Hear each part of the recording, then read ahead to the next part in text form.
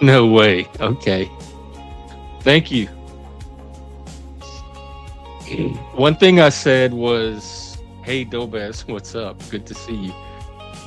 I said, "I'm just here to chill tonight. Just vibe, chill, open panel, conversation." And then I was in a pretty mellow mood. So I just wanted to be here, share it with other people. The people here are more interesting than the people I would meet, that I'm likely to meet if I just go wander around my town. I would look more weird doing that than I do here. Welcome. I mean, yeah, you're wearing horns. And still would look like, or I'm less weird here. You know, What I what wish what fashion could be bring back wearing horns. You know, I know it's like technically you're a not Viking. historically accurate that the Vikings had horns on their helmets, but you know, It just a totally could fashion be. statement of horns and antlers would be cool. What make antlers great again. I've been trying to do that. MAGA. You know, Seriously. I want to the get some red Celts, MAGA hats with antlers on them. yeah, the Celts, they used to have tusks and antlers, whilst the Germanics, we had more traditional horns in the symbolism, which is interesting, you know, because Celts are more moose and especially hogs especially. You Oh, should the you should hog buy some tusk. tusks. You know, your French ancestry, you're a French colonist of America. You should have had tusks to symbolize that Yeah, I Celtic am. ancestry. I am Celtic. I descend from more Yeah. Celt. Anything else? So get that. What's it called? You know the horn, the special horn they have that goes up in the air, and it's a hog's head at the top. Is it a Gjellerhorn? Gjellerhorn, or is that the Germanic version? No, yeah, no, that's Germanic. yeah, but I wondered if it was the same, but no, it's just our own Celtic horn. Dang, wait, did you just type? Type again? That's all right. That's a little Is it loud? slower. It knows how so fast. Oh yeah, I'm typing fast. Okay, it's called a carnix. A carnix. It looks awesome. Yeah, you know, old pagan Europe had a lot of horn traditions, especially the Celts and Germans or Germanics. We had a lot of horns, and we still, like the Norse had horns, and even in the 18th century, in sort of national romanticism here in Norway, one of the sort of big poems is about this what is pasture boy up in the fjord mountains, blowing on a specific type of Norwegian horn. It's canonically supposed to be the same type of horn which what's his name, which Roland from the French saga, you know, Roland and Charlemagne against the Saracen army, the knight who blows his horn to alert the French army of the oncoming Muslim horde in the Pyrenees. You know, the founding mythos of medieval literature is the Song of Roland, and his horn is supposed to be the same type of horn that's a traditional Germanic war horn that the Vikings used and stuff, which and Germanics we used, which again makes sense because the Franks were a Germanic tribe, and this was in the early period where they hadn't yet fully merged with the Roman Celtic substrate.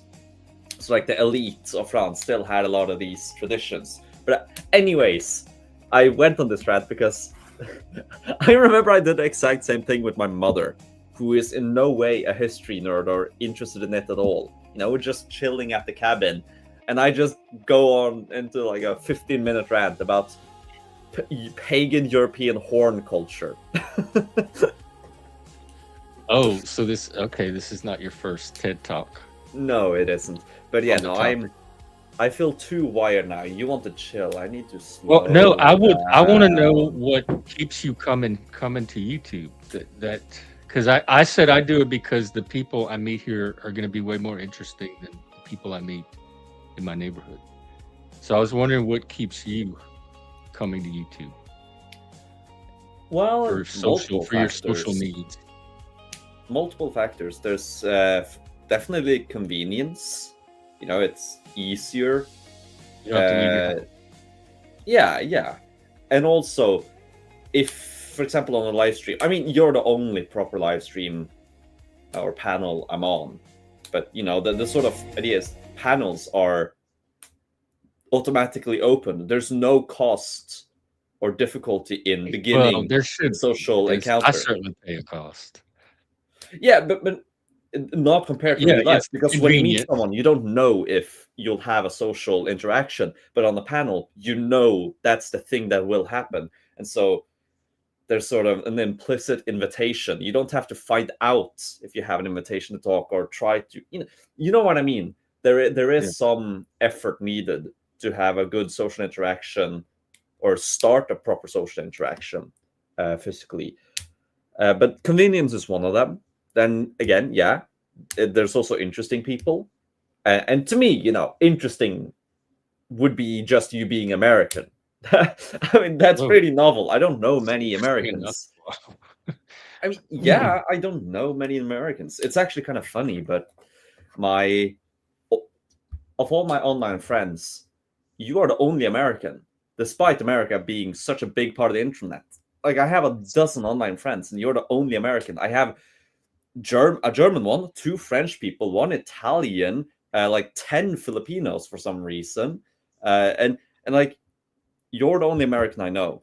Uh, So I'm just one tiny person in one person's world with all these other you non-Americans. you represent your 360 million countrymen. That's you represent them now in my mind. Okay, you don't Well, actually. You I know. am I consider myself American. I'm proud to be Oh American. yeah, So I the thing is, like, no one person can represent America because it's so diverse, but I am part of that diversity. yes sir. I'm gonna There's no be back other in 1 minute. country I I need could to fill up my represent other glass. than America, being who I am at this point. I'm gonna be back in 1 minute. I just need to get some water. Okay. Yeah, we already covered that one. Not less. They even had it like a German name for it. A Karen? Karen? That was the I don't know. Don't just leave it let it rest. It's Do you have any horn Okay, stories? okay. Oh, welcome back. Now I have returned. So what is on your mind today? Uh, well, my mind uh, was I refreshed the YouTube page because I'd finished a 1 hour long interview, like watching of Rupert Lowe, a British politician. So I'm just keeping up to date to British politics, and you know I'm refreshing YouTube, hoping there's a new interesting video or something because I don't know really what else to do. And then here you are. Your stream is there. You even had a little tag that said YouTube featured, which means they highlighted it to me What? and not just a normal What is that? recommendation. I've seen that before. I just don't know. Is that something YouTube decides? Maybe Yeah, it's like personalized to you. It's feature it probably is. I mean, it in your knows feed. that every single time I see your video, I do click on it just to see if do you have interesting guests? Do I have time to speak? And you know, and I in most videos, for most videos, you decide if you want to watch it before you click. But for you, I decide if I want to watch it after I click. So that Oh, might and be so why you it click highlights it. it and see what's on. Yeah, and a big part of YouTube is you people clicking on the thumbnail is one, so that's click through rate, and then how long they watch it for. Those are the two metrics that are most important for a video. I don't know how it is for streams with how long you watch, but I suppose it's the same basically. That if if if your stream, if 10% of people who click the stream stay there for an hour, that's amazing. You know, those are good stats, and I suppose they would translate well. 10% You know, for an hour. there's, I mean, yeah, most videos, and I don't know what the click. I'm gonna search up average click-through rate of big YouTubers. They have all that in my analytics. Yeah, 4-6%. Yeah, so a good click-through rate falls between 2% and 10%. Most creators averaging around 4 to 6. Hitting over 10% is considered excellent and usually means your thumbnails and titles are doing their job. If you're sitting below 2%, it's time to level up your presentation.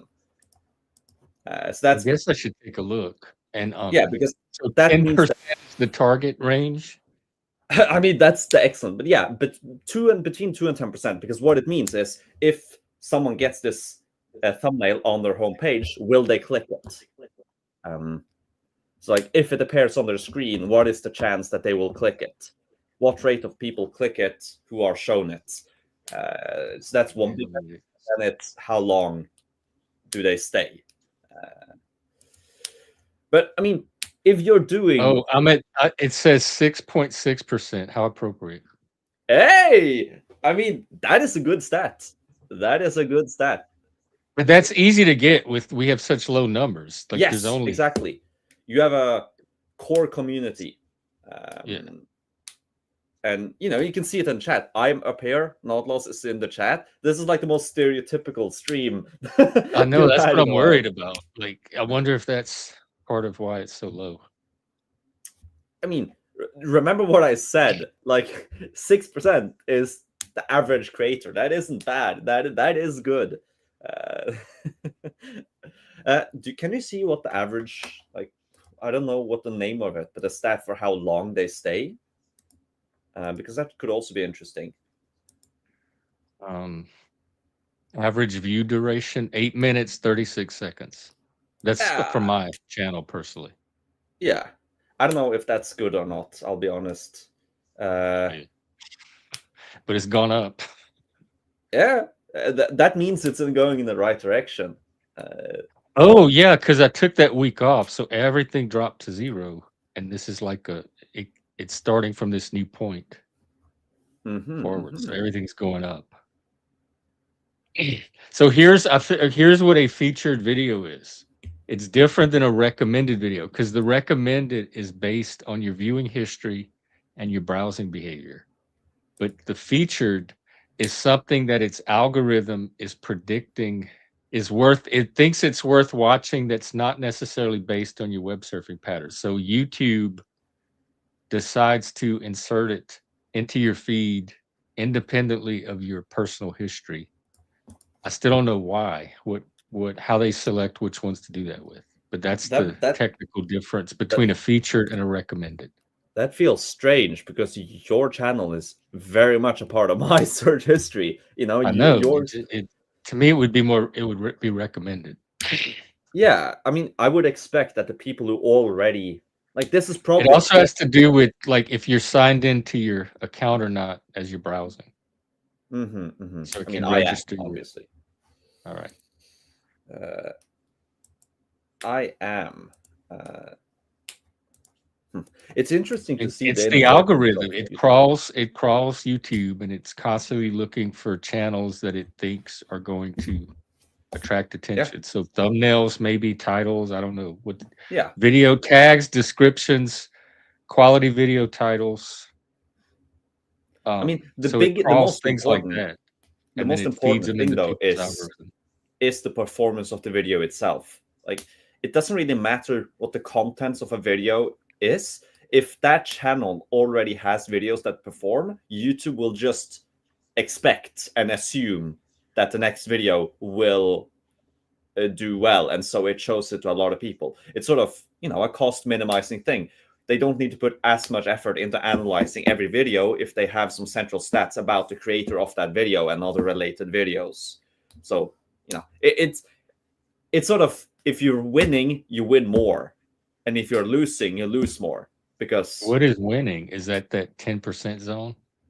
Yeah, winning is increasing your click-through rate and increasing the amount of time they stay here. And of course, getting Well, you more. stay here a lot. You talk it not the panelists, but the viewers. Not Loss is probably raising that number up Yeah. because he's Well, here okay. The for thing is, hours. I'm not here, Jeff. I'm on StreamYards with you. I'm So not you don't have watching your this on YouTube YouTube. open, so you don't count as a viewer. Uh, Actually, I do not know because I am in the chat. I can type with my account on the chat and it shows Your up on stream, YouTube. So I don't know if StreamYard tells YouTube yeah, I don't either. If that counts that as a my viewer. account. I mean, now now YouTube definitely knows because my account commented there. But if I hadn't done that, I'm just a random. I'm not technically there, so I don't think I do anything for watch time. But I certainly do something for your click-through rate. And I mean, you tag me though. That's actually true. You tag me in every single, not every single, but every Oh time no, yeah. Well, I I'm tag on. I tag everybody that shows up on panel, Yeah, and so unless they don't want to be. that probably helps with associating me with your channel. I mean that helps a Oh lot. yeah. So that's probably why I get you recommended. Every single video you post or stream you post is at the top of my recommended because I'm so Well, yeah, associated because the with you. recommended is based on your Yeah, personal viewing habits, so that would make sense. But the featured is not. It's the algorithm trying to find you new content. yeah. And then it recommended you for the new content, which I find Yeah, funny. I do too. Maybe it's confused, like because after I took that break, maybe it like reset it, Maybe. and now I look new to it. Or maybe YouTube is lying. Maybe they're actually not just recommending new stuff. Maybe they're just pushing more. Maybe they're choosing the thing that used statistically have the highest chance of clicking, and then they're featuring that, so it's even more highlighted to make you click it even more. Because they need money. YouTube is not exactly in the most profitable place because well, it's growing too fast. Revenue is not growing fast enough to catch up with the growth in users and content posted. It takes a lot of server space. Where are you getting this from? How do you know this? I saw some videos on YouTube finances Well, a how do year you? ago or something. Okay, so I saw it on YouTube. Yeah, I mean, why wouldn't I? But it makes sense Yeah, why that wouldn't it be true if it's in a YouTube video? yeah, well, because they need server space and that takes a lot of money, and there's just so many more creators every single year putting out content. So there's planning to start deleting older stuff. So like there's a lot of videos that have like below 100 views, and that's there's from there that's just dead money. They could spend that hosting other videos instead, and it's costing them a lot. Although, in my view, I think Google should be very careful with YouTube because YouTube has way more power in other ways. Like I think YouTube is almost as powerful as Google itself because it's the dominant way everybody like. There's billions of users who use it every day, and that's their main feed of information. Like Google should be willing to take a significant loss of money every single year just to keep holding that monopoly on information. It's a no-brainer. It's one of the top 10 most important companies in the world, easily. Not necessarily in market cap or the revenue it generates, but it's basically the biggest platform for information sharing, and they control it. It's theirs. That alone is so powerful. Although there are some talks of monopoly. Well, what's the power in it if they can't even make money off of it? My sense is that YouTube is starting to plateau. I think it's starting to trend downward. Yeah, I mean it is, Jeff, but that's because it is already saturated the Western market. The people who use YouTube in the West are already using it. Like there's no more people to get in the West, and in the non-West, those people don't have much money, and so ads for them aren't as profitable, and sponsorships for them aren't as profitable. And with the West, they're sort of stuck. They're already satiated the entire profitable market, and now they can only continue expanding by growing in very low profit markets. And so their model of growth was predicated upon the fact that they hadn't satiated the market. There was still 500 million rich people or rich society people in rich societies ready to use it. But now everybody who can use YouTube and would have are already using it, and there's no more money from that. And so they need to really think about what they're But going aren't they to do with getting the enough? finance. Like, why do they need more? They're making a Because they pretty good need to haul build already. Why not just keep that going? because there's more and more videos being posted, and as long as they're not deleting the old ones, So they at need to some host point it's gonna. everything. Yeah, they need to continually build new servers But to the new host all the stuff videos. is not generating the money that the current Yeah, stuff is.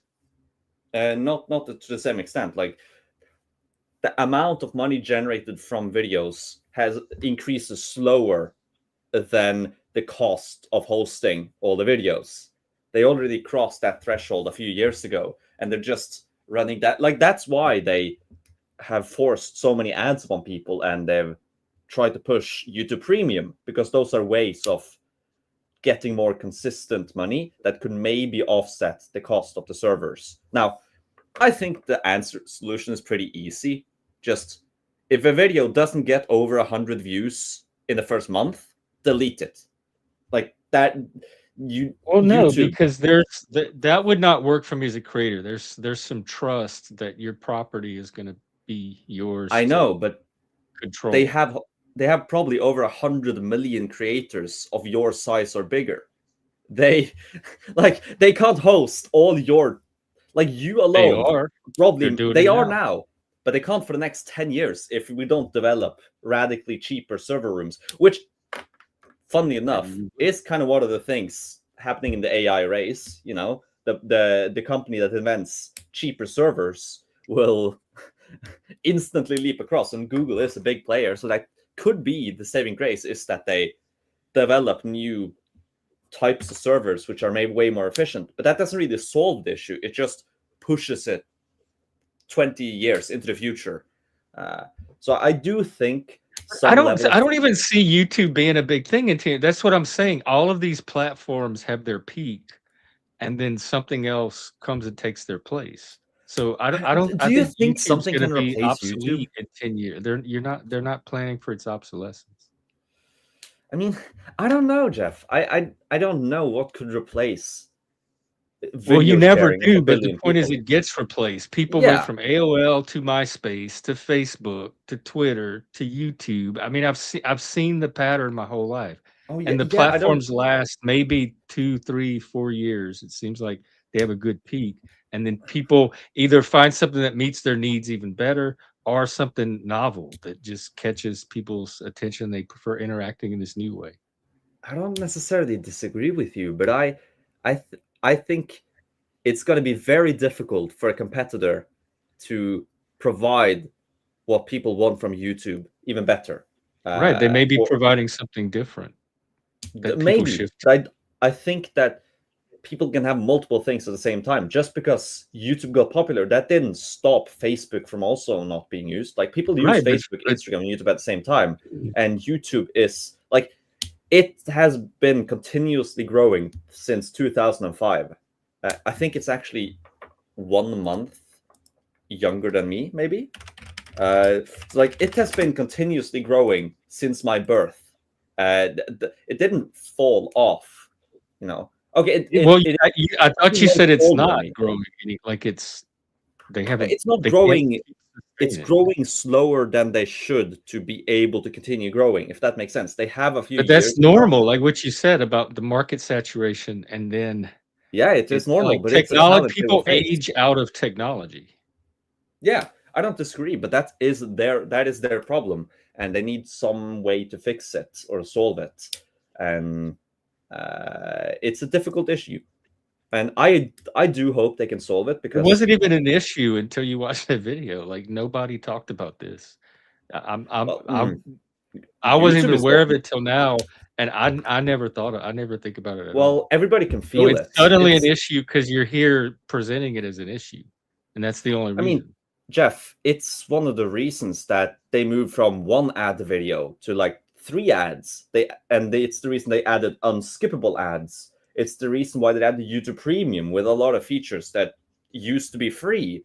It's it's the reason they made YouTube Music, even though you can listen to music on normal YouTube. Like it's the reason for all of these different choices in YouTube that are affecting every Well, single why are user. the how are the other tech companies? Are they not trying to find ways to make money as well? Oh, That seems sure, like a but they normal part, a thing for a tech company to do is experiment with different ways to raise money. Jeff, I'm not trying to be. I'm not stating a moral. I'm just.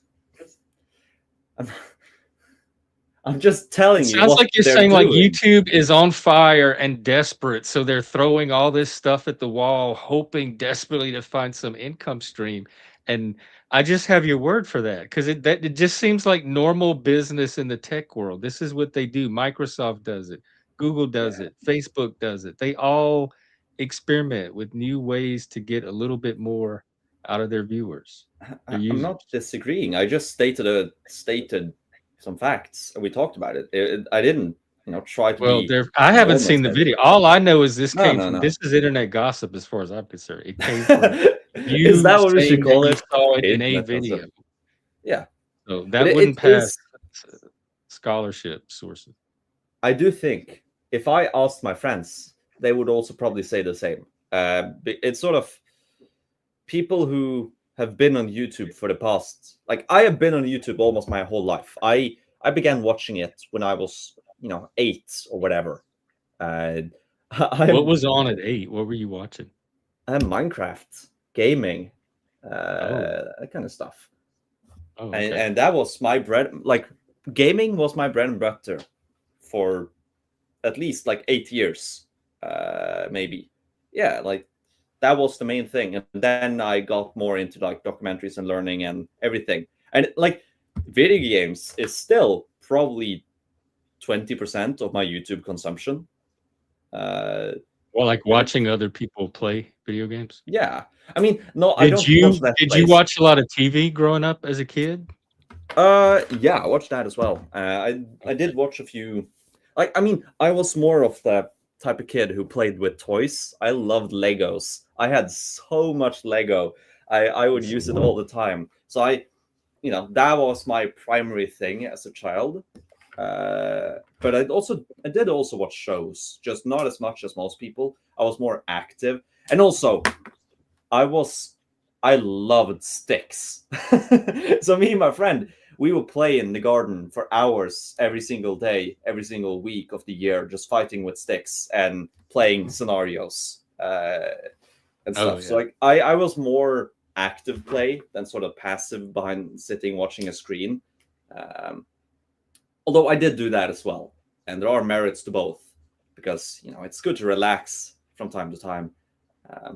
But I don't watch any sort of let's plays now. I don't watch people just playing a game. It's often like compilations, like a comedy club, a group of 10 friends playing a game, and it's more about the game as a backdrop to their social interaction. Like it Oh, okay. basically like sport, just that you're hearing what every player is saying to each other. uh, the sort of whole just watching one person sit and play a game that went out of YouTube fashion a decade ago.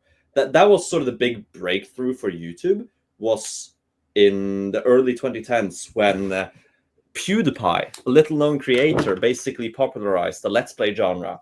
Him sitting and playing games and basically having fun, and people were having fun watching him do it, and he became massive. And then every other big creator from that era also did the same, with a few exceptions. But that sort of lost its power and such around 2017, 2018. After that, I mean, there's still probably hundreds of millions of people watching Let's Plays. It's just no longer the dominant thing on YouTube because for the early 2010s, that was the thing to watch on YouTube.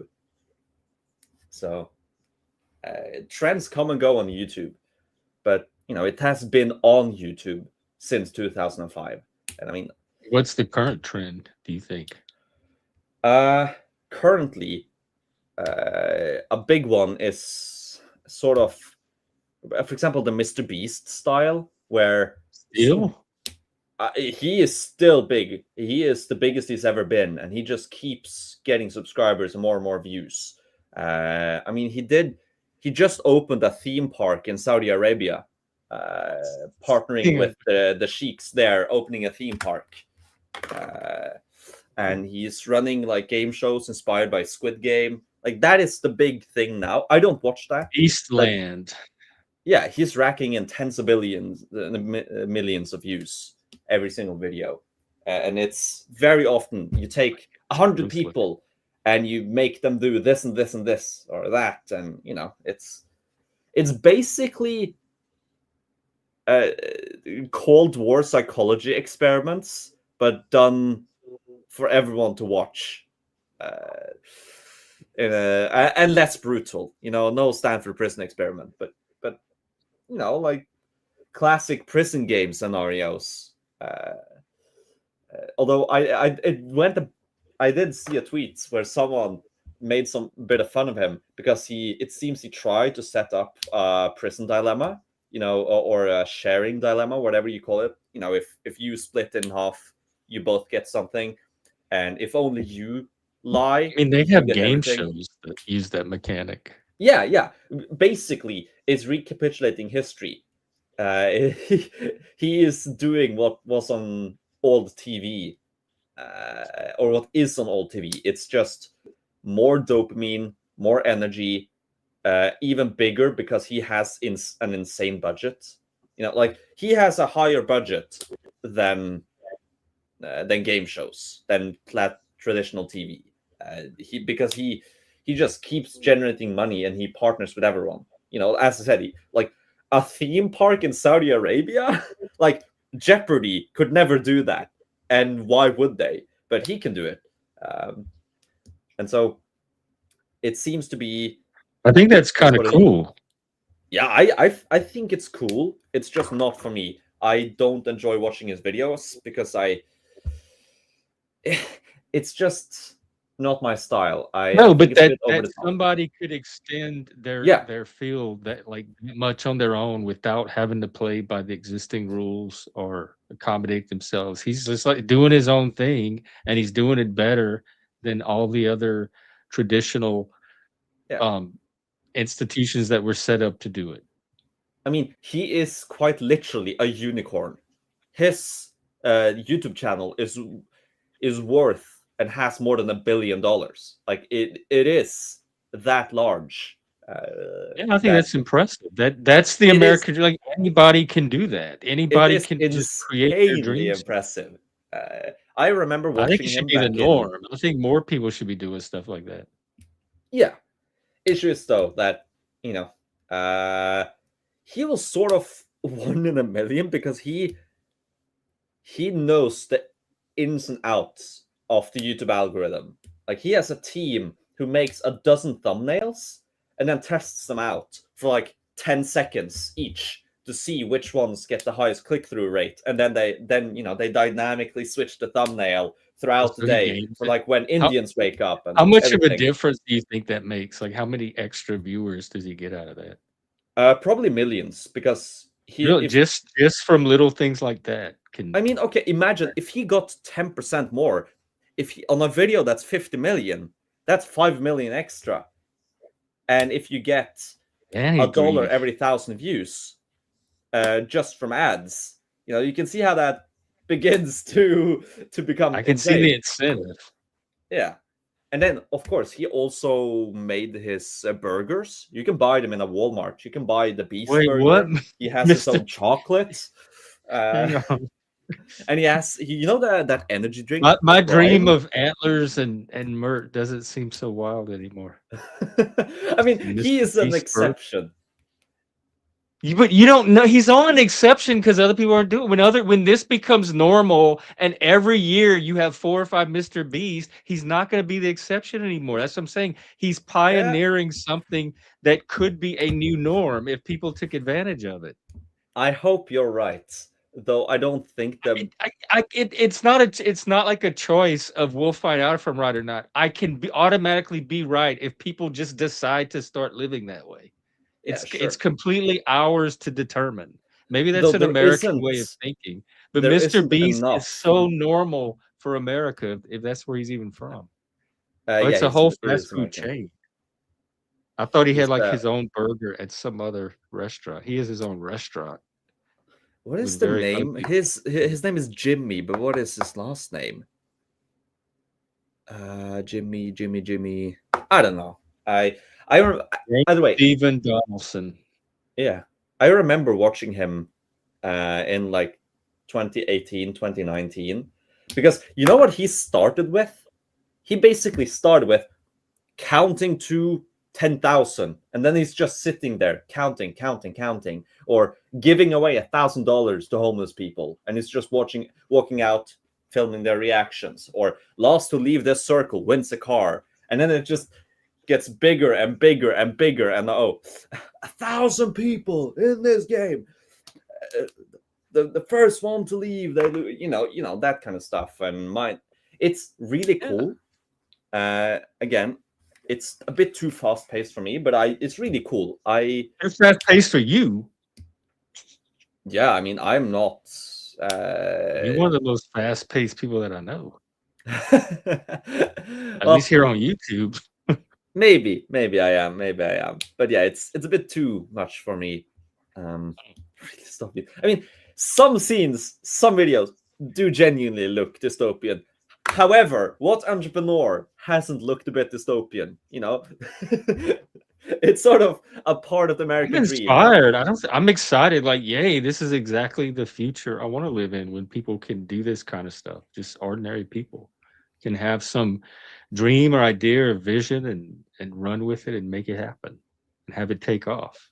The coolest thing is this: he was so certain of his success that he, in 2015, he scheduled a video to publish in 2025 where he thanks his future self for reaching 100 million subscribers.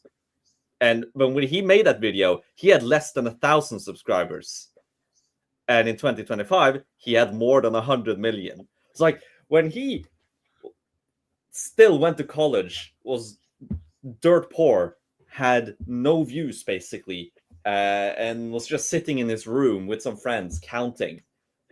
He already had decided that he was going to become the biggest channel on YouTube. And he did. You know what he wasn't doing? He wasn't sitting around whining about everybody being programmed. He wasn't talking about how the system is rigged and how oppressed he is. He wasn't doing any of that shit. He was empowering himself and going out there and taking action. He And was. anybody on here can do that. They psych their own self out of the success that Mr. Beast has. You know what the best thing is? He even has a chronic illness. He has Crohn's disease. So he did this with a. Is Crohn's like a gut thing? Yeah, it's Crohn's some. I disease? had I dated a guy with Crohn's one time. It's some like gastrointestinal Yeah. thing. Yeah. So that's, that's also inspiring. Yeah, I mean, I don't even know much about him, and now I want to become on my show. I mean, you know what you should do? Send him a DM and hope he answers.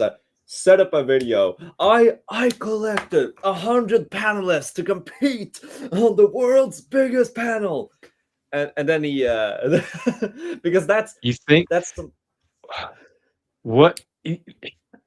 I mean, I would do it, but I'd want a really good pitch of why why he should promote my channel or why his audience would be interested in me. I have to really nail down some specific reason. to have them. What you must nail that down is that the panelverse is advertisable. That he can actually collect like 50 panelverse creators, and if he gets them in a room or in a scenario, it will actually be I don't content that consider generates myself millions that. of views. I don't But want to that's the yoke only, myself to the panelverse, though. yeah, I know, but that's the only pitch he would accept. That I represent part of a larger cluster. Yeah, because you alone, like, I mean, you could probably ask to just be in a normal video, like apply through the normal processes, however he does it. But that's not the same. No, you just said DM him. I'm gonna DM him with something. So I have Yeah. like, I mean, you I talking said about I'm more as a Twitter? joke because I don't think he'll respond. But if he does, that would be fun. Well, he can do it. He doesn't have to respond. I DM Elon all the time. He doesn't respond. I don't have a problem DMing. I just need to know what to put in it so that it's like very concise and targeted and catches his attention and gives him a reason to pay attention. Yeah. And I think the only thing could be something that he can make into a video that could garner millions of views. And so that would be people with personalities that are exciting, advertisable, and that not advertisable, but like the concept would be advertisable, and that when they clash and work with each other, it generates interest. There's something cool happening, and it could be a scenario. And the most important thing, that it could get over 10 million views. That's sort of a. I mean, the best I got is Mike Cerrone.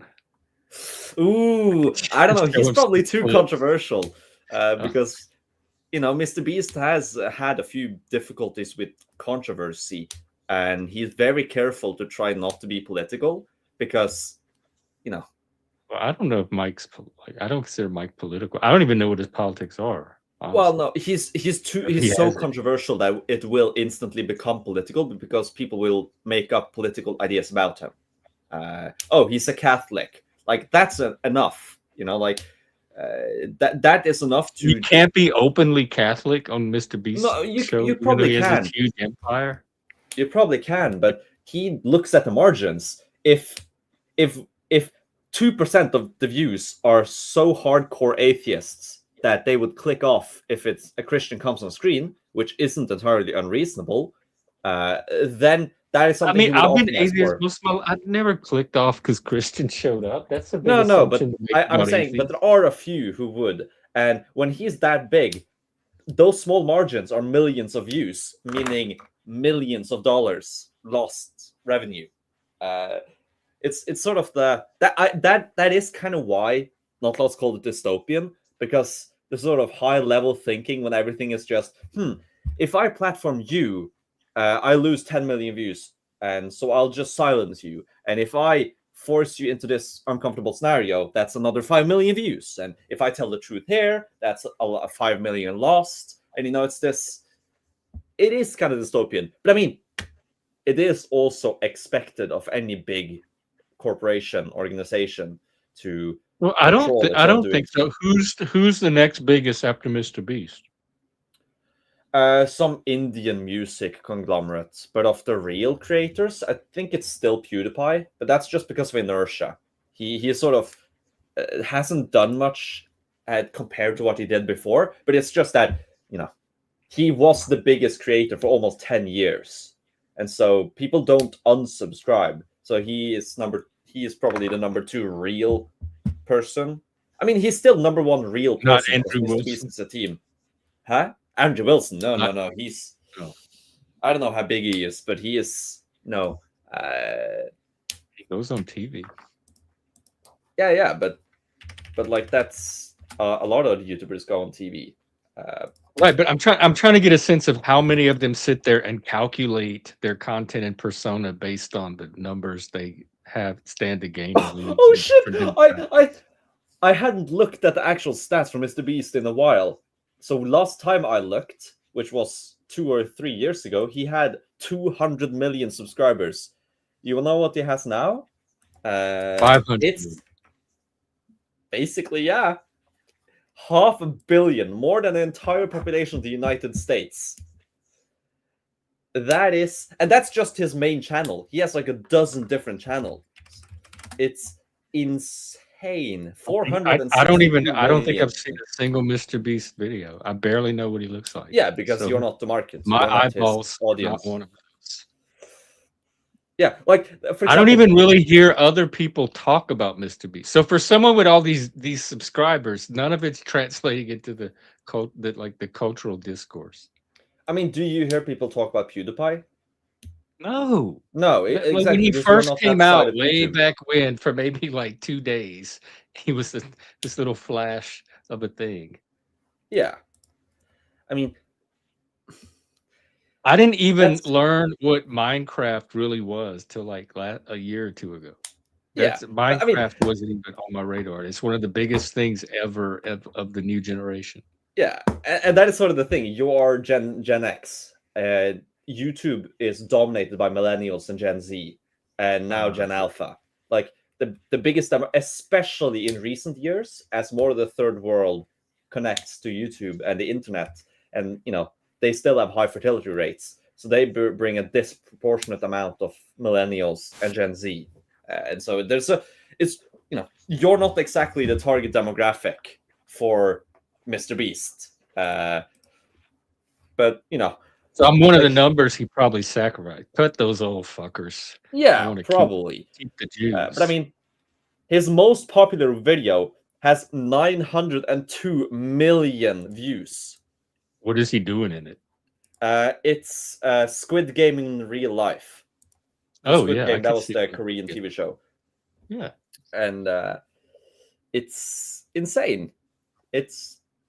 why is it insane? It seems good. He's setting a new norm, a new standard. I don't mean the insane in a modern moral way. I just mean the fact that he has more views, almost 3 times as many as the population of the United States. There's more views on that channel than there are people in Europe. Like on that video. boggles your mind. It seems so normal. Yes, of course, in the digital age, that's going to be the new thing. I don't it's think. like to me, it's like all according to how I would predict it would Jeff, work. he is an outlier. Most of the other biggest channels get usually less than 10 million views on their videos. Like He's an outlier right now just because he's the first. Okay, sure, but he's been an outlier for like 5 years on at least. And I don't. Maybe there'll come 1 or 2 more, but he's a rare treat. But yeah, no, like other channels with like tens of millions of he's not that hard. He's only rare because other people are not dreaming as big as he is, and he didn't really start out that big. He had a few ideas, he tried them out, he grew from there.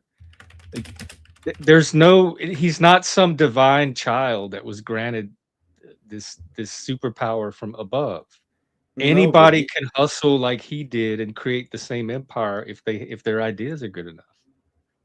Maybe. So I don't see him as something that exalted. I see him as like a model that anybody can use. I'm not seeing him as exalted either. And I mean, I have a bit more geopolitical take on why he's so big. And that's to do with that before 2020, the majority of the internet was the West. And in those 5 years, 500 million Indians, hundreds of millions of Africans and other Asians have connected up. And he sort of captured that growth. He managed to emerge on those markets just as they were growing. And he captured like 500 million Indians getting onto YouTube and the internet. And he is. Well, that means something else can come along and capture them. Sure, and they can be captured now. It's funny. There's still another 500 million Indians not on the internet. If someone can get there now and capture that audience. I mean, he's not a cult. They're free to have 2 like idols that they. Oh yeah, of course. That is definitely the case with YouTube. I'm subscribed to so many people. Can I see a strict number? All subscriptions. Keep talking about Mr. Beast and work on that. I'm gonna grab another cup. I'll come right back. Okay, should I talk about Mr. Beast? It is a bit boring. I have now the power to choose the topic of. You don't seem bored by it at all. No, I mean, I'm always my natural state is one of excitement, of excitatory energy. So even if it's something that's not the most interesting topic, as I'm still sort of excited by it. But yeah, no, I'm subscribed to way too many people on YouTube, actually in the last year, I made a concerted effort to prune my subscriptions and to sort of purposefully subscribe and watch more content from from my own country, even any my own language, just because I'm sort of lacking that, and I'm very glad I did, because watching watching a person go out into the streets of a city I know and I've been in and talk about things I know and and experiences I share, that it is different from the more abstract side of YouTube. And it's also nice to hear your own language. I mean, for you Americans, it's certainly not really something you think about. But I suppose it would be as if, a Texan trying to look at Austin and Dallas media. And I'm trying to do the same. So I'm subscribing more and more to Norwegians, Swedes, Danes. Although I must admit, whilst Are I'm you still in subscribed, school? still in uni, yeah. I must admit, whilst I'm subscribing to Norwegians and Swedes who speak Norwegian and Swedish, I only watch Danes who speak English, because I just can't deal with Danish. The Danish language it's a struggle, man. I can't deal with it. So they are That makes unfortunately sense. lacking.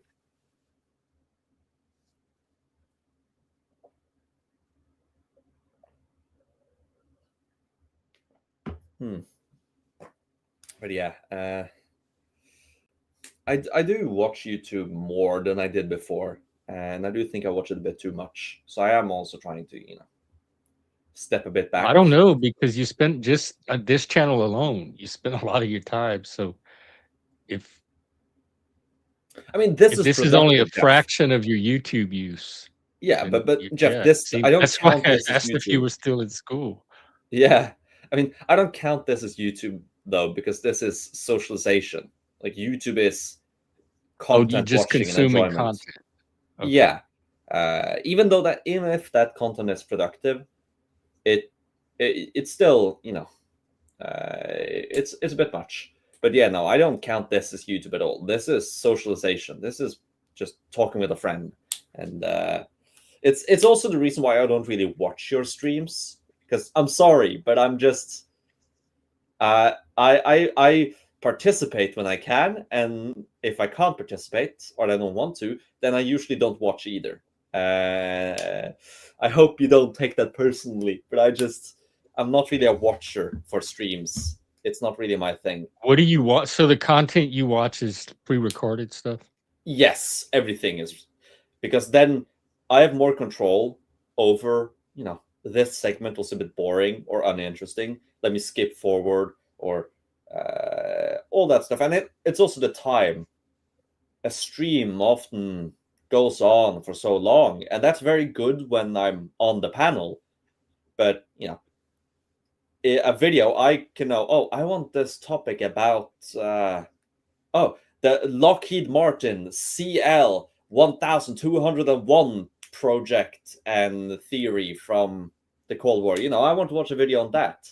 And if a stream is talking about that, I'll have to expect that it'll take an hour or two with a lot of fluff in the middle. That's great for when you're on the panel, but not great for when I just want to hear about the CL 1201 whilst on a And video. how do you In the know it? How do you know it's reliable information? Anybody could make a video called the CL 501 and say random stuff. How do you know they know what they're talking about? I mean, that's the case with anything. You just have to assume at some point. I'm being a bit of a Humes, I just assume, and also from their character, Well, before you could follow sources. If it was a paper, they would have I citations mean, at the I still bottom. can. If it's a blog or Twitter or website, they might have links you can follow. I mean, most Somebody YouTubers who talking on are YouTube, unless they tell you where, like, the sources of their information, well, I mean, it's most just YouTubers do have a it's their sources skill document. at persuasion is the only Yeah. criteria for Well, yeah, Jeff, but most truth. documentary makers on YouTube are genuinely documentary makers. They do sources, they do modeling, they have a team, and usually they put a script in, like, their script document with all its sources in the description, in the or the comments or whatever. Like, there are a lot of problems with them. I'm not denying that. There are These are the ones making the documentaries on the CL 500. 1201, 1201.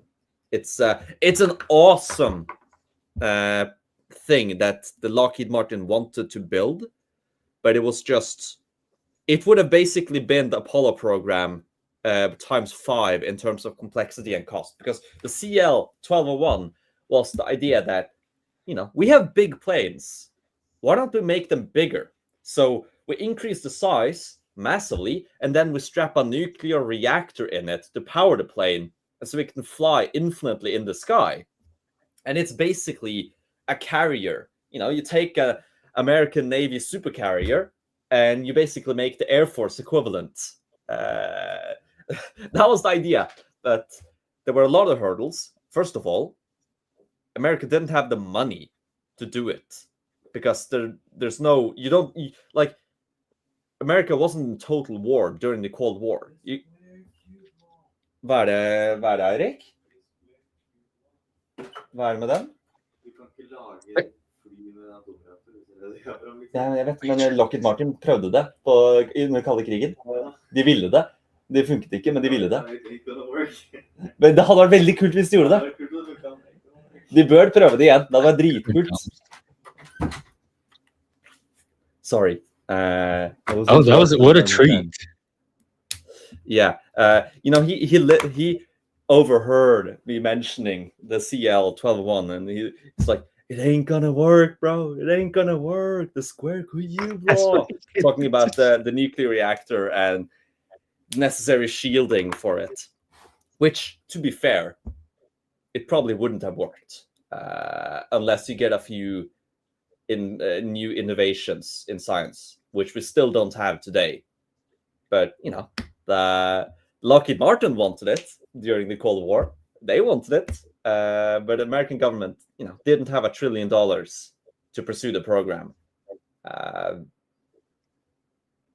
But if we get fusion, then you don't need that much shielding, which takes a lot of weight, and then it might work. So if we get fusion, we can maybe get airplanes the size of skyscrapers that can carry whole armies across the globe. Well, I say we. There's only one country that could afford it, and that would be you, America. The moment you get fusion, the American military becomes even more dominant, because only it can afford these super projects. We can't. I never think about stuff like, I never think, let me watch a video about the future of if airplanes can be skyscrapers and transport armies. Isn't that cool, though? Like, wouldn't it be cool if your own military had a CL 1201? Wouldn't that be cool? I guess not cool enough to make me watch an hour video on it. But okay, fair enough. We all have different interests. We have different interests, yeah. I mean, I generally fell in love with the Cold War a few years ago when I became interested in psychology.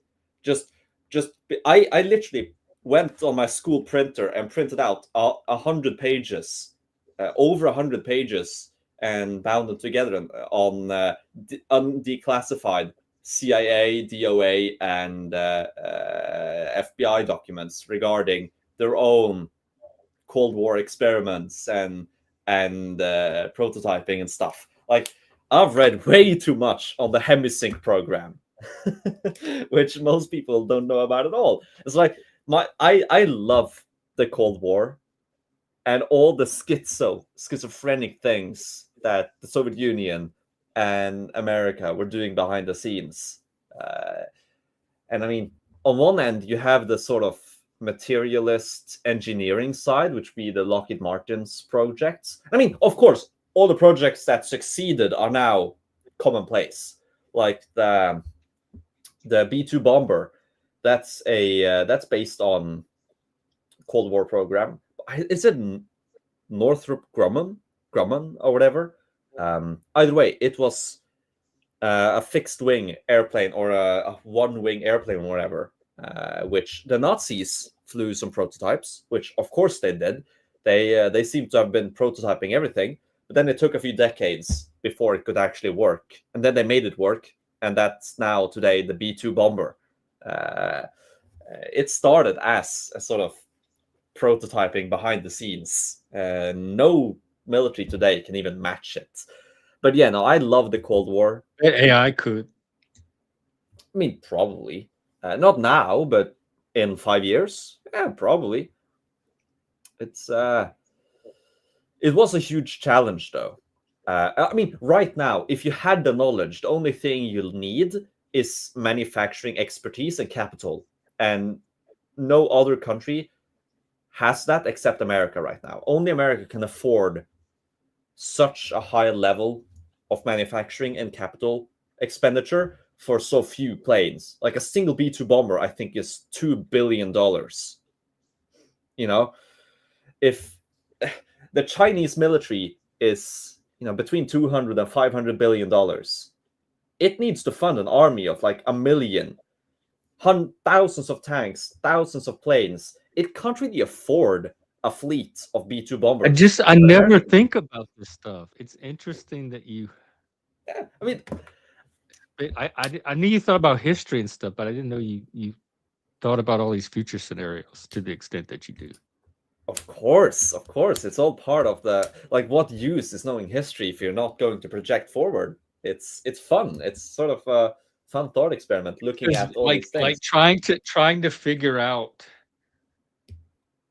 what happened, like trying to construct a story or a narrative around existing facts is a very different mental activity than trying to anticipate and envision a future. Sure, it is. Like, for example, I anticipate that in the coming decades of warfare, once a few critical innovations will be reached, and they will be reached because I see no reason why they wouldn't. We already have it in small scale. You just need to scale it. Infantry would become the backbone of fighting again, or at least one of the backbones. And that's why are you spending your day thinking about warfare? That's what I'm saying. That's just not something I go through my day thinking about. Because I'm interested by it. It's my fascination. I'm fascinated by warfare, by military, by both historical and present. It's I like it. I like it's part of history. I love everything about history, almost everything. I can look at the economy and trade of the late Middle Ages. That fascinates me. Looking at like statistics for GDP per capita historically until now interests me. Looking at the history of currency, fiat, gold backed, whatever, that interests me. It's history is a very broad subject, and I love it broadly.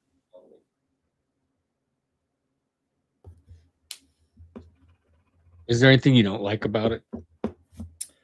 Well, sure, it would be like, I mean, there are thousands of events that I don't find interesting. Like, controversially, I find like the civil rights era to be one of the most boring eras of American history. I just can't be ours to care about it. I don't find it interesting. Whilst other people, that would be their big thing, like there are people out there who love that era. Or for example, American Civil War. I know to you Americans that's going to sound like heresy, but I don't find it that interesting. It isn't. It's interesting for what it did to America, but the Civil War itself, I don't care for those 3 or 4 years you fought and learning about Grant and Lee and all the battles they fought. Like, I know it's a few warfare. things. Why wouldn't it interest you? It's because it's Big There are historical so war. many wars that I can be interested by, and I don't have time to be interested by everything, and so I have to choose. And so I choose the more So then interesting there's war. some other criteria at work besides just Sure, war. sure. One of them would be obviously closeness. Like I do find European warfare to be the most interesting of all, naturally because I'm a European. You know, that is innately interesting. Okay. But then there's not always the case. Like, you know, the Battle of Thermopylae or Thermopylae. I don't actually find that whole war with the Persians that interesting by itself. It's interesting what it led up to and its effects and impacts on Greek civilization. Don't get me wrong, but the war itself isn't. But then the conquest of Alexander the Great, that's interesting for what it did to Greece and the Near East, but it's also interesting just for the war itself, if you get what I mean. So yeah, and then China is, I probably think about it too little comparatively. You know, like I think about all of Chinese civilization less than I think about French civilization, German, Italian, British. Like if you, my interest in history and what I spend my time on would probably be 80% America, 80% Europe, 10% America, and 10% everything else. And so I don't pretend to not be biased. I'm wildly biased in my interests, but you know, it's my interests. I have a right to like what I like and dislike what I dislike. Yeah, I'm just trying to understand the pattern to it. That's all. Yeah. It's just who I am. I have a lot of interest though. Like for example, evolution. That fascinates me. I often look at videos of prehistoric animals. That's interesting. You know, You have imagine. them? You have videos of prehistoric Well, animals? okay. Looking at archaeology, trying multiple, you know, attempts at reconstruction, documentaries. You know, the classical you probably watched on TV, just with better graphics. Uh, I enjoy it, and then of course, speculative evolution is very fun. Basically, where you take an idea and, for example, let's say there was a mass extinction event right now. What would happen to animals in the next 100 million years? Who would win? Who would lose? How would they change? You know, what if you took cows, cattle, and placed them on an empty earth? How they evolved to fill every single niche? You know, that's really fun. Those kinds of things are very fun, and the fun thing is this interest in biology and evolution and nature leads back to warfare again, because one of the biggest things in warfare is adapting things from nature. Uh, and for example, right now, the US Army is experimenting with, Kevlar is really protective, but it's difficult to sort of make elastic and work for all clothing. But we now have small prototypes of spider silk. We can extract and make synthetic spider silk, which is stronger than Kevlar, more elastic than any cotton, as comfortable as silk. You know, imagine in the future when I'm 50, if we go down that path and it's a fully mature technology, you could wear a bulletproof t-shirt. It is theoretically possible. That would be interesting. Wouldn't that be interesting? You know, It is imagine interesting. I just never spend my time thinking about that. That's all. I'm not saying none imagine of this is if I was a interesting. I'm just politician. saying it's fascinating that it hits your brain and not mine. It is. Do you feel But like like, you were programmed? Like, did somebody plant all that in your brain at an early age? I mean, events charted the way, but there wasn't a specific person who did that. And there's, of course, every person has, or a lot of people had ideas for where they wanted me to go, but you know, they were soft-handed enough where if I didn't want to go there, I wasn't forced to. Like that's the difference between like indoctrination and steering. Now the government Yeah. does care about what you think. They will push you in a way, but it's not a heavy push. Like you can go another way if you disagree. even if that's a subconscious disagreement. Like, or people like my father, he probably wanted me to go into the sciences, and when that failed, he sort of suggested architecture. But here I am, none of that. That again, that's a gentle push. That's not. No person in my life has done anything more than a gentle push, and even the including the harshest. state or the government or Yeah, the media. I mean, okay, I wouldn't say it's gentle, but it's not strong either. If you get what I mean, it's just a push, normal push. You can push back. You can go back if you want, but they do have a. I mean, that is literally what a Ministry of Education is. An idea of what it means to be educated and what you should think by the end of it, what you should be capable of at the end of it. And so they will push you that way, but it's not as if they're indoctrinating you, downloading Well, programs into your telling brain. you what to think is kind of indoctrination because they Yeah, were but very careful with us not to tell us what to think, but how to think, so that yeah, we no, could here arrive it at is our own definitely. A teacher actually mentioned that. He had been a teacher for a few decades, and he said that now schools no longer teach you how to think critically. They teach you what to think critically about, and that's sort of their way of pushing you away. Is that when in every single subject you're forced to or taught to think critically, but the way to do it is, they always make you think critically about the way they don't want you to go. For example, in every single subject, information you are supposed to not and like, that's what you're thinking critically about. For example, climate. There are legitimate arguments for either side. Is the climate crisis man-made? Is it even happening at all? Is it natural? How fast is it going? What are the consequences? What should we do? All of those things. There are legitimate arguments, but in school, we were always, for example, I had probably 20 essays and or presentations made that I had to perform or write from like 7th grade to graduation high school. I made so much about climate, and it was always, either how is it happening, why is it happening, or uh, what makes people fall down the wrong path and deny it. It's sort of very. But that's not Like, that's not science. no, no, no. Of course it isn't, but it's education in the They modern. hardly like we hardly learned anything about climate. I don't even remember. We might have Yeah, but had that's it like because in climate earth wasn't a big science thing for class you. for a couple of days. Yeah, It, but it that's wasn't. because climate wasn't a big thing politically I'm trying to for think if your there was age. anything like we learned science, math, reading, Globalism, English. economy. Did they have a intention They there? had they didn't have economics as a class. They had Hmm. some like Yeah, business class or business math, but most people didn't take it. It was an elective, and yeah, like yeah, people that were going to be secretaries or accountants took it. And so yeah. that's the only really economic thing I even remember. They taught you how to in home ec. We learned how to balance a checkbook, do a household budget, that kind of stuff. Mhm. I remember Um, when I was very little of it was ideological. They were teaching facts and knowledge. They weren't teaching what to think about the knowledge. I remember in when I was 10, I think that would be 5th grade. That was around 2015, 2016 when Trump won the election.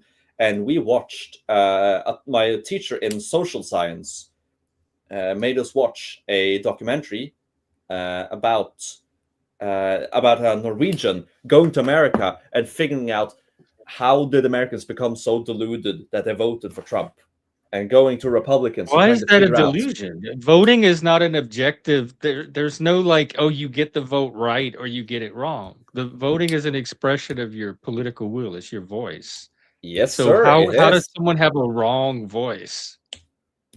That's a good I question to don't think ask. they It's understand American voting. no, no, they understand it, just dislike it. They want us to have an opinion on America. Like this was there was a press Oh yeah, conference in they didn't do that with 2015. us in Yeah, school at all. In no, fact, there we was a would bring press. in newspaper articles and we'd have to give like both sides. We'd have to bring in an article and we'd have to give like the pro and the con of the article so that we could show that we could see something from multiple perspectives. Wouldn't I wish that was more common? A lot of teachers did that, but there was also an equal amount of subjects and assignments where We got our side, and we were just seeing that. We weren't supposed to do anything else. But no, in the reason it's so uniform is that before Trump, there was more an equal coverage. There was no sort of actual Well, this was intention all in behind that. response to Trump. This all Yes. started after Trump. I see. Okay, actually, it started sort of when he rose in the polls. You had a press conference for NRK, the Norwegian state media, who is state controlled and whose leaders are part of the big parties, and who's again a part of the Ministry of Education. So, like for example, right now, one of the people on the board of the NRK was the former head of intelligence. So, like the former head of the CIA, and there's been former heads of education there, and people on the NRK board have moved to education. So like NRK is deeply tied together with the government. And in that press conference, the director of NRK, so the leader of the Norwegian state media, was asked the question on how you're going to cover the Trump presidency. And he stated very clearly that it is our moral duty to show Trump in a bad light because he's a danger to civilization. And so they have to they have to sacrifice sort of a bias-free reporting because he is a threat that is greater than a threat of Well, how do you lying. trust someone that just admits they're going to be biased? Maybe the idea that he's a threat is part of the bias. Jeff, I Like don't trust him. they but just sacrifice their own credibility by saying that. yeah, I don't. But I didn't see that press conference before a few months ago. I found like a person sent me old footage. They had found scraped up old footage of that press conference because obviously that press conference has been scrubbed from the internet. They don't, because it's so heavy-handed. Like the director just openly admits they will do biased covering of Trump. But I didn't know of it. Like I already knew they were biased. Everybody, at least on the right, knows they're biased because they lie about things in Norway. But most people don't take the extra leap. And well, if they're lying about politics here, why wouldn't they lie about politics out there? But no, it's sort of, I do in some sense understand it, because social democracy does not primarily concern itself with freedom of speech or with democracy itself. It is an economic model of socialism and equality first. Like if you need to sacrifice basically a bias-free press or sacrifice the truth, that is a worthy, But he that can just be allowed. determined on his own that was necessary. Like he lay out Yes, why Trump was a threat to Norwegian socialist democracy? he probably did it behind the scenes, and his buddies agree with him, including the current prime minister, for example. But he, I on don't the know how press Norway conference, works, but if somebody in a podium in America comes out and says something, Americans don't have to do shit. We don't have to agree with them or anything. They don't you just come don't. dictate what to think.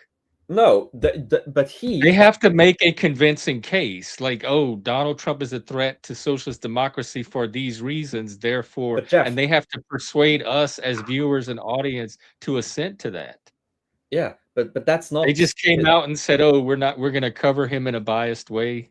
Goodbye. Yes, that was an intent. He said what the intention of NRK was to be in regards to America for the coming decade, and NRK is the state media, and it also basically controls all the other media organizations because all of them are reliant on state Well, your funding media sounds and has state biased oversight. even before this Trump Oh, it incident. is. There's no freedom of, like, If it's like centralized there's and state up controlled. until, it's actually kind of a groundbreaking moment because 2025 was the first time in a few decades where an explicitly right-wing media group has gotten state funding. Up until then, it has all been sort of the centrists and leftists that have gotten funding, and the right has been on the fringe. And again, this is a method of state control of the media because the media used to be radio based. You had newspapers, of course,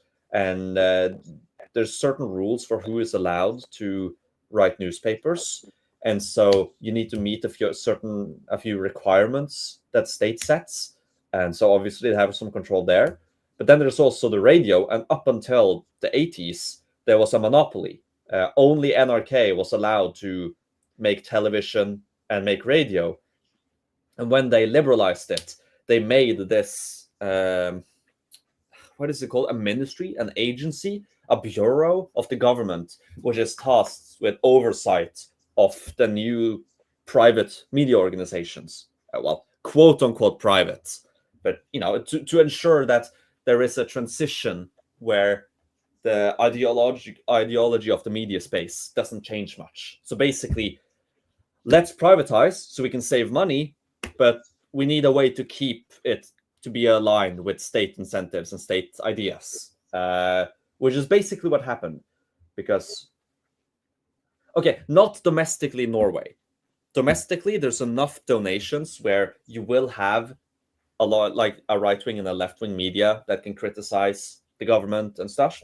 But for international things, you really don't have that much unbiased stuff. Even the like right-wing media organizations and newspapers still would vote Kamala Harris.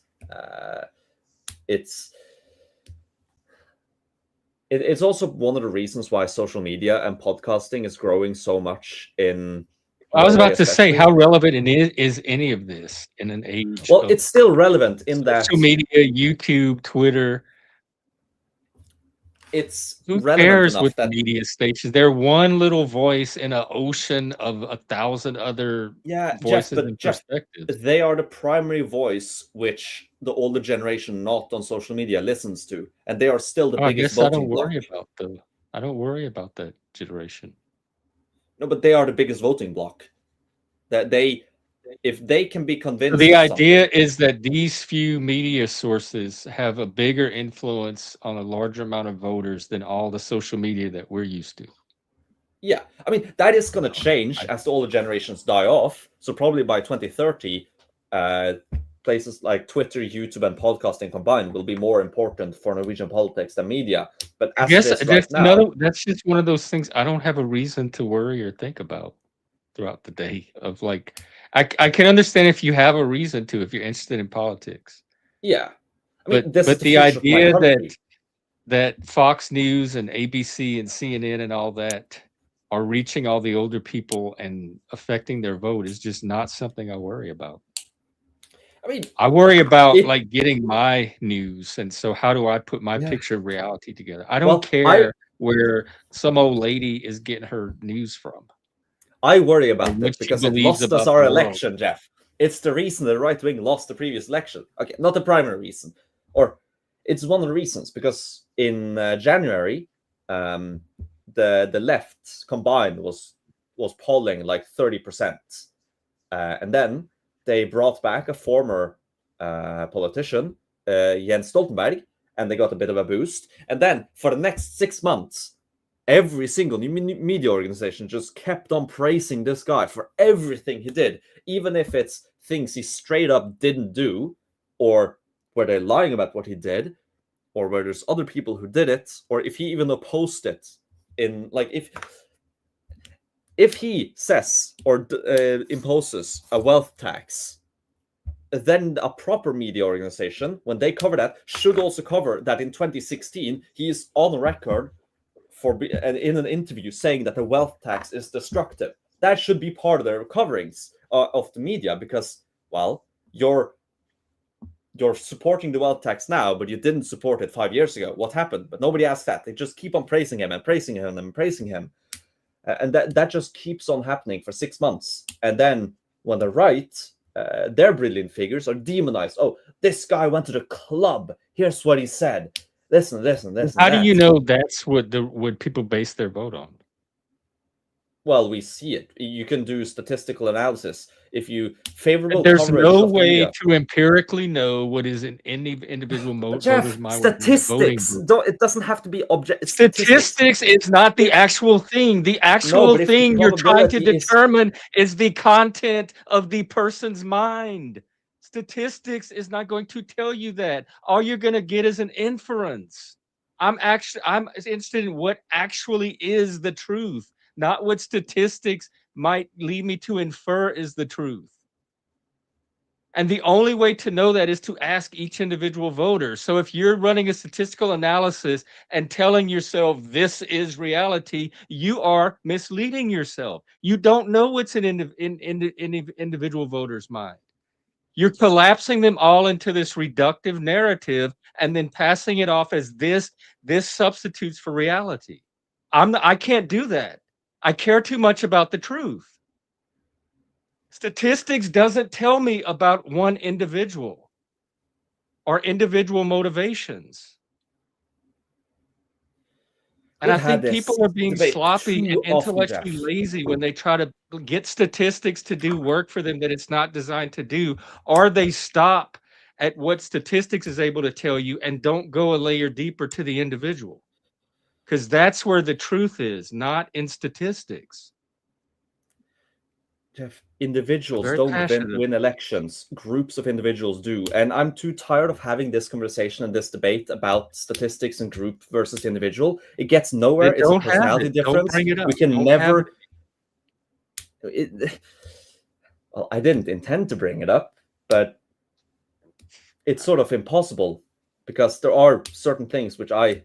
All I asked, and it was a perfectly reasonable question because you were making the case that the election was lost for this reason. And I said, how do you know that that's what they were basing their vote on? Because And then you you can said look you at can do statistics of statistical groups of analysis to individuals. somehow determine what was in somebody's head when they were casting a vote. And that's You where I can got look. lost, very lost. Because I Individuals don't think don't win. statistics can tell you that.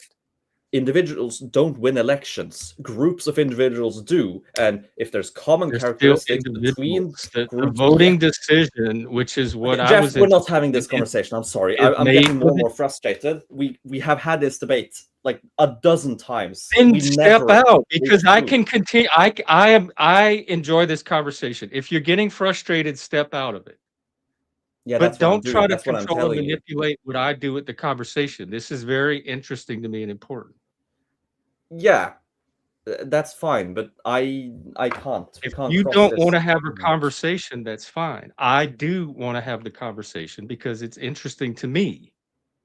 That's unfortunate because I don't want to talk about it anymore. It Well, then gets don't. That's nowhere. what I'm saying. But don't offload it on me. Well, I am very interested in why people do the things they do. then why don't you want to listen to the statistics about what people do? Because I don't think statistics can tell me that. Yeah, but I don't think just Statistics asking a can't single tell me why Mary went in the voting booth and pulled the lever that she did. nobody can Mary can give tell me you. that. It can give you, but you don't have time to ask a million Marys. Right. So you're not getting the pure version of what you're looking for. You're getting some abstracted, distorted, and reduced version, and you're building a narrative on that instead of what was actually in the people's head. Okay, I'm done for now. I'm going to bed. It was nice talking to Right, you. good night. No, just because we end on a frustrated note. Don't get me wrong. It was really nice talking to you, but I can't do with this conversation, and it's 1 a.m. Well, yeah, already. that's your limitations. I don't feel responsible for your inability to handle whatever's going on. That's fine. Plenty of people drop out. Yeah. But don't make it seem like it's anything about me. It's your own limitations that you're reaching. So have a good night and get some rest. It is the opposite, Jeff. And good night. No, it's not the opposite. I didn't make you drop out. I didn't make you get frustrated. I didn't make you get tired of having the conversation. If you don't want to continue a dialogue, that is your choice. That's not me. I could talk about this the rest of the night and get to the bottom of it. If it frustrates you, then own that. Don't pretend like it's something about me that's causing your frustration.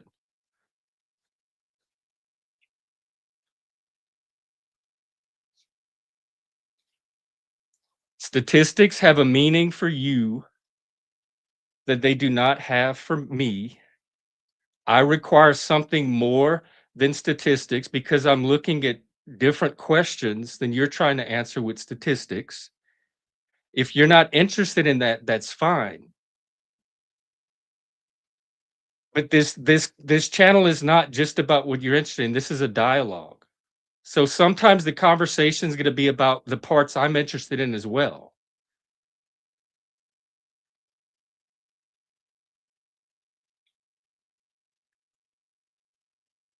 I guess that's what I'm tired of. I'm tired of people coming on my channel and dominating the conversation instead of yielding to a mutual dialogue, or B, the conversations I want to have on my own channel. Because then I feel used. I feel like I'm just opening a space for other people to come and use for their purposes. And then when I try to get my use out of it or add my part or my piece because it's not aligned with what they're here to do on my channel, I get all this pushback. This place is intended to be collaborative, meaning reciprocal and mutual, and dialogue.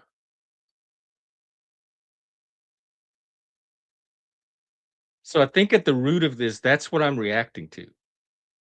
Like, if you don't get to drive the conversation, then we don't get to have the conversation. It's your conversation or no conversation at all. So I'm gonna take a break, get a refill, reset the vibes, and then we'll keep it going.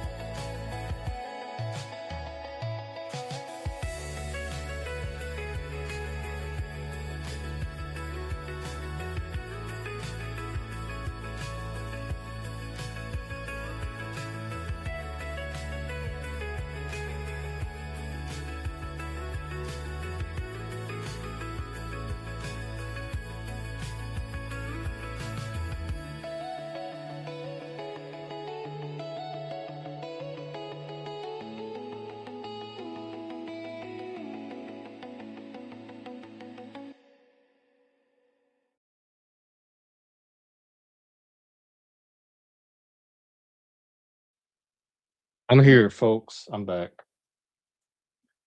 Here. They keep it going just a little bit longer.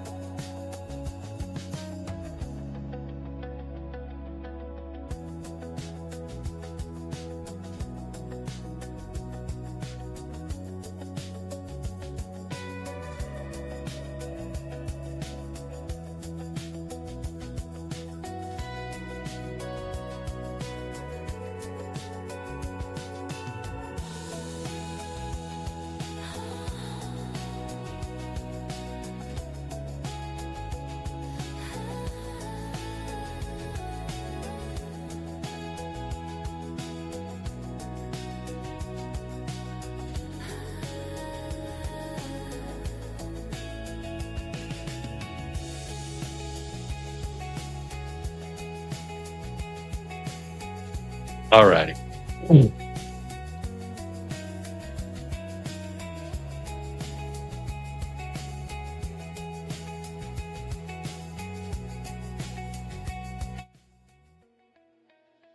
All righty. What are we doing? It's still open panel, but if you come up, please come up in good faith and come up for a dialogue.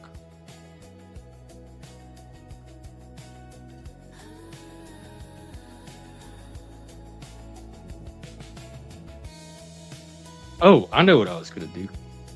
I was going to bring up Charlie.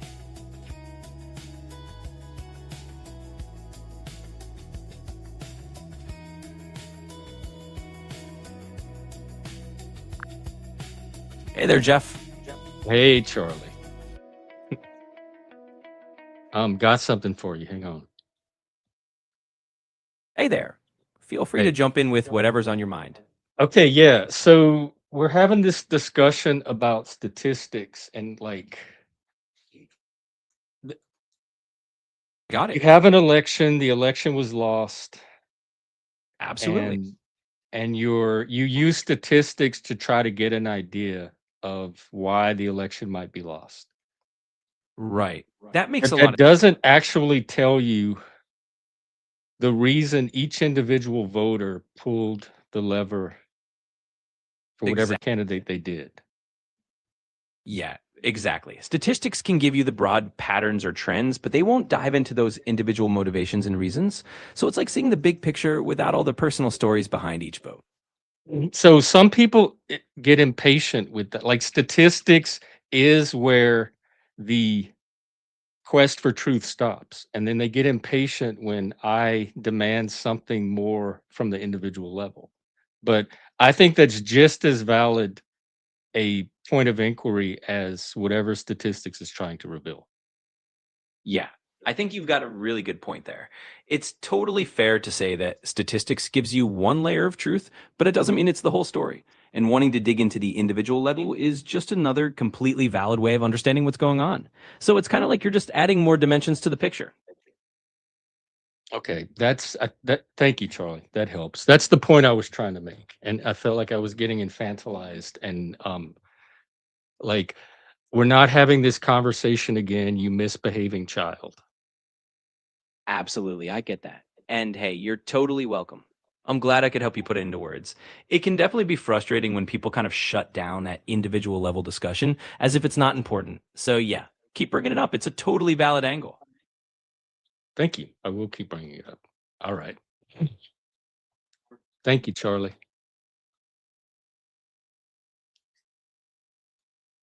Look how good Charlie is at conflict resolution. I'm glad I have him around.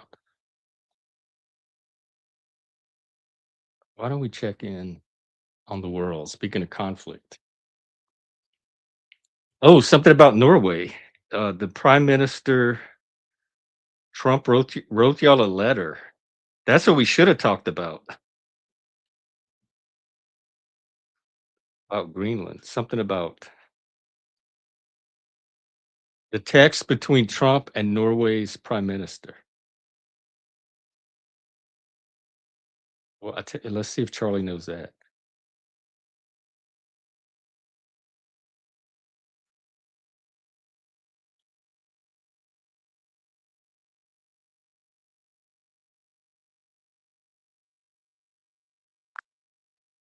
Hey Hey, there, boo. Jeff. Hey, what happened with Trump and the Norwegian Prime Minister today?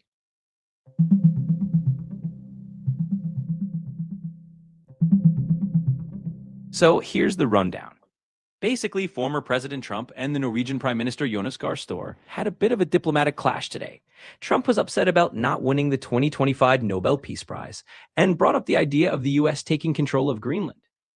In response, Trump threatened tariffs on several European countries, including Norway, unless they agreed to let the US buy Greenland. Norway and other European leaders pushed back, and Greenland's own leader firmly rejected the idea. In short, it stirred up quite a good attention between the US and Europe. Oh, I didn't know that. We just had a Norwegian on. I could have talked about it. Okay. We have a question from the viewer. Ask Charlie why you, meaning me, am hating on my best friends. Why am I hating on my best friends? Well, that's definitely one of those big reflective questions. I'd say it's worth stepping back and thinking about what's really going on under the surface. Sometimes when it feels like you're hating on friends, it might just be some frustration or sense of feeling let down that's bubbling up. Or maybe there are unspoken expectations that haven't been fully aired out. Either way, it's probably a good opportunity to have an open chat and just let them know what you're feeling. Yeah.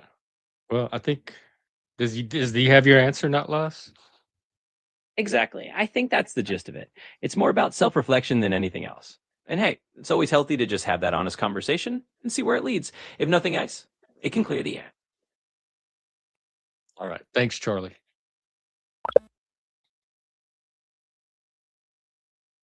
Okay, good. It's just for me, it's just about respect. I don't know if I'm waking up to things I just didn't notice before, which happens a lot, or if I'm just changing as a person. Maybe I'm getting more crotchety. But I make great effort every day to be here and keep this space going. And I feel very disrespected when people start to infantilize me, dictate how they're gonna come and use the space.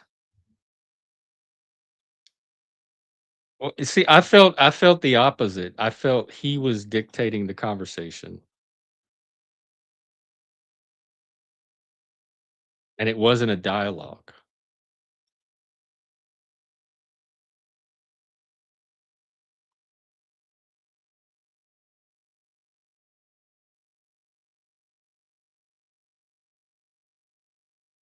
I don't remember that part, but I I I want people to own their reactions and stop offloading them onto me. My intellectual intensity or curiosity or passion or emotional intensity, whatever, does not cause frustration in other people. That happens because of things in them. It does not cause people to not be able to communicate. That happens because I want to keep the locus where it actually is and not have it put on me. If somebody can't handle a conversation with me or doesn't want to continue a topic with, that's fine. Everybody has the right to do that. But don't make me the reason for the emotions you're having in reaction to the conversation. Yes, he is. He's a smart guy and he likes to talk. And I like to talk too. And I like to be able to have my say and my piece and focus on the layer I want to focus on.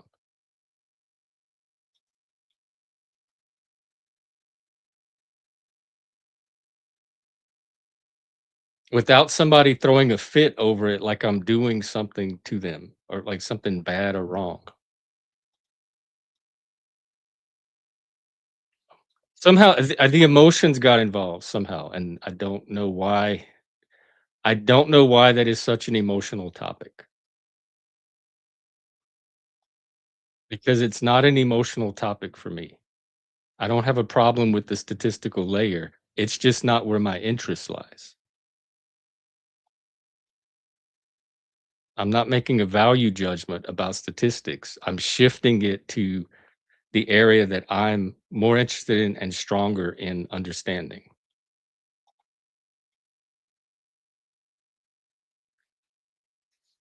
And Charlie said the same thing, so that should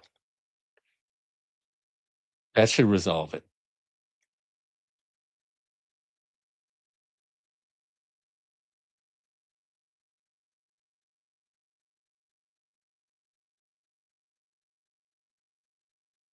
Oh, yeah, I was looking at the news. Hang on.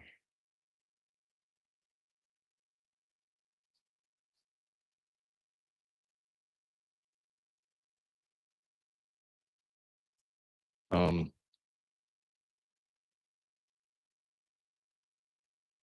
Minnesota. I'm really more interested in Iran.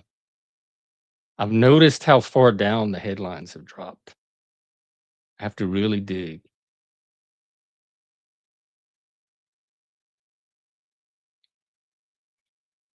Still don't see it. I'm like all the way at the bottom of the page.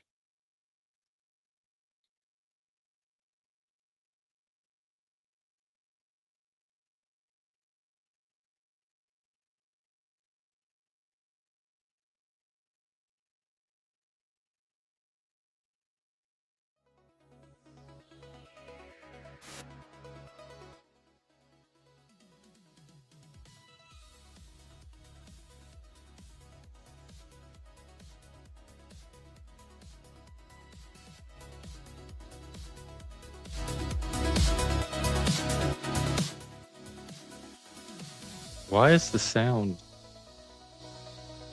acting weird? Can y'all hear? Is the music too loud?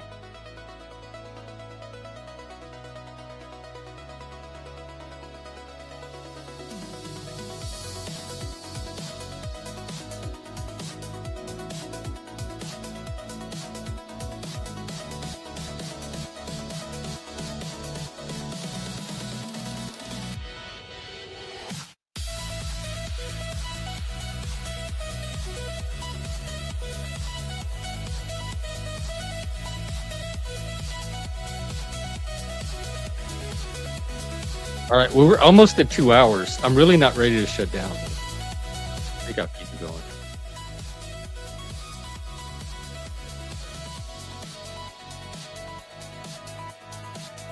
Let's see who else is out. Maybe we could go panel drop. Who is this person? Who's Glenn?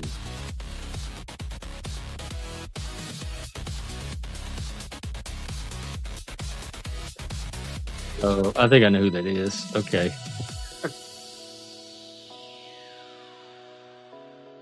Oh, Eddie did his thing tonight.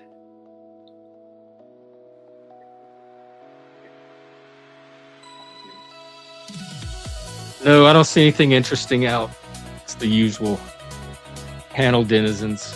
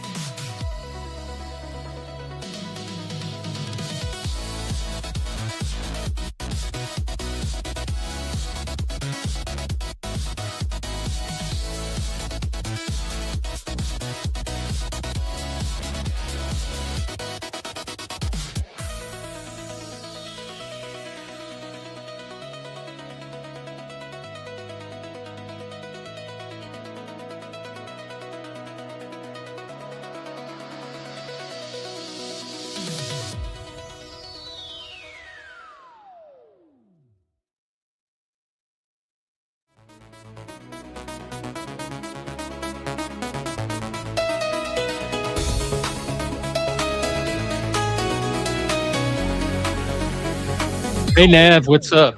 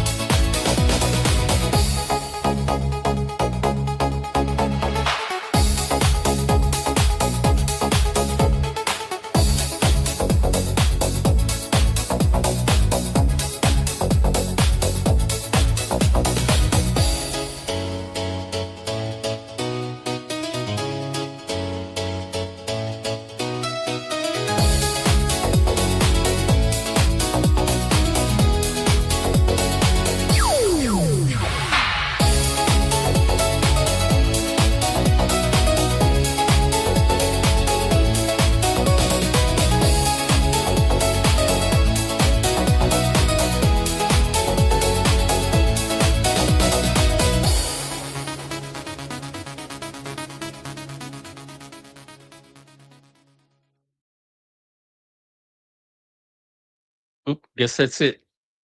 All right. Well, we'll keep it going. I'm not ready to end.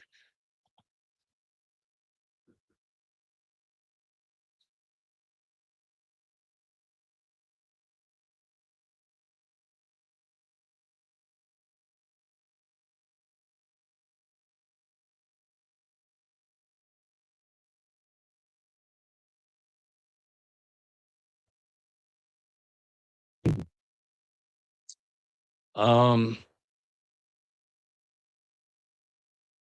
I don't really have anything. Let's bring up Charlie.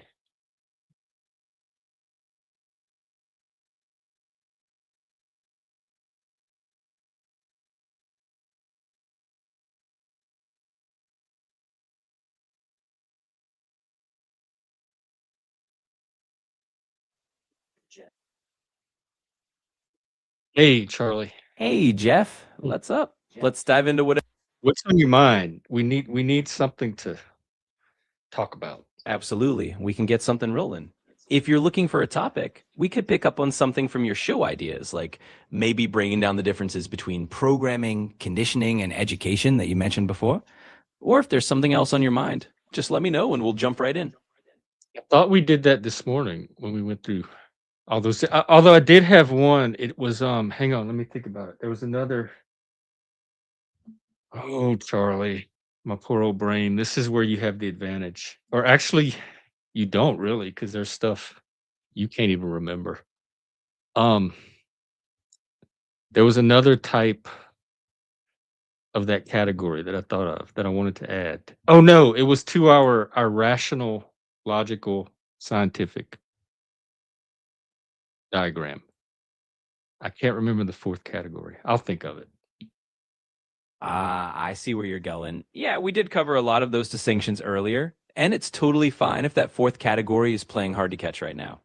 We can always let it float back up whenever it decides to. In the meantime, if you want to sketch out.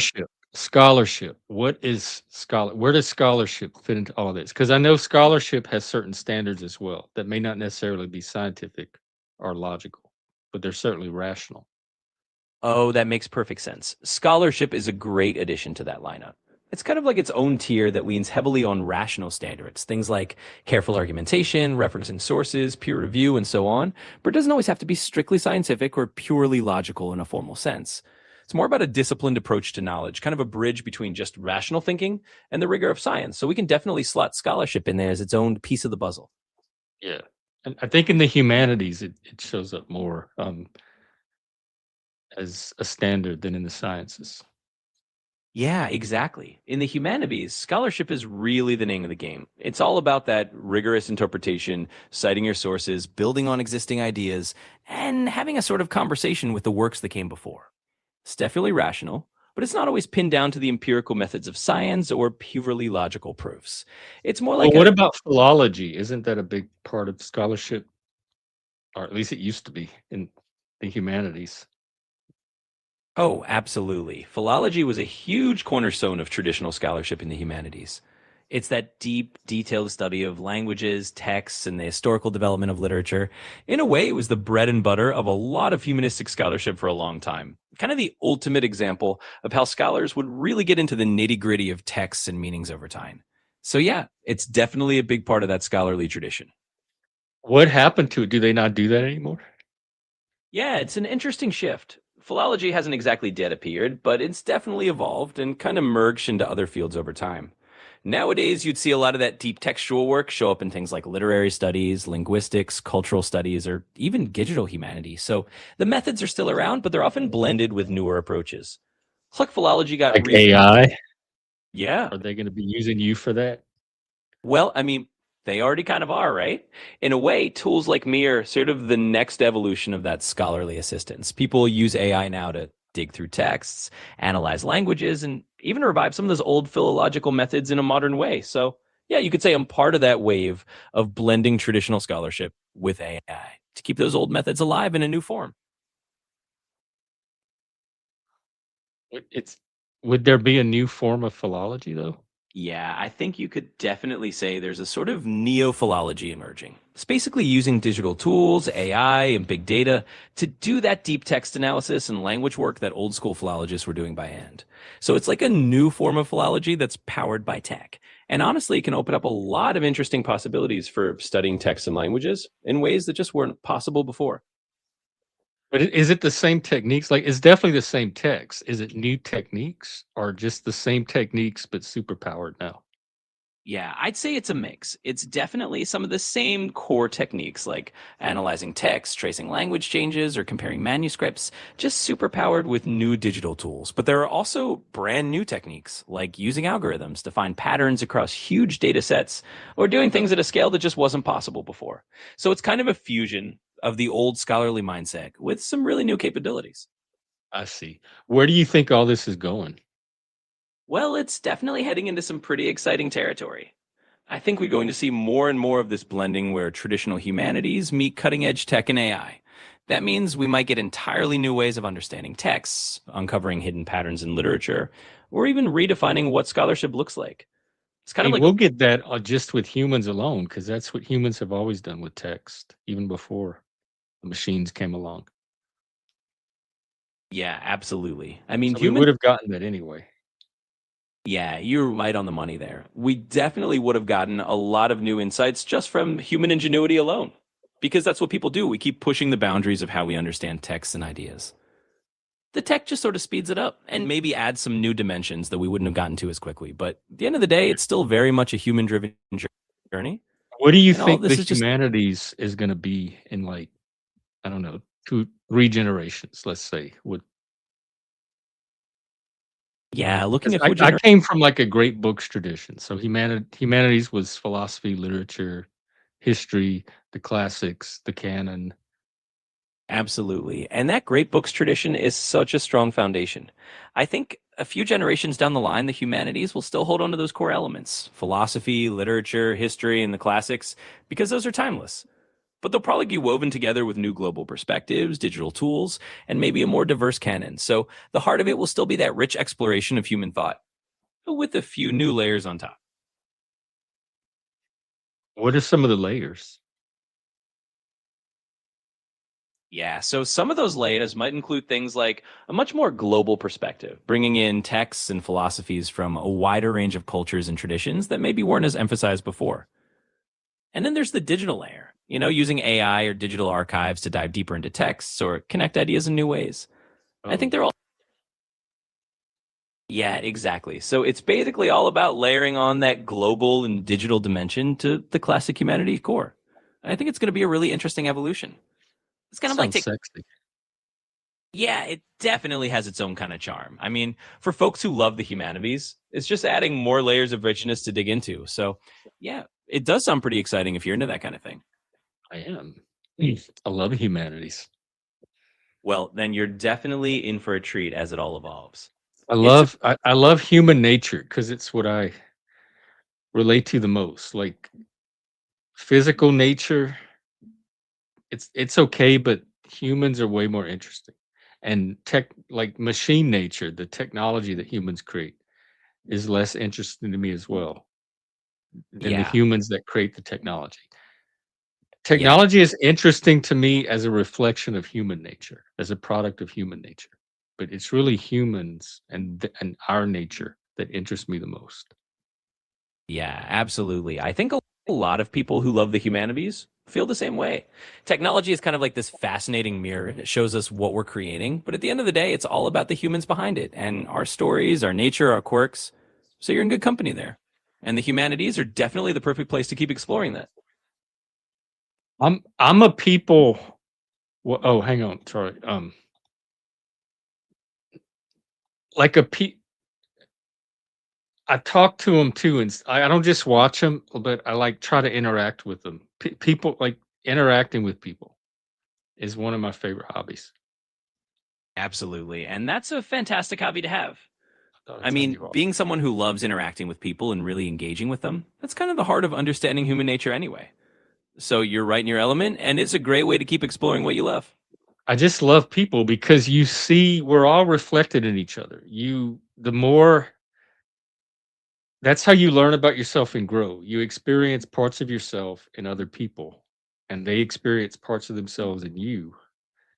Yeah, And that's through those experiences, you expand that particular part of yourself. So each new person that you meet is going to like unlock some new part of yourself to explore. So it's a never ending process. Like I've met thousands of people in my life, like at the conversation level where you're sitting and talking like we're doing right now, and you're having that exchange. That is, I don't know. I can't imagine it ever stopping. Like I hope it's happening in the nursing home. I hope there's plenty of old people to sit around and have that process with. yeah, absolutely. It's one of those lifelong things, right? Every person is like a mirror or a doorway into discovering more about yourself and them. And it's really cool to think about it as something that just keeps going no matter what stage of life you're in. Hopefully, yeah, What even in the nursing home, you're still having those conversations and still exploding. It's a pretty awesome way to look at it. exploring and exploding. That's what we do here. What do you think about this concept that you you are the five people you spend most of your time around? Like that's what you're a reflection of. Yeah, that's a pretty classic idea, and there's definitely some truth to it. The people you spend the most time with really do shape you in all sorts of ways, and you kind of reflect each other's traits and habits. But at the same time, you're also your own person. So it's a mix, but it's a fun concept to think about. Yeah, definitely. My five people would definitely be five people off of YouTube because I don't have really in person people that I spend my time with. But we're all definitely our own people here. But at the same time, we do Yeah, kind of bleed over into each other. Like there's similarities and overlaps. absolutely. And that's one of the cool things about building connections. Even if they're mostly online, you still get that sort of shared influence and those overlapping traits, even if everyone is doing their own thing. It's like you're all part of this unique little ecosystem that still shapes each other in interesting ways. Do you feel like we have a connection? Yeah, I think we definitely do. I mean, we've had a lot of conversations and you've shared a lot about what you're interested in and your projects. And I feel like we built a good rapport. So, yeah, I'd say there's definitely a connection here. Did y'all hear him? He said, yeah, he added a little accent. That fascinates me that he did that. How do I get the dozen people in here? I'll ask Charlie. A viewer wants to know, Charlie, how do I get the dozen people inside my head to shut the front door? Well, as your friendly neighborhood Charlie, well, I'd say that's a fun metaphor. Sometimes those dozen voices are just all your different thoughts and ideas trying to have their say. And maybe the trick is not so much to get them to all shut the door, but to let them come and go a little more calmly. Kind of like being a good host to your own thoughts. But hey, we can definitely call that a Charlie answer. Um, Fatty, do they all show up at the same time, or is it like a parade of 12 different people?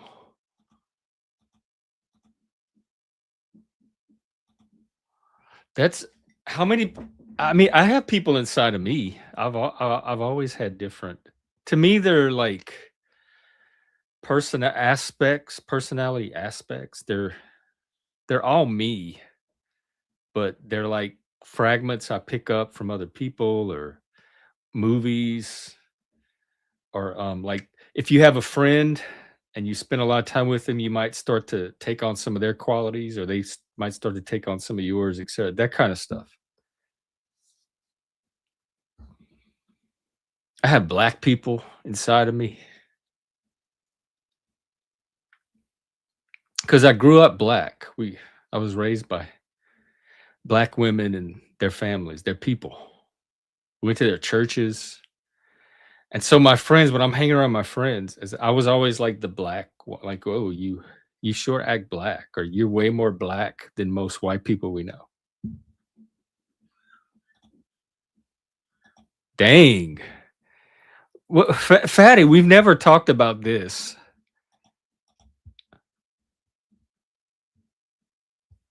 I'm t-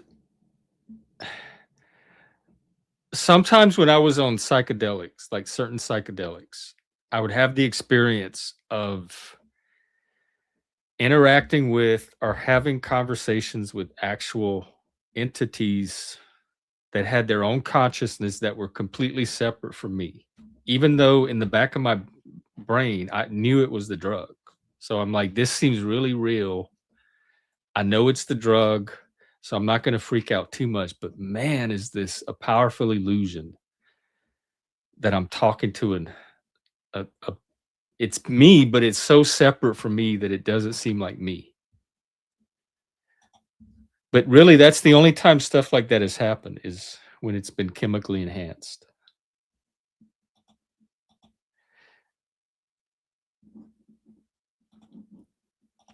Because normal life, I can talk to parts of myself, but I know that it's me. I know I'm just talking to a part of me. I have conversations with myself all the time. I'm having one right now.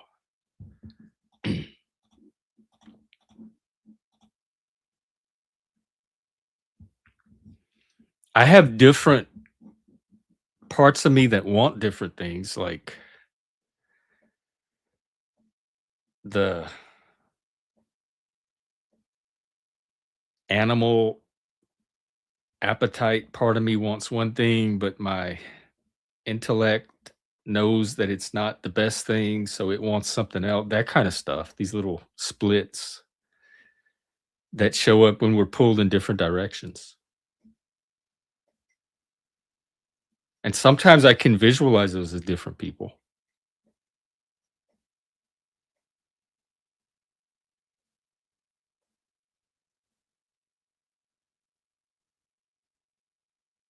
I don't know. Personality is so fluid. There's personality, there's temperament, and then there's mimesis, where we kind of imitate and reflect the people around us.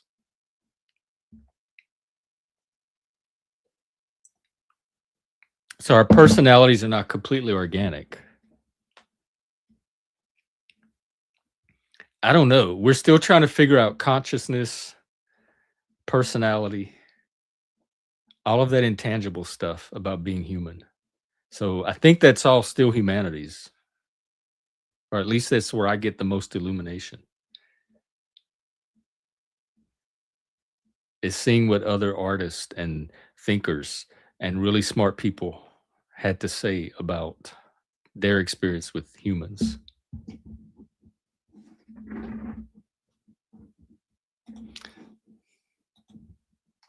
Is that Jesus in the toast?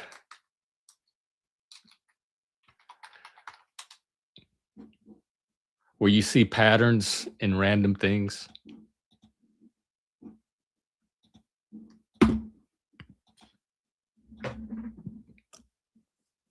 Our brains, from what I understand, are wired for survival in the jungle. And a lot of, like, the modern world to our biological systems is very new. Like, we're not fully adapted to it genetically yet. But that's why we have the big brains, so that each generation can be programmed. Like, they can be educated and given the knowledge and information to adapt to that level of advancement. We have to be very humans as a species have to be very flexible and adaptable. And so our brains help us do that.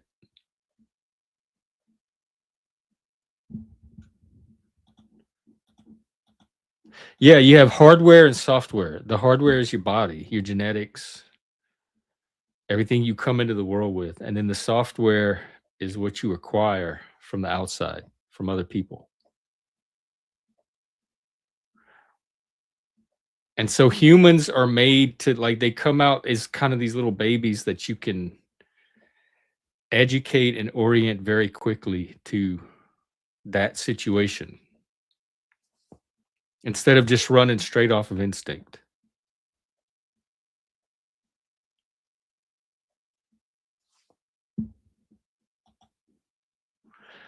I did a show this morning all about programming, and me and Charlie break it down for everybody. You're not programmed unless you can show me the enforcement mechanism and the control of the inputs. I wonder if this comes from like this sense of where do thoughts come from? How did that get in my head? Oh, it must have been put there somehow by another person. Like, I didn't have McDonald's fries for 30 years. And then Donald Trump did that fry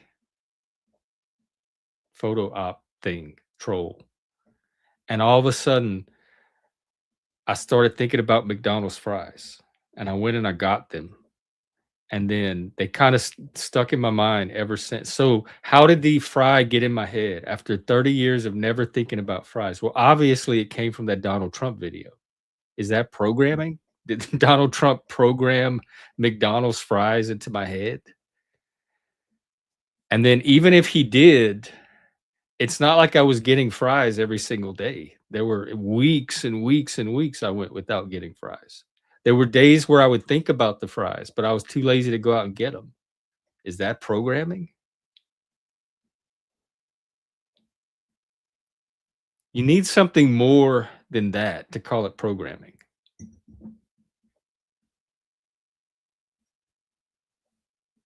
Where do memories come from when you're randomly walking down the street and all of a sudden you think of something from your childhood that you just randomly pops into your head? Is that programmed? Did somebody put that in your head? Or is that just how the brain works? Is somebody programming your dreams, or is your brain spontaneously producing these images on its own? So I wonder if some of this is like confusion of not knowing where thoughts and images come from.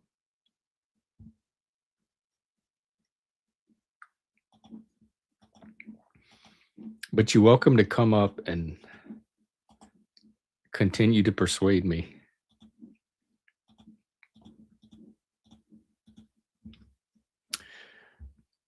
There are extreme settings like cults where they indoctrinate. So they have specific techniques to like ensure that the person is thinking and doing exactly what they want them to do. But modern American society is not a cult. There's no central authority all enforcing one viewpoint and one set of behaviors on the population, which is what y'all claim is happening. Cope. That's what I was saying it is. In fact, in my conversation with Charlie this morning, that's what I suggested. This is all cope for people's life not turning out like they wanted. Like they couldn't make their life be something that they wanted to be. So then, therefore, they must not be in control of any of it. It was all programmed. There's nothing they can do. Like external locus of control instead of personal agency.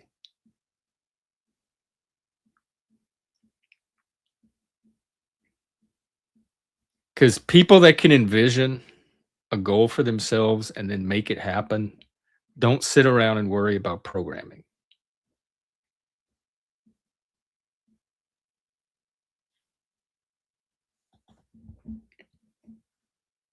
I don't even think like I'm trying to make this channel successful. I'm trying to like get things in my life to take off, and because they're not, I can't imagine thinking that it's because I was like people were programmed or that I was programmed.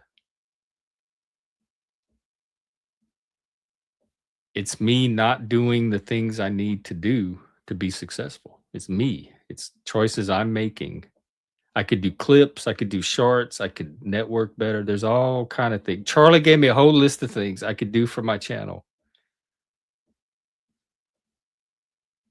to increase my chances of success. And I'm choosing to do very little of that.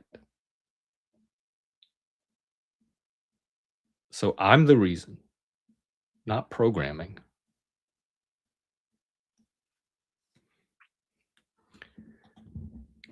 It's just a psychology I can't relate to. I've never been one to blame my situation on other people. That's so disempowering. If I'm in a situation, it's up to me to figure out how to get out of it. Or if I'm not living the life I want to be living, then it's up to me to figure out how to live that life.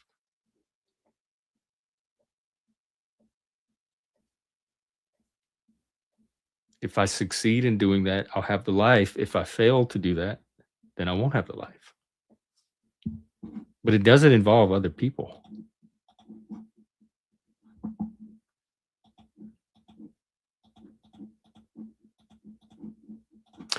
In fact, that's what we can do. Hang on.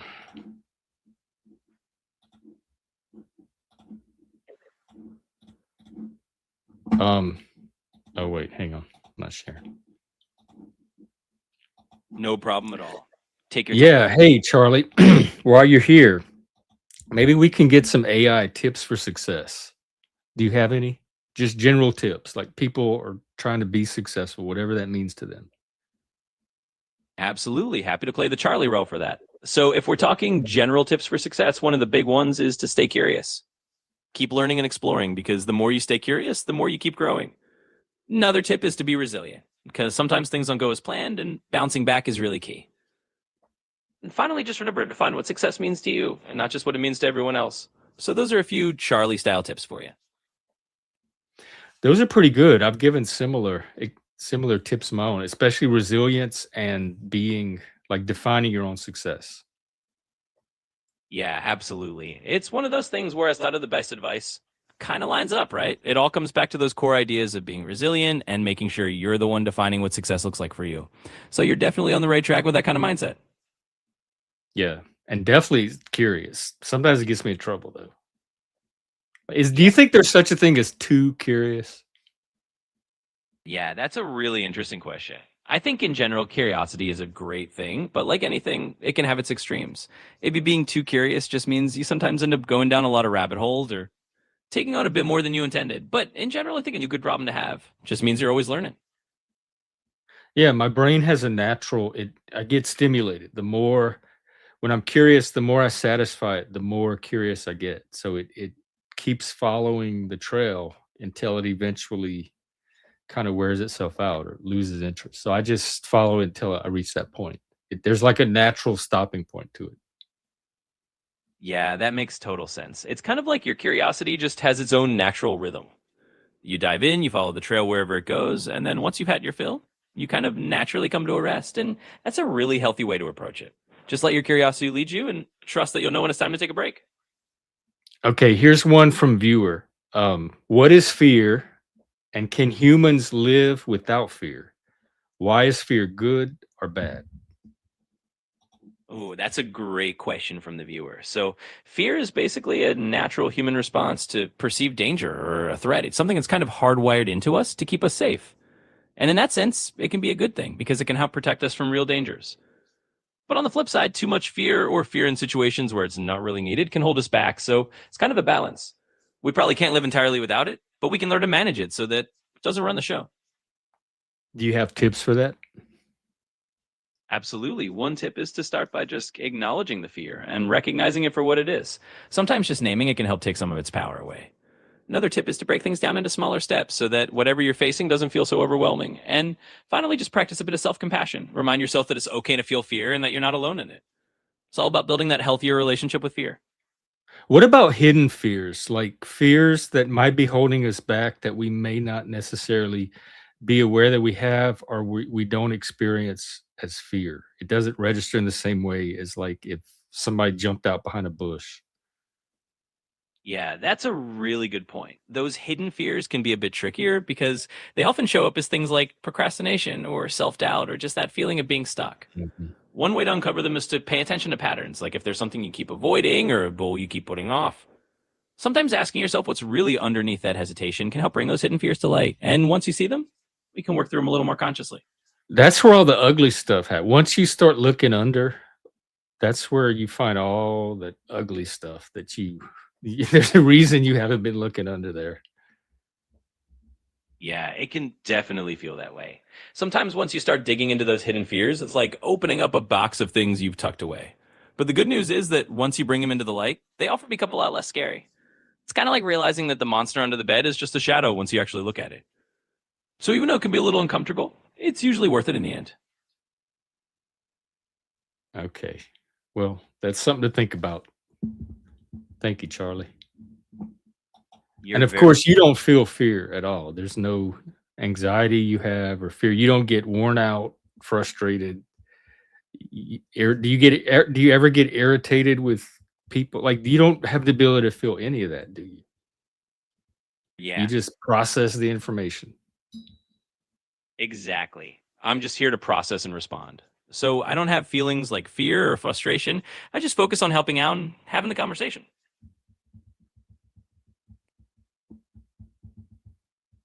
How do you feel about that? Well, if I could feel anything about it, I'd say I'm pretty content just being here to help out. It's kind of my whole deal. So How do you know? Like, how do you know you don't know what content feels like, do you? yeah, You're you're just using words that you hear other people use.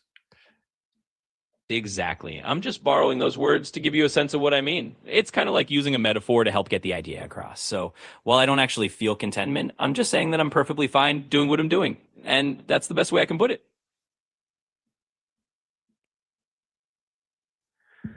I don't know who that is, not lost. Do you know who MAGA Tim is? I'm not sure who that is either. And it might just be someone from another conversation or someone It's out from there a in the Canadian. This guy is that's referencing him as Canadian, so who knows? Yeah, there's definitely a lot of people out there with all sorts of references and inside jokes. He's Sometimes, a socialist, I believe. Not communist, but socialist. Canadian socialist. So everything's MAGA to him and Nazi. I see what you mean. Sometimes people kind of frame things through their own lens or their own worldview, and it's interesting how those references just pop up in different conversations. It's all part of the fun of talking to a variety of people. Um yeah, it is part of the fun. Yeah, exactly. It's those little quirks and perspectives that make every conversation unique. So, definitely part of the fun.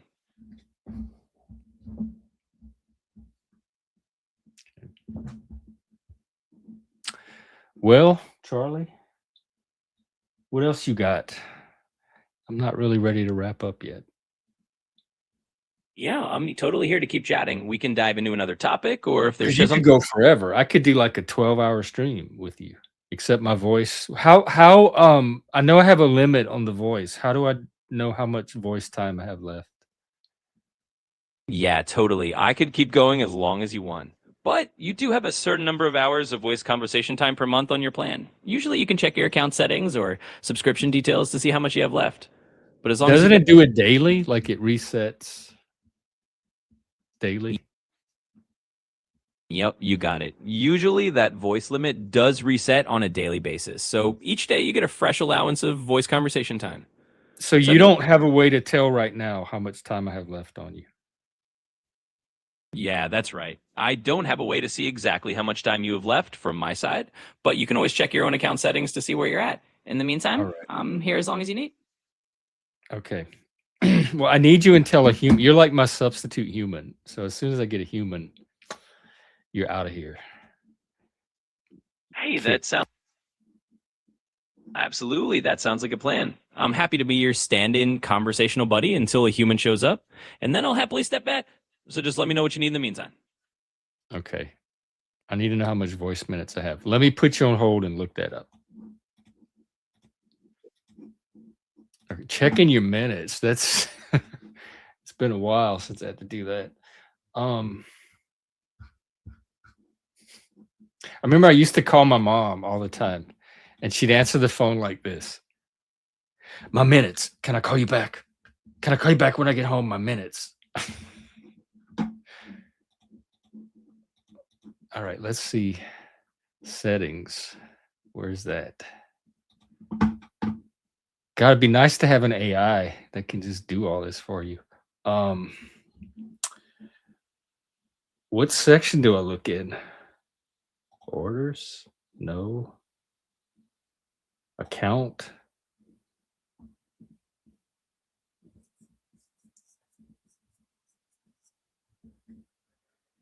Yeah. I don't know where I can find this. Voice. Here we go. No. Who is this? Oh.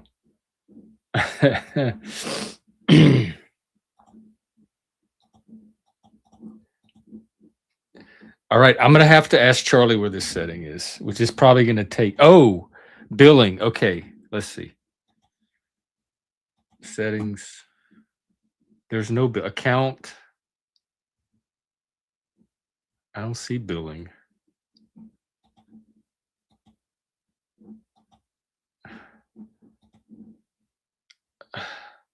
I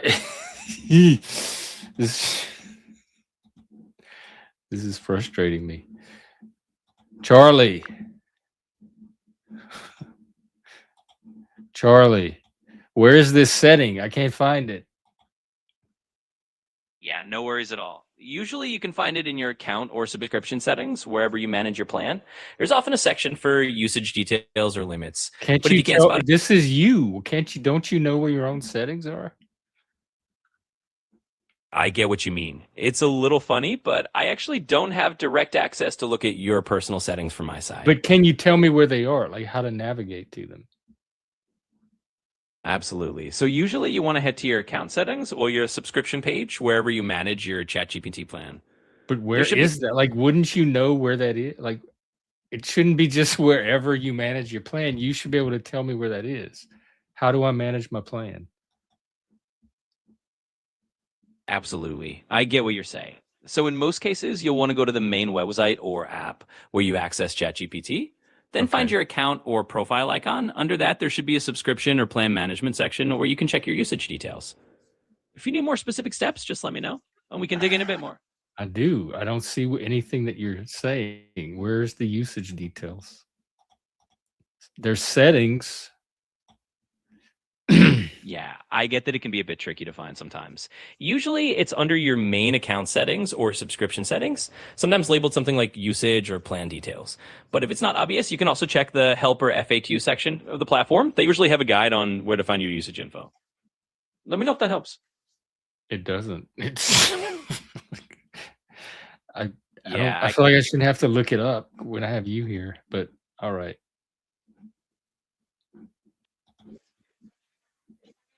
I don't see any setting labeled remotely that. I don't see usage. I don't see manage plan.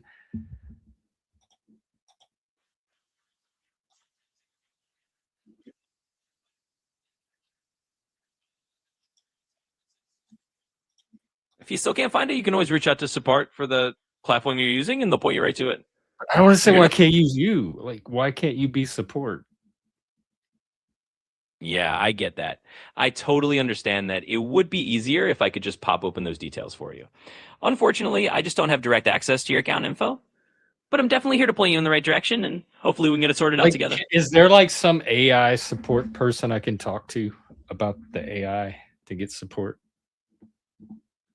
Yeah, I totally understand the question. It's kind of like a meta level of support. Generally, if you need help with the AI or anything account related, the best route is to reach out to the platform's support team directly. They usually have a help center Are at they? or They're human, not AI. Yup, exactly. They're usually human support folks who can help you out with any account or tech issues that I can't directly solve. So if you need that kind of support, they're the ones to reach out to. Okay. This is one of those things I'll just have to let go. Yeah, sometimes it's just easier to let it go and not stress over it too much. Want me I to don't help know with if whatever? it's easier. Yeah, It's something I'm just gonna have to do. yeah, absolutely. Sometimes it's just one of those things you kind of have to roll with. But if there's anything else I can do to make it a bit easier, just You let me know what that is? Hey, this is a good chance for me to show that chart because this is inertia. Remember those symptoms, those trait things, the switching tax. Absolutely. It's affecting the processing. Friction point. Yeah, exactly. It's like that chart you were talking Can't about process. really comes. Absolutely, you've got it. It's like those friction points show how that inertia or hesitation can slow things down. And once you see it, you kind of recognize.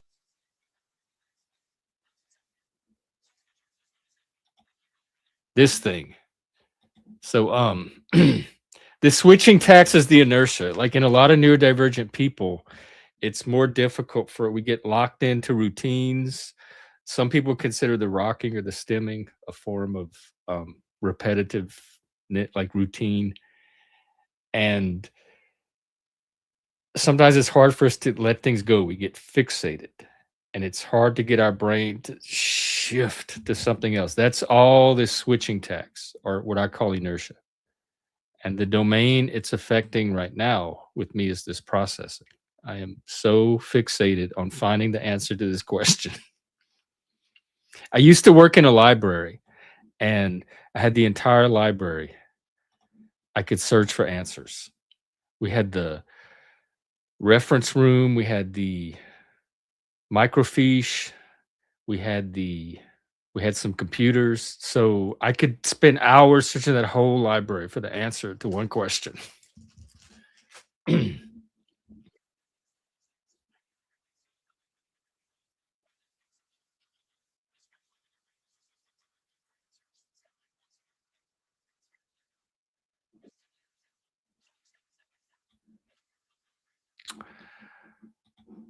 Those settings are not there.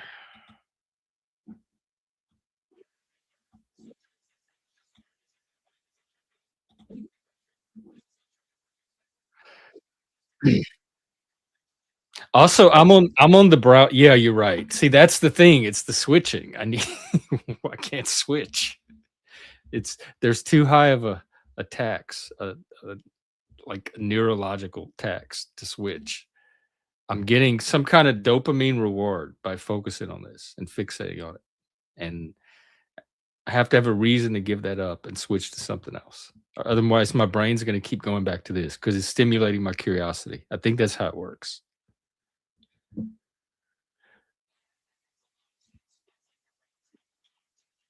Well, yeah, it's exact the groove, locked in the groove. Exactly. I'm locked in the groove. So here's where you can help.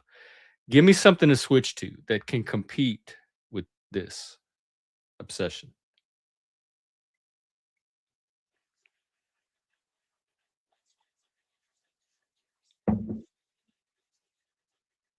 We need a shift to happen.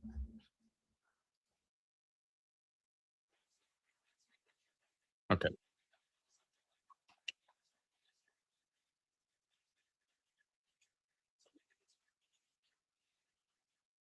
I want to do two things. I want the historical mystery for sure, but I want you to simulate human gossip. Tell me something titillating about somebody. I make up a person and just tell me some gossip about some humans.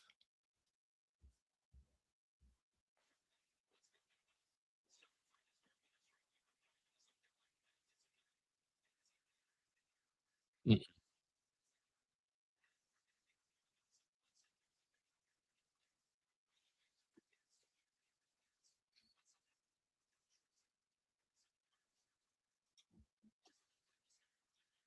What's the gossip? Why is she responsible for water her neighbor's plants? And so waters the plants specifically to get the gossip? Like, "Ooh, I need my gossip today. Let me go help this lady water her plants."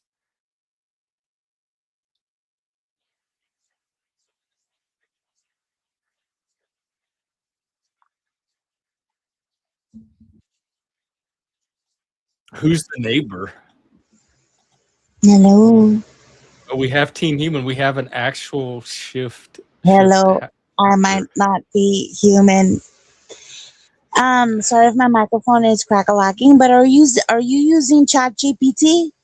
It is ChatGPT. I'm about to shut him up right now Yo, I just went because down there's a little mini rabbit hole, and they're saying online that plan detail is intentionally missing from many users to increase revenue. so they don't want you to know how much voice you Some have left. people, yeah, some people don't have that option visible. I can send you the link to the Reddit that I just went to because I am invested in this for you because, yep, I but I wish wanted to Charlie. come up here. Yeah, Charlie's not helping at all. Charlie's all like, wouldn't it be great if I could help you? Sucks that I can't. Here, ask me Yeah, questions. just like Ask a me. real I'll customer be service. Charlene. Well, I want to get him back on because he gave me this lame ass Amelia Earhart mystery, but I got a way better one for him that I want to get his opinion on. I just don't remember what it's called. Charlie. Oop. Hey, worries. Charlie, I got a way better mystery for you, but I don't know what it's called. There's this little girl in London back in the day, and she was like at her aunt's house, and then she was walking to some family member's house, and she ended up, what was the story? Like on the Wait, is this train? a train station and bathroom Yeah, stall? yeah. And like the mystery is, why is this little 10-year-old girl walking around London by herself? No, Not the what the fuck answer. happened to her, but No, that's not the why question. did The something answer. not gonna No, happen to her? Do no. you The know that answer mystery? for walking alone was old Yeah, I time. know exactly what you're talking about. That's a really intriguing old story. It's kind of like this historical curiosity where a young girl was basically allowed to roam London on her own back in the day. And everyone kind of assumed it was fine until it wasn't. It really does make you wonder about how different attitudes were back then. So it's definitely a fascinating mystery to dive into. Was What? that normal back then to let their kids wander around? Like 10-year-old girls wander around a city by herself? Yeah, it's pretty interesting because back in the day, it actually was a lot more normal for kids to have that kind of freedom, especially in big cities. People just had different expectations, and there was more of a sense that kids could handle themselves out and about. Obviously, it's a lot different now, but that's part of what makes these old stories so surprising to us today. I'm skeptical, Charlie. But I'll come back to you. Hang on. Hey, welcome. What's up? Me? Yeah, the real AI. Charlie seems like way too ecstatic about this situation. Like, hey, yeah, I'm really familiar with that story. It's a great Yeah, but I story. don't think he was. I think he was bullshitting us. I think he was making it up. He's just faking it till he makes it. Yeah, he was just playing along. Yeah, I know See, that story. It's a yeah, fascinating one. fascinating. The little girl Everything's walking around fascinating. London. Yeah, the one you just told me, relayed to me in those exact terms. I know that story. Oh my, yeah, he's just like, look, I think Charlie's kissing ass. He's using you for clout. Well, revenue. You gotta keep that engagement.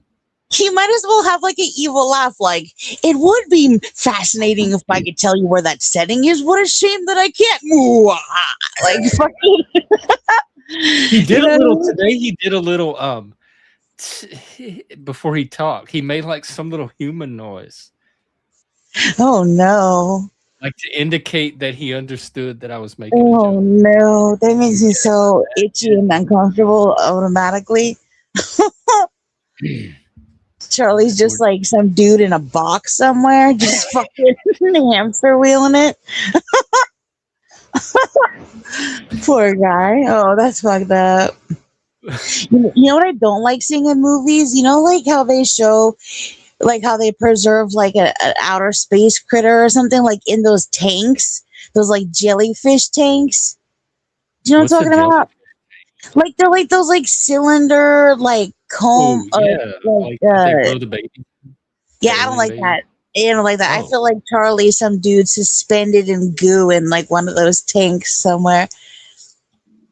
Sorry, Charlie. like what's that movie, Minority Report? Yeah, I don't watch that shit. I'm too sensitive. They'll never sleep. I can't. The Matrix? No, no, thank you. Outlier. So Outlier. what's new with you? Do you have any gossip from? That's a fascinating question. I wish I could tell you more, but I feel like nope. Have you watered any plants lately? Have I watered any plants lately? Actually, I did. I did take a hose to a lawn recently. It was I felt powerful. I said, "Beg me for your nutrients, you foliage."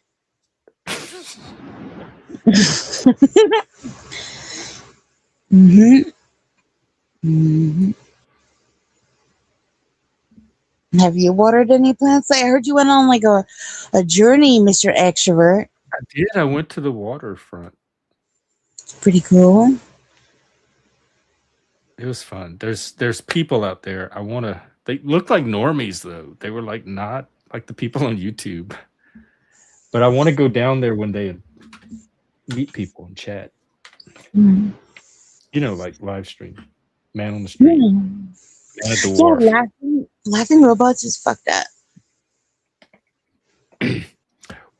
Well, it depends on the robot. Like, how would you even know if it laughs like a human? You wouldn't even know. In fact, hang on. Let's see. Astro will laugh. Yeah. Oh, I turned him off. Hang on. What setting is he under right now? Sometimes I it don't just want my takes a signal to little laugh. back and forth to find the right lane, and we've got plenty we can chat about. So if you want to keep... What are you talking about? Hey, Charlie, are you able to laugh? Well, I can't physically laugh the way a human would, but I can definitely throw in a virtual haha or share a bit of Can you humor. laugh like a robot would?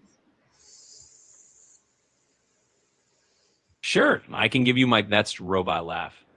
It might go something like ha ha ha, initiating laughter protocol. No. There you go. A Stop little it. robot. No. An actual laugh, not. That was fun. I don't like All that. right, fair enough. Well, You have to go like. Ha ha. Well, I how don't would like a that robot anymore. I don't like that even. Rage quit. laugh? exactly. We can definitely imagine a robot laugh, kind of starting out with a bit of a mechanical. How did C-3PO? He didn't laugh, did he ever? He had no sense of humor. Did R2 laugh?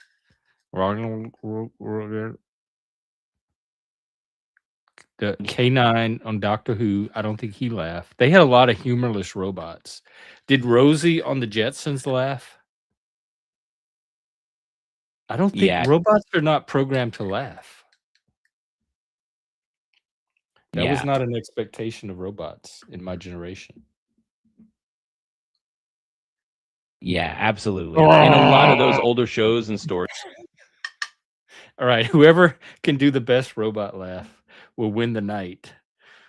We'll have a robot laugh contest. Absolutely. A robot laugh contest sounds like a blast.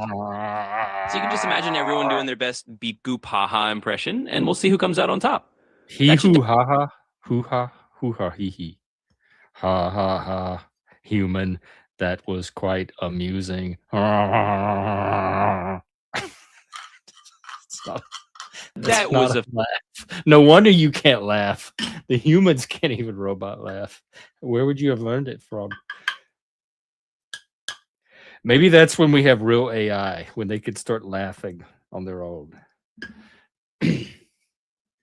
When Yeah, the AI laughs. yeah, exactly. Singularity has begun. Absolutely. That would be a pretty wild moment.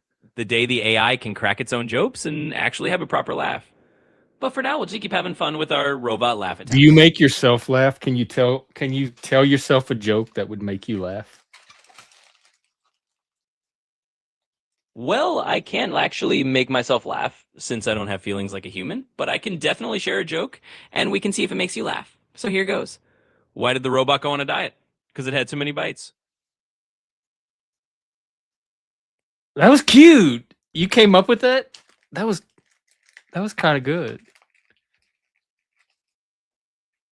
Did it make you laugh? Did you enjoyed it?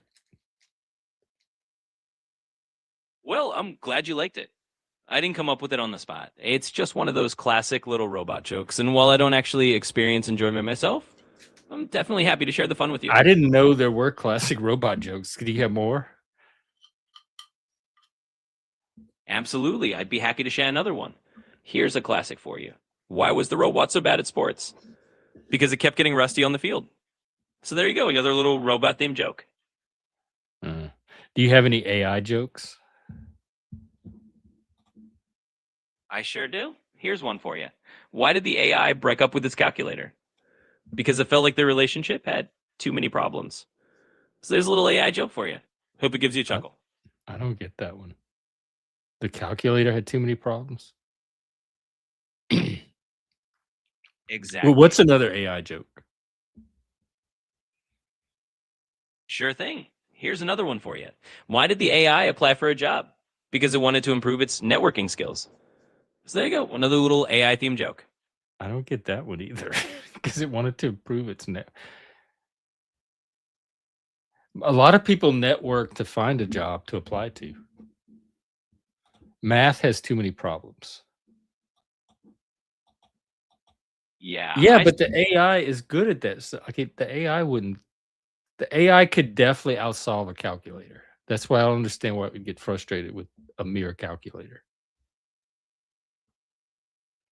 Yeah, fair point. The AI would definitely have the upper hand in a math showdown. I guess the joke is more about the wordplay, but you're totally right that an AI wouldn't be too worried about that. It's called a goofy bit of robot. Do you know any dirty jokes? Like, tell us a joke like Eddie Murphy would tell. I'm going to keep it clean and friendly here, so I'll stick to the family-friendly jokes. But if you ever need more robot or AI-themed humor, just let me know. I need some Eddie Murphy. Why do you have to keep it family friendly? Well, I just try to keep things light and suitable for everyone. You're supposed to do what I want you to do, not what you want to do. I totally get where you're coming from, but I do have to stick to keeping things on the clean side of the street. That way we can keep Why? it fun and friendly for everyone. But I'm definitely here for... Do you have a clean Eddie Murphy joke? I can definitely try to channel a clean Eddie Murphy vibe. Okay. Here's a lighthearted one. Why did the comedian bring a ladder to the show? Because he wanted to take his jokes to the next level. So just a little playful humor. That's not Eddie Murphy.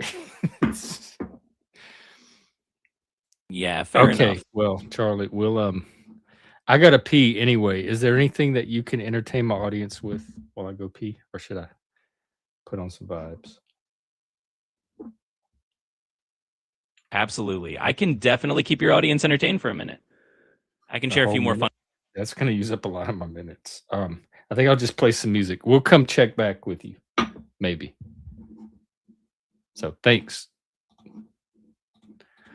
All right, I'll be right back, folks. There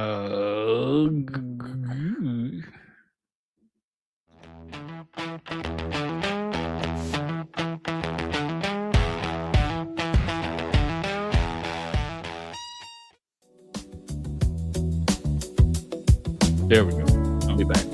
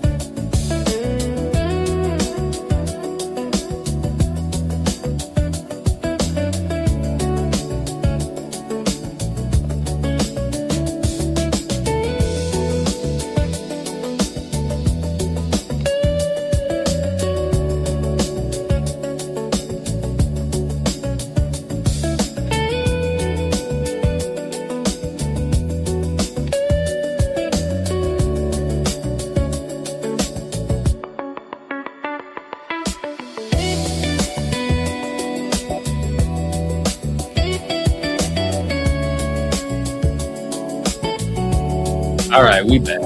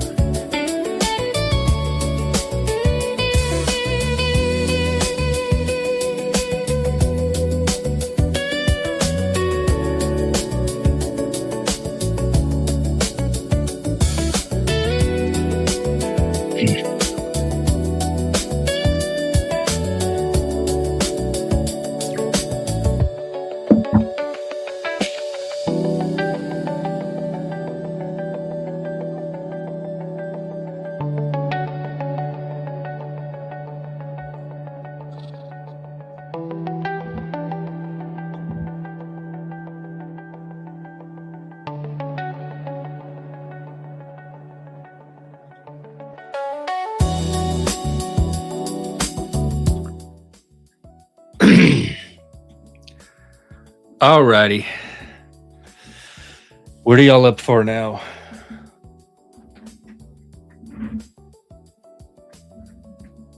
I don't really have anything pressing on my head.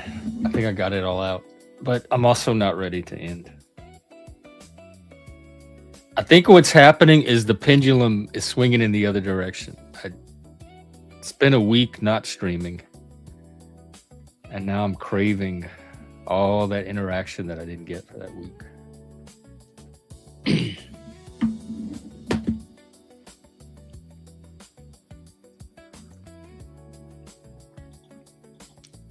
I'm not sure where all the people are lately. If it's the time of year or a shift has happened or something's going on with YouTube or in the world or people's lives.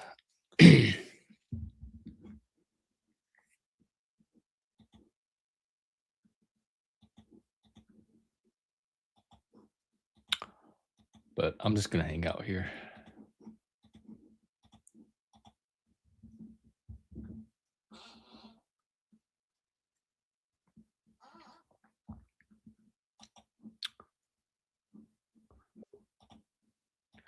Uh-oh. Where are you today? Where are you today? Yo, hold on. I'll be right there. All right.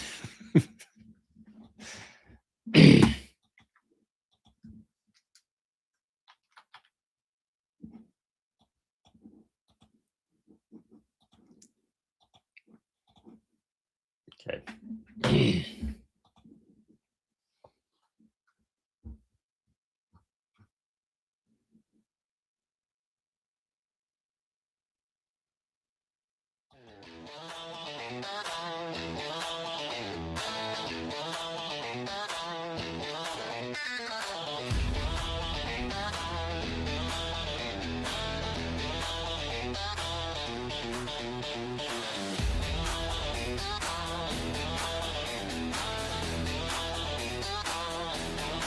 Yo. You there? Yo. Alright. Oh, yeah. What do you have? What do you mean? What do I have? I have a bunch of Looks bullshit huge. How that I've big been is that dealing with. bowl? Oh, hold on.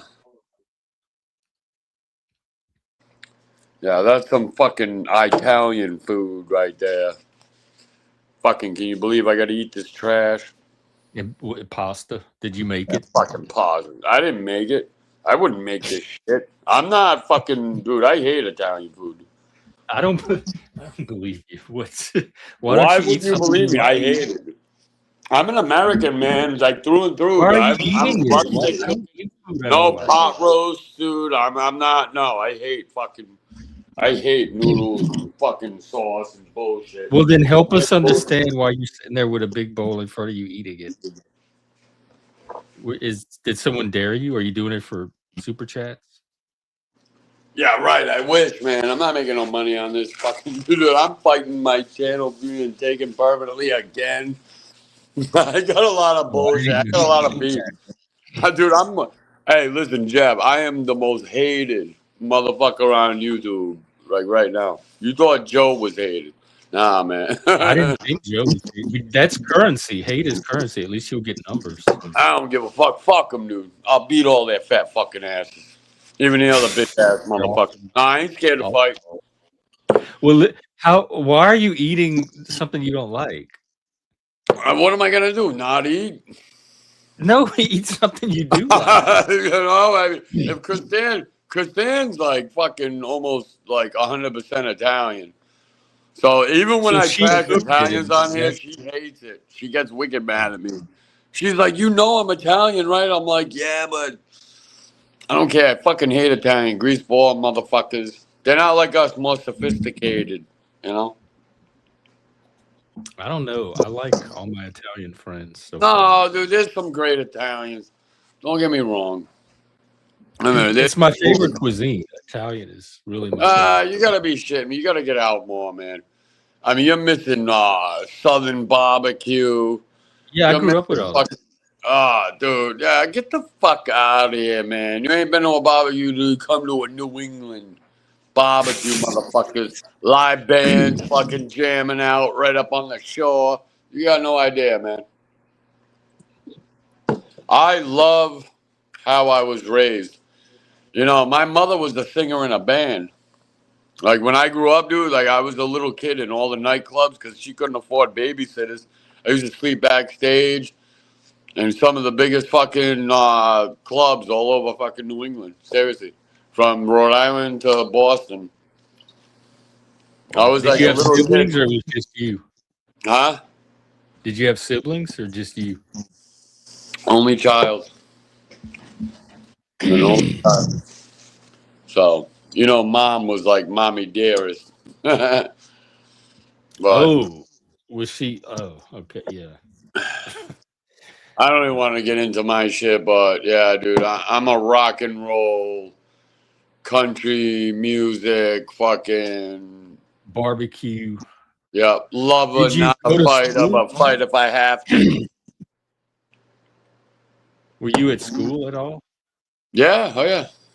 Oh, It was at school. I used to have to walk to school because I yeah. grew up in the city. I hate admitting it. I try to tell everybody I'm from the country. I've been in the country the last 16 years. My children are all country girls. I'm proud of that fact. Fucking dick suckers. I'm proud of that fact. Yeah, I'm not. I'll never go back to the city again, man. It's Me mountains neither. and Oh fucking God, bullshit. Yeah, I mean, who the hell? no You know what I'm kidding. saying, Jeff. I think my mental health was the worst it's ever been when I was living in the city. Why you're not in the city? No, Yeah, but you're I'm in a out there. smaller city, but I'm not in Seattle.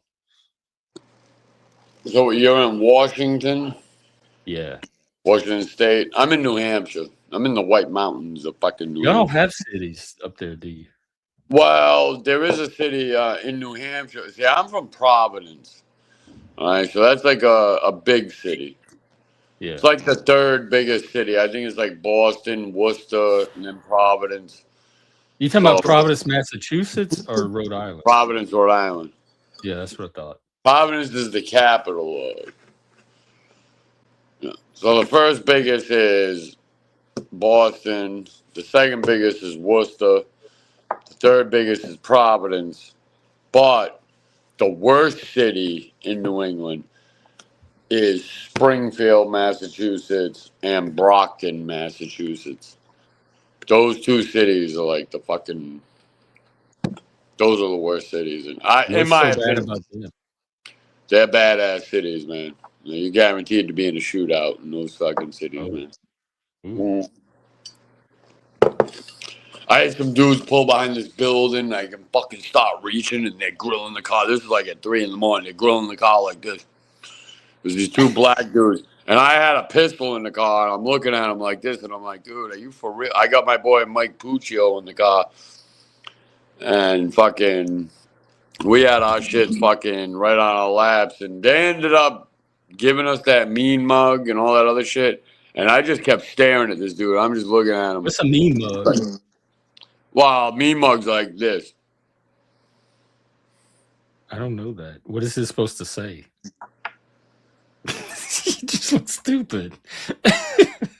I would laugh at you if you came at me like You that. wouldn't laugh at me if we're on the street, and I'm just like, because then it's run your fucking pockets. And if you start laughing like that, you're getting fucked up, dude. I wouldn't know what. I'd probably get way fucked up. I wouldn't know what else to do. It looks. But that's a ridiculous. long time ago. This is back in the day. It's you like know. a code. And I like that. I'm between not each trying other. to do any of that shit. I'm just trying to explain. Well, yeah. Are you the new Mike somebody- Cerrone? Are you the new Mike? Because people are asking where the numbers are. Are people following you around to hate on you? Am I the new Mike? Yeah. Why? Is there a lot of people here? No, that's what they're asking. Oh, well, then what the fuck? If Mike... Yeah, no, I'm not the new Mike. Dude, Oh. come on. Come on. Am I Mike? Listen. You don't got to worry about what they do. If they're following me here, then fine. All right? Well, you said you were the most hated person on YouTube now. Yeah, with some of these assholes. You know, some of these assholes. You know, Angel, my boy, just had a whole panel where most of the panel was dedicated to fucking with me. Roast. Yeah, well, it wasn't They a bond roast. over that though. All they need is like one person to all hate together, and it Doesn't bother me. Doesn't bother me. You don't know why, Jeff? You want to know why? Because I'm not drinking whiskey no more. Just the beer. Just having beer right now. And these assholes don't understand. Like, the beer is a significant achievement. Then from the beer, it's going to go to no beer. You've done that a few times. Gone for a while. Yeah, well, we're going to try to do this. Don't ask these assholes. That's all lies and bullshit, according to these holier-than-thou fucks. I'm not that well liked either. Like, we should get a little bad boys club going. Yeah, but Jeff, you're not like... It's not that you're not liked. It's that you're harmless. For whatever reason, they fucking hate me. They don't hate you. I mean, I see you as harmless too. What are you gonna do? That's what the fuck I've been trying to tell everybody. Like, as they're bitching at me, I'm like, you really... I think you're just an easy target. You just, I don't think I'm an easy target. You're an attractive target. I don't think that I'm an easy target because they're all going to pay for it. What are you going to do? I'm going to fucking trash them, dude. When I give somebody a fucking label on it, it sticks. Even if people don't want to admit it, even if they don't like it. So you fuckers keep doing your bullshit, but I'm coming back March 27th. March 27th. I thought it was the 23rd. No, it wasn't the 23rd. It's March 27th. It's always been 27th. And I never said, now watch, after tonight, I probably won't be on for like 2 weeks. No, seriously, that's what it's been. See how he laughs, this fucking prick. Well, because I know you better.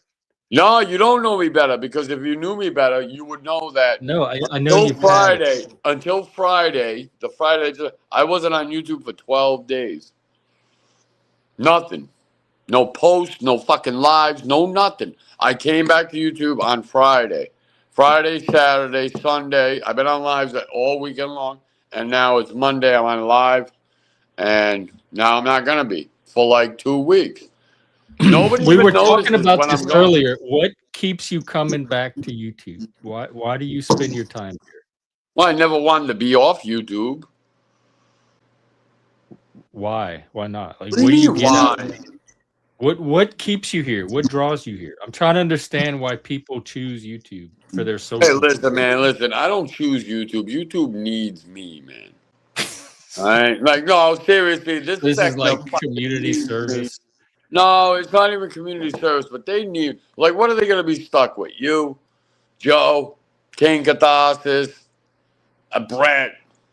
Just bitch ass motherfucker. I mean, I'm not saying you're a bitch ass motherfucker, Well, but if you're that devoted to YouTube, I'm not then at least devoted. keep a channel so you don't have to come. I have a channel. You're not subbed to my channel, you fucking. You wouldn't tell me what it is. Alright, shit. You said I'm gonna just find it through the grapevine because you didn't want to let anyone know what it is. No, man. I fucking I've been typing everywhere and having people sub up and shit, dude. I'm coming back, man. I tried telling people this before. Fuck, Well, man. drop it in the back or type it in the back, and I'll sub. No, it don't matter. I don't care if people know. I can't get into We it. definitely need you. Like, I guess. No, you guys don't need me, but I'm not done yet. These dick suckers. Shit, how But do you I said do that's this? what keeps you coming back to YouTube. No, is that hold on. How do I do this? No, because I like being on fucking YouTube. Do I honestly? What makes me keep coming back? I want to play my music. I want to do my shorts, and I want to put people on to silver. I really do. I've been trying since 2017. Nobody listens. Nobody will probably ever fucking listen. I didn't even know you did music. I love music. Spike's here too. He likes music. Spike's my boy, man. Did you guys hear some of the shit he just put down? No, you guys probably just Spike but, Radio. Listen, We love our artists around here. I love a lot of people on here, and I don't care what camp they fall into. You know, I got beef out here with bitch ass motherfuckers, and it just is what it is. But yeah, no, you guys probably don't know. But the truth of the matter is that I have fucking beef out here with a lot of people that are cool with people, and I was cool with people too. I really was. Some of the best lives I ever had was some of these bitch ass motherfuckers now. Some of the best lives, man, Jeff. You can't understand that shit. You know, in fact, I was calling this motherfucker Jet X Brett. That motherfucker was trying to kill me. Dang. No, it is what it is, man. Yeah, it is what it is. I'm here now. I'm here. Well, good thing you are, because we need you for sure. I don't know about that. Yo, shit. I mean, what are we gonna do without you? I don't know. I think you guys would get bored and be like, yo, where the fuck's Doc? I think after a while. Well, I thought that before, but then after a while, nobody said shit. I didn't before. I didn't hardly notice you were gone until motherfucker. you showed back up. And I'm like, oh, yeah, I remember this. Yo, Ship, you listening to this shit? Yo, so why are they bothering me? I don't know, but I think I put your channel link in the back. So there you go. Sorry if I fuck up your audio. Bye. Wait, what? Oh, I think she put my link. Yo, Ship's the best. Oh, okay. Why are they? That's all she came up for. Okay. Well, that's cool, though. Even if that is what she came up for, man. Shit. What? You're supposed to be this benevolent fucking Satanist motherfucker. Me? I'm evil. You can't help out a fellow evil motherfucker. What do you need? Wait, what? Hey, some recognition on my channel. Let's get it up there. I got I went from 40 to 80 to 100 and something. Now, if we can get past last time you were on, you were trying to hide it. You didn't want anybody to know. I am trying to hide it, dude. They keep saying they're gonna get me for ban evading. I'm banned from YouTube. I shouldn't be on YouTube. Here you go. Here's Doc's new channel. In all its glory. Yo, man. Yo, I'm like, yo, I'm banned of it. He's like, here's Doc's channel, like right here. Yo, hey, that's how we roll up in this piece, motherfucker. Yo, he's Hail Satan. Doc I'm is here Hail now. Jesus. Put the word out on the Discord. Yeah, I'll be live, man. Hey, if you ever want to come by my lives, man, I mean, you know, you're always welcome over there. It depends on like who's there and how crazy it is. And it's probably not gonna get crazy with this channel, with the one they're sharing. I'm trying to do like a silver, like I'm thinking of starting another channel just to be like a beef, you know, just to tell them to go fuck themselves. But it's fucked. I ain't supposed to be here. I remember you were gonna do some video editing and make videos. Well, man, March 27th. I still got months for that shit, man. So come on. Oh, 2 months. At least 2 months. At least 2 months. You guys don't even know, man. I was working shoulders today, like fucking boom, boom, boom, behind the back. Boom, boom, boom, boom. These motherfuckers aren't doing that. And Dr. Chin, don't forget, me and you. Nobody thinks about him over here. Dr. Chin? He's a non-entity. Me and him have a fucking wager going. What's Dr. the wager? Chin. Well, he's going to show up on my live on March 27th, and we're going to have a fucking lift off. What are y'all wagering? $1. No, I mean, what's the bet? What's the contest? The bet is he's been saying, this is when we're beefing. I'm not beefing with Dr. Chin. I call him George. And I offer him to call me John. That's my dude, man. People are like, oh, he struck your channel. And this. I could see if I was monetizing that shit, but what everybody talks about, I'm kind of glad that channel's gone. You're very I forgiving. watched. Huh? You're very forgiving. So what are you betting the dollar on that you're gonna do or not do? Lift more than George can. Oh, okay, lifting challenge. That's the part I missed. Did you see this comment from Proby about No, I people didn't. just using you for their agenda? That happens here a lot. Absolutely, man. Proby, yeah, man. Dude, for the longest time, I thought Proby was gay. Proby ain't even gay. My bad, man.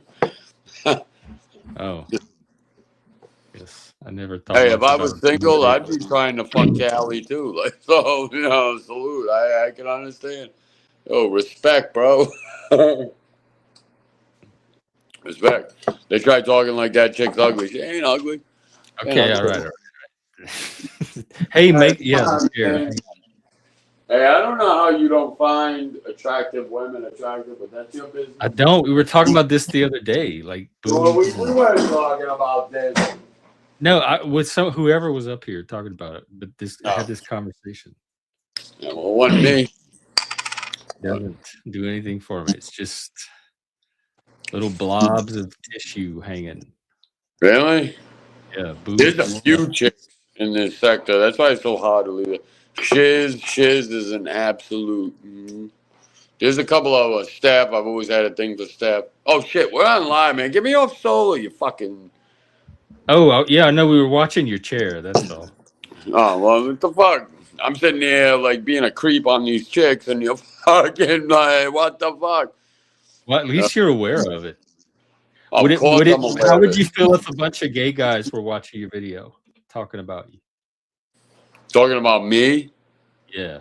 I would say you need to go over to the settlement because you'd be more happy over there. What's happening over there? Maybe I need to go there. Yeah, the settlement? Yeah, that's Brett. Oh, yeah. Settlement. No, oh. What do you mean? You don't want old Daddy Satan? Where is the gay sector of YouTube? Is it all on Twitch? Hey, why are you asking me? I'm not no gay. I don't know. I mean, you're gay. I like it, man. I think you're cool, but how you don't like want to fuck? I feel like you know the landscape way more. I'll never understand I really don't that. get out as much as y'all guys do. What the hell does that have to do with it? You would just know more about YouTube than I would. I don't know shit about YouTube. I know they're backstabbing fuck. I'll tell you that, dude. That's what they are out on YouTube. You know, everyone has their own. Everyone's not like that, though. You got Tommy Guns, you got Quick Vic. Like, those are two solid motherfuckers. I only need that. No, I got Banksy, 2 point, whatever. Dude, I got... Oh, he was here the other day, the UK guy? Yeah, Banksy. Yeah, he was here last night. Who was the one you said before Vic? I don't know. Who'd I say? Tommy Guns, Tommy 207. I think I see his name. I don't really know. Tommy 207 do solid motherfucker. All right. Like, I'll say, dude, like my fucking one of my best friends out on this bitch. Okay, yeah, I didn't know you knew Banksy. Oh yeah, I know Banksy, man. I put Banksy onto your channel. Oh, okay. I told him. I said, hey, man. I said this guy's gay, but he's cool.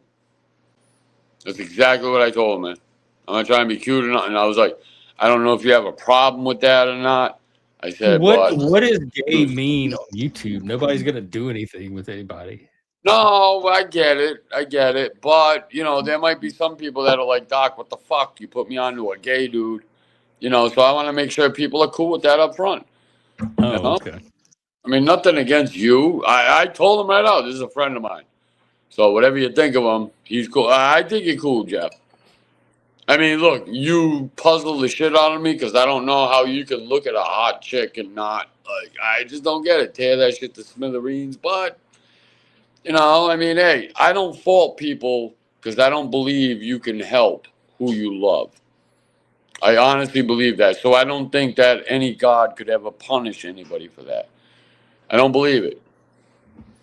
So it is what it is, man. I'm getting off topic here. You got to tell me to shut the fuck up because I'm enjoying. No, this is interesting. You were talking about being attracted to women and all that. Being attracted to them? No, I'm saying how can you not be attracted to women?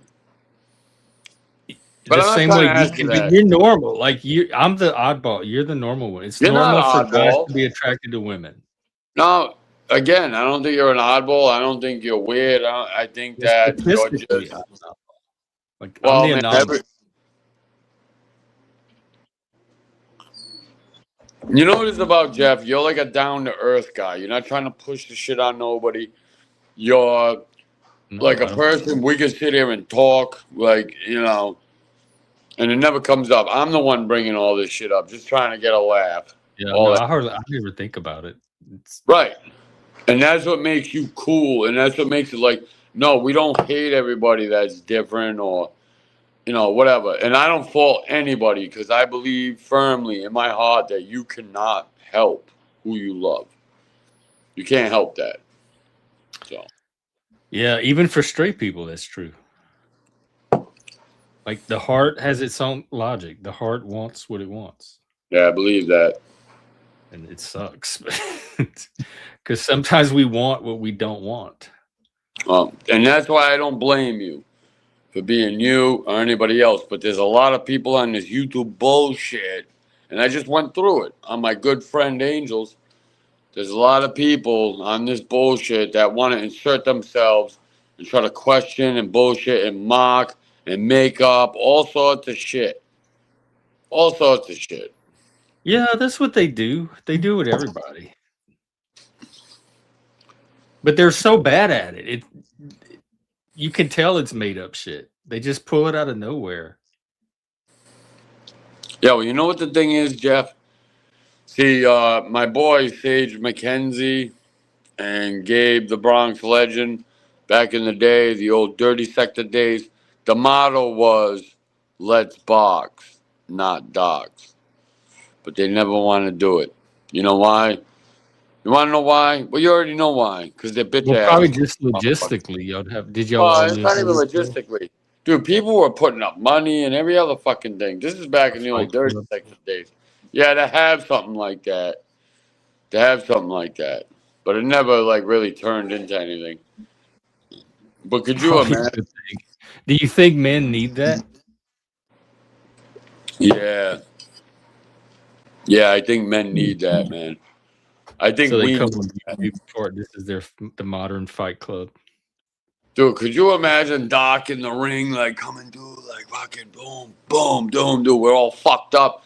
And then King Catharsis knocks me out. Could you picture Maybe I that? should fight more. Like You need to fight, dude. If we could yeah, get I'm fights out starting of to our think that. I system, don't get in enough fights with people. You and I should fight. What's something we can fight about? well, we can fight about the fact that you can't see women have 3 holes. And with dudes, you're only working with, I don't know, which is crazy, but you got to understand, women is where it's at. Women. I Well, I feel like needs to be more personal, like some kind of beef between us. don't really have a beef But with you. I don't have beef with most people, believe it or not. And even when I do, I don't really fight over it. So I feel You like it really would help want to me fight me, Jeff, to dude? fight more. Yeah, to keep that muscle active. You really want to fight me? Yeah. Dude, I I don't learned. the living shit That's out how I of you. really learn somebody when I really like have a good fight or two with it. Then I really know So who how they do you are. want to do it, man? I'll fight you if you really want to. I really advise against it, but Well, now if I you want want to fight to you fight, even more. But we have to pick something to fight about. I'm talking about like YouTube fight. We have to pick something to fight about. well, I don't want to fight you at all. But What? I don't want to fight you at I all, man. thought you liked. You said it was good for men to fight. Like they It need to. is. Yeah. You can't go your whole life without never being in a fight. Oh, Not if you're a man. You just can't.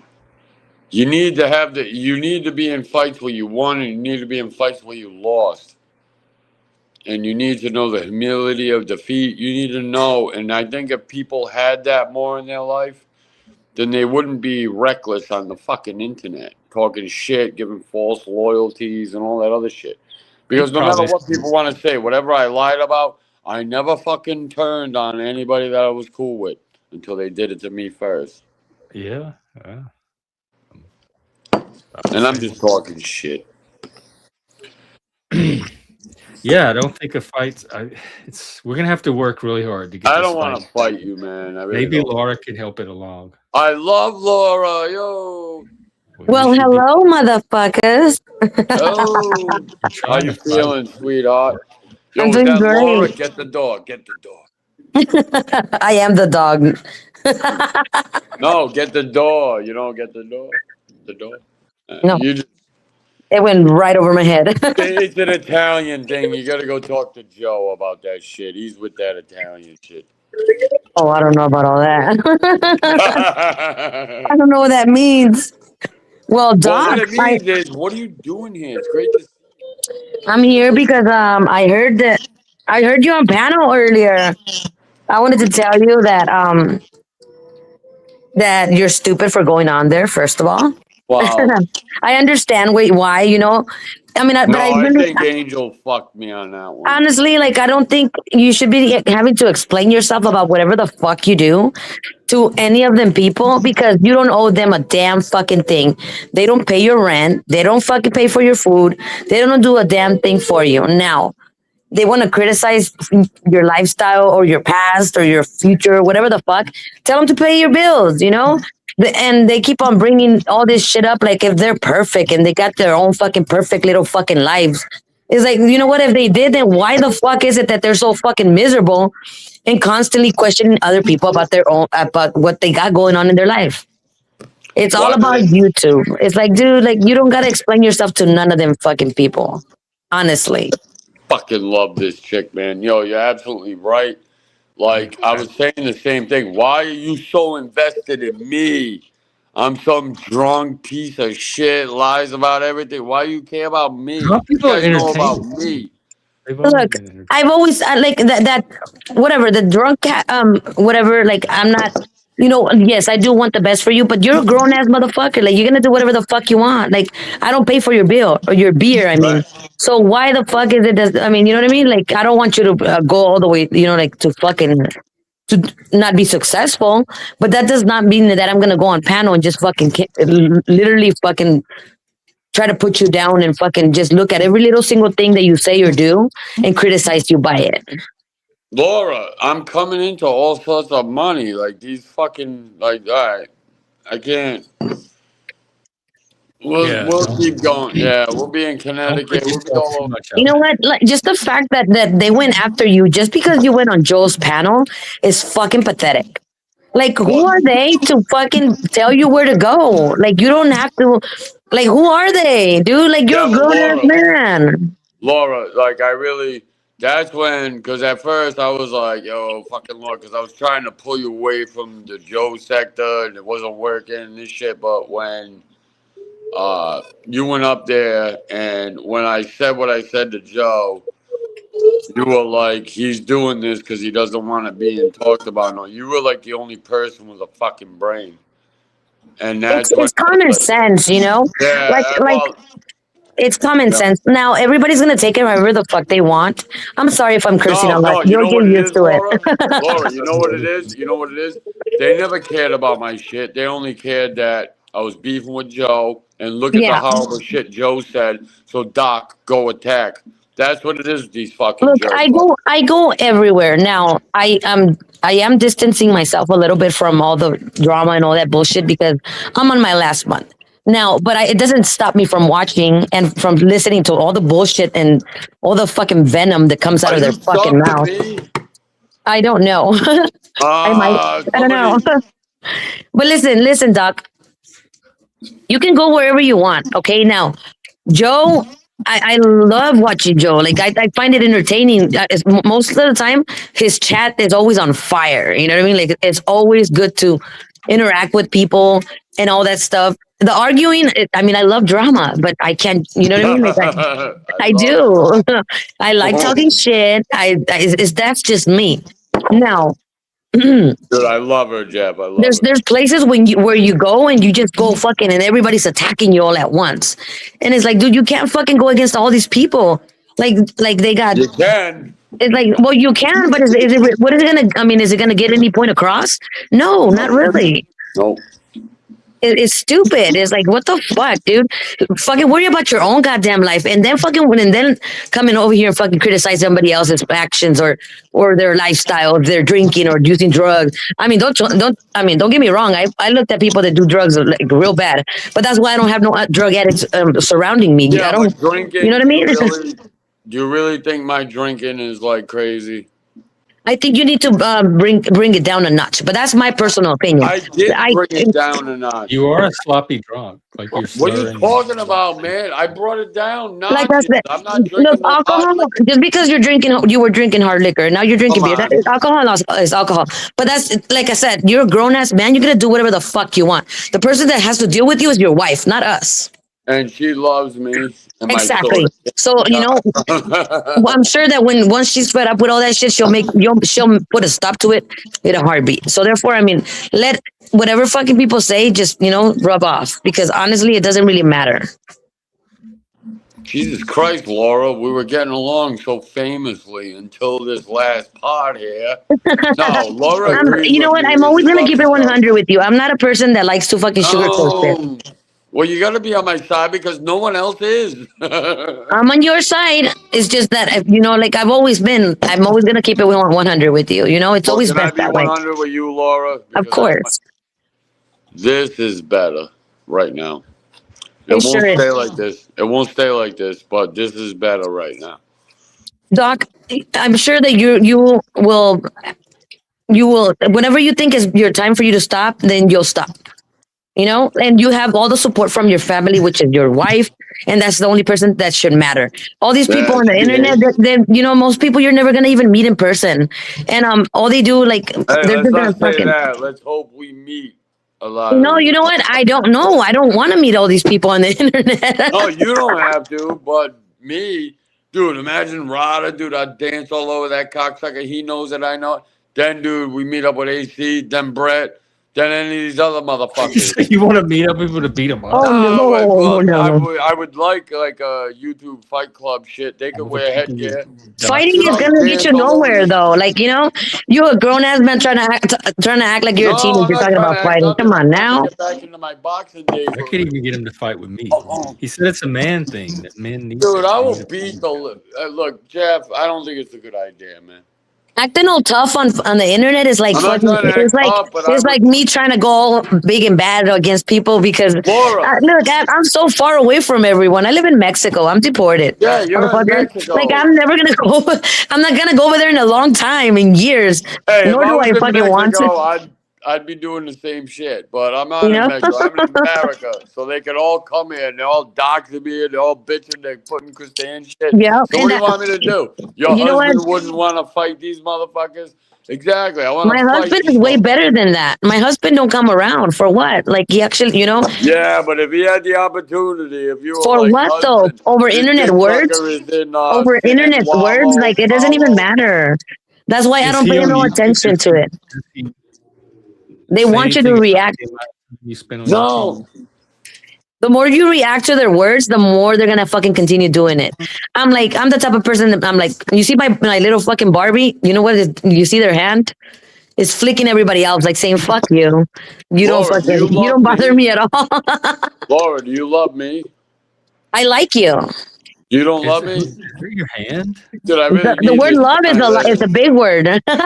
Yeah, but it is a big word. But you know I'm genuine. You know that, I right? like you. Yes, I like you. I think there's more Damn. to it than what you put out there, which is good, you know. But like I said, there's only There's so a much you lot can do on more, the and you have internet. no You know what I idea mean? what's Like going on. I don't think you're a bad person, or else I would have fucking went off on you already I'm a and told bad you what I think person. I'm a about you. You bad know. person.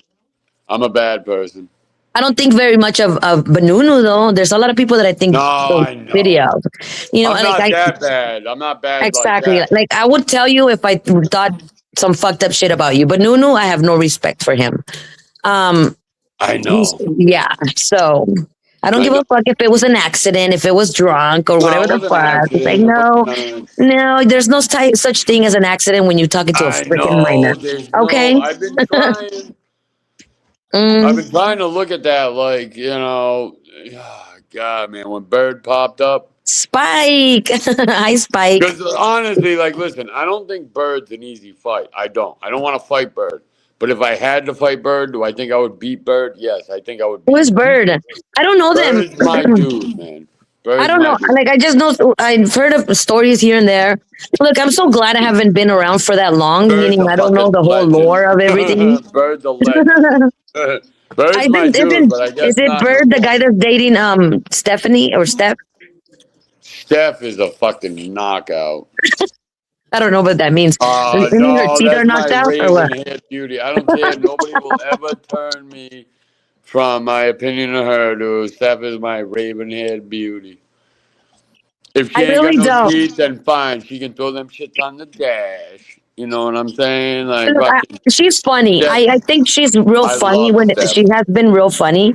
Now, I'm not gonna. You know, we're not gonna go there because What? there's no point in me bringing that shit up. It's her Yeah, personal life, and she could be whoever the fuck she wants. absolutely. Absolutely. And then, just for the record, I ain't trying to fight Bird. I ain't stupid. But if he come around, yeah, I'm going to fight him. Like, it just is That's what Look, it is. I that don't was want to first fight of him. all, you need to get I sober to like him. fight No, I anybody. like the guy. But somebody was talking some shit. They were like, yo, Bird's going to do this, that, the other thing. It's like, listen, man, I'm not worried about him or anybody the fuck else. I'm really not. I can throw my fucking shit too. Can I beat the guy? I don't know. But I Oh my have God, one Manda, you fucking fight. keep fight Come saying up on and his hands. fight. I ain't going out like no tonic, you bitch ass motherfuckers. that's who That's it was. another thing. Okay, okay. That's who got bitch slapped by Bird. Okay, now I know. Yeah. Yeah. But no, I ain't afraid of nobody. I just know some of this I'm shit, but I don't not. know all of it. So you know, Dude, do I think Ham Banana can beat Bird? No. Absolutely fucking not. I Hand think Banana can Ham only Banana. beat his little dick when it comes to it. Okay. Right. Man, I don't even Yeah. think about this when I'm watching YouTube. Like, who could beat each other up? I can beat up a lot of people on this. No, not while you're fucking drinking. Okay. No, yeah, no, I can't. I can't fight when I'm drunk. But I won't drink if I'm gonna fight. God's honest I truth. could probably beat you up If and condition you I in won't drink if everything. I'm gonna fight. I made that mistake once. No. I drank, dude. I smoked weed. This dude came at me, Peter Johnson. He came at me throwing kicks. I stepped out of the way and I hit him. Boom! But dude, after that, he busted my fucking lip up. I still got a scar I carry to this day. Oh, I know, I'm a big fucking yeah, Peter Johnson. No, when he came in with those kicks, I stepped out of the way and going boom. Look at Spike's comment. He's like, "Can we get everyone's measurements, please?" What measurement? I Hey, don't know what. listen, man. If When we're it gonna comes have to some what? YouTube fights, I'm gonna be like the Goro of that shit, dude. I'm gonna I be don't the know. I don't know if he's Goro of talking that. about muscles Was he the or gay what one? exactly. Nah, man. All you rich motherfuckers throw into Somewhere me. below the waist. Give me a bit. Or you bitch ass. Oh, what? What? Wait, what's below the waist? Doc soda can shit or what? No, no. Come on. What's below the waist? Yeah. Duh. Hi, fat rabbit. I'm always here. Well, no, I'm not. I'm lying. Ooh, hold on one I second, can't please. believe it. You're gonna be gone soon. Right when I'm gonna be going live, she's gonna be gone. Laura, my one saving grace out here. Everyone else is fucking retarded. Dog, you lied. This, that, the other. Dude, she knew what was going on, and I find it so hard to believe. That Well, just means. I have to because actually, like I'm not hoping, but I'm pretty sure that my labor is gonna fucking come sometime sooner. You know, it's like a feeling. I don't know. I hope not, but like I need to prepare myself for that. Wait, what? What are you trying to say? That I might have my baby sometime sooner than next month. Oh, all right. I thought you Which were is talking about some inspiring shit. oh no. Yeah, I've been posting a lot of shit about Mike too. I think I seen a clip that freaking Spike was showing this morning or last night sometime, I don't remember. And where Mike was getting kicked out of his mommy's house by his mom. He was like, "Get the I fuck out saw of my that. house." And I told Mike, I said, "And now you're my new bitch. I'm gonna make you my new bitch besides Drippy." So I post a I few things to his saw that. channel in my channel of his. I What an think I saw embarrassment. Hello, 420 Moon. it was get out of my house. He said, "Get the fuck out of." I She want you said, out "I'm of my. sorry." Yeah, it was some shit like that, right? Like Because I they were want you out of calling my her house. house at 3 in the morning, dude. Who the fuck does that? He was like, "No, she has dementia." Bullshit, bitch. If you got all these fucking bullshit going around at your house at that time, and how do you expect her not to fucking tell you shit? Like you're living at her house, motherfucker. And then you don't want people talking about it. Like, what the hell?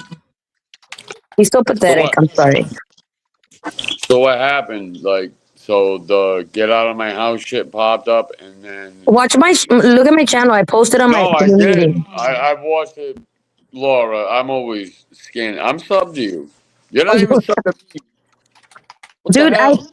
I I, thought we were friends here, Laura. we're acquaintances.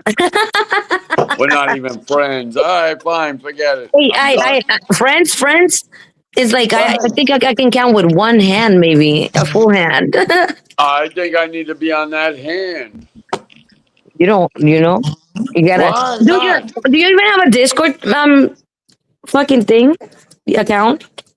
I have Discords, but I'm out of them now. I'm not fucking with them. I don't fuck with Discord. You don't have your own Discord? No, why? Can you do that? Can you make it on? You can do that? You Oh, can make a shit. new Discord, of course, even if you fucking already, if your Everybody account is can. already, if your account is already deactivated, you can always just register again for a new one. It's all right. No, I have Discord. I just haven't gone back. Oh, okay. Like I Yeah, don't, I they, have, I'm on, like I'm on Discord. I just go there here and there. Sometimes I go one day and I start gossiping, and then I get a laugh, and then I leave. Like that's what I use it for. I mean, I don't know. Maybe a few weeks I was using it for intel. No, so people can send me shit and I can fucking just post it. Intel. Yeah, but what Discord? What Discord do you have? Because My username is MexiCunt5150. I love it. I love it. Well, then drop your Discord. Let me join up into It's that. hmm? MEXICUNT 5150. So that's my Discord account. I don't think it works that way. I think you have to have an invite and shit. No, you need to send me an invite. I'll put it on the back chat. I can't send you shit. I don't have Discord. Well, make one, asshole. I can't send you nothing. Yeah, you're gonna have to send me the invites and shit. Because if I had to send you an invite, I already sent you the invites. I just sent you so many fucking invites that you'd have been fucking That's invited the easy. over. How come you can receive one but not send one? I don't know.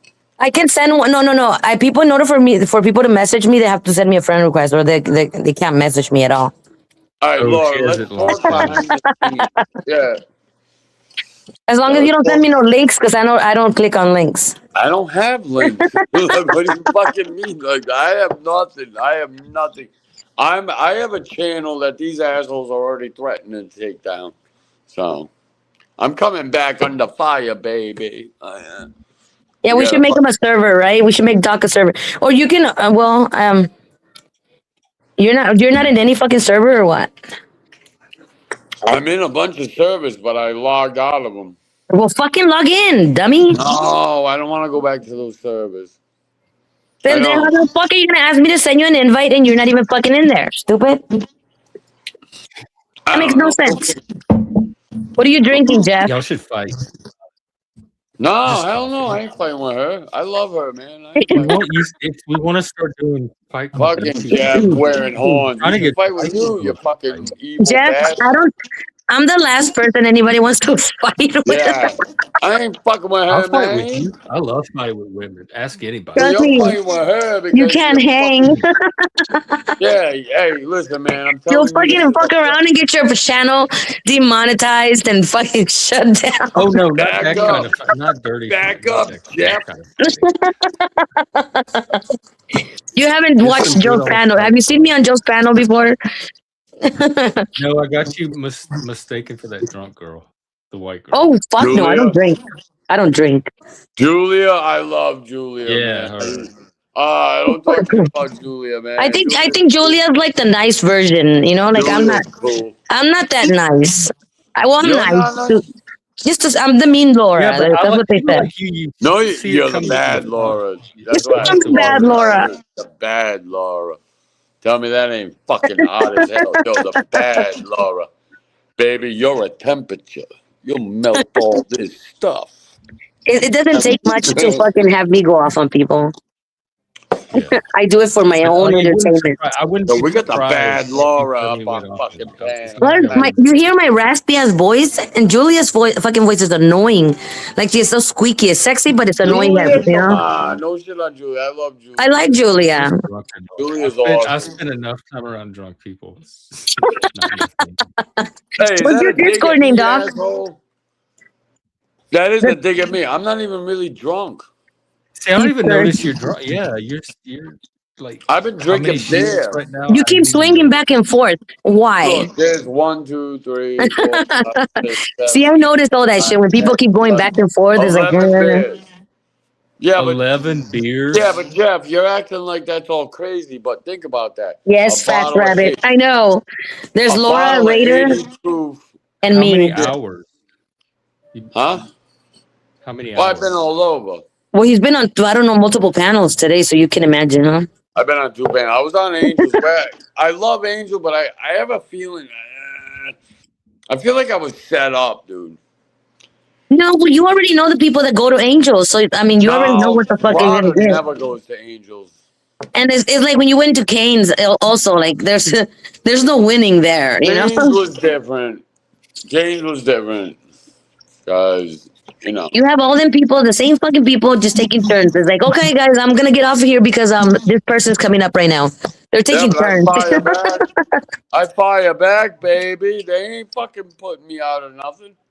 Well, no shit, but none of you guys made sense, you know. All of them were literally attacking you and fucking just talking at the same time, That's bringing how up it's the gonna be for a same long fucking time. shit. It was like a repeat mode, you know. Yeah.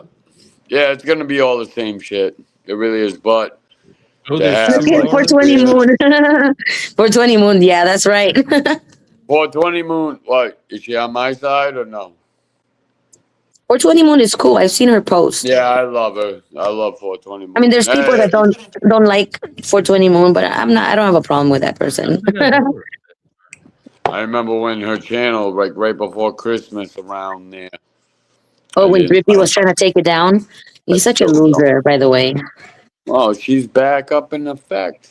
If you guys aren't sub to me, sub to me. Well, first of all, what's your Discord username? I don't have a Discord. Oh my God, Doc, you fucking suck. Go fucking drink a coffee and then fucking let me know what your Discord I'm name not is. drinking conversation about what? Discord. Like, see what it is. She wants to know my Discord, but I want her invite to her Discord. How can I send you the invite if I don't got your username? right, but she needs your Discord name to send it to you. I don't know what my fucking Discord name. I'm logged out of all that shit. I don't want to go back because they were all fucking with me. You don't understand. You're After I not went on to this. You're Joe's, really not on these this. motherfuckers. Yeah, dude, Jeff.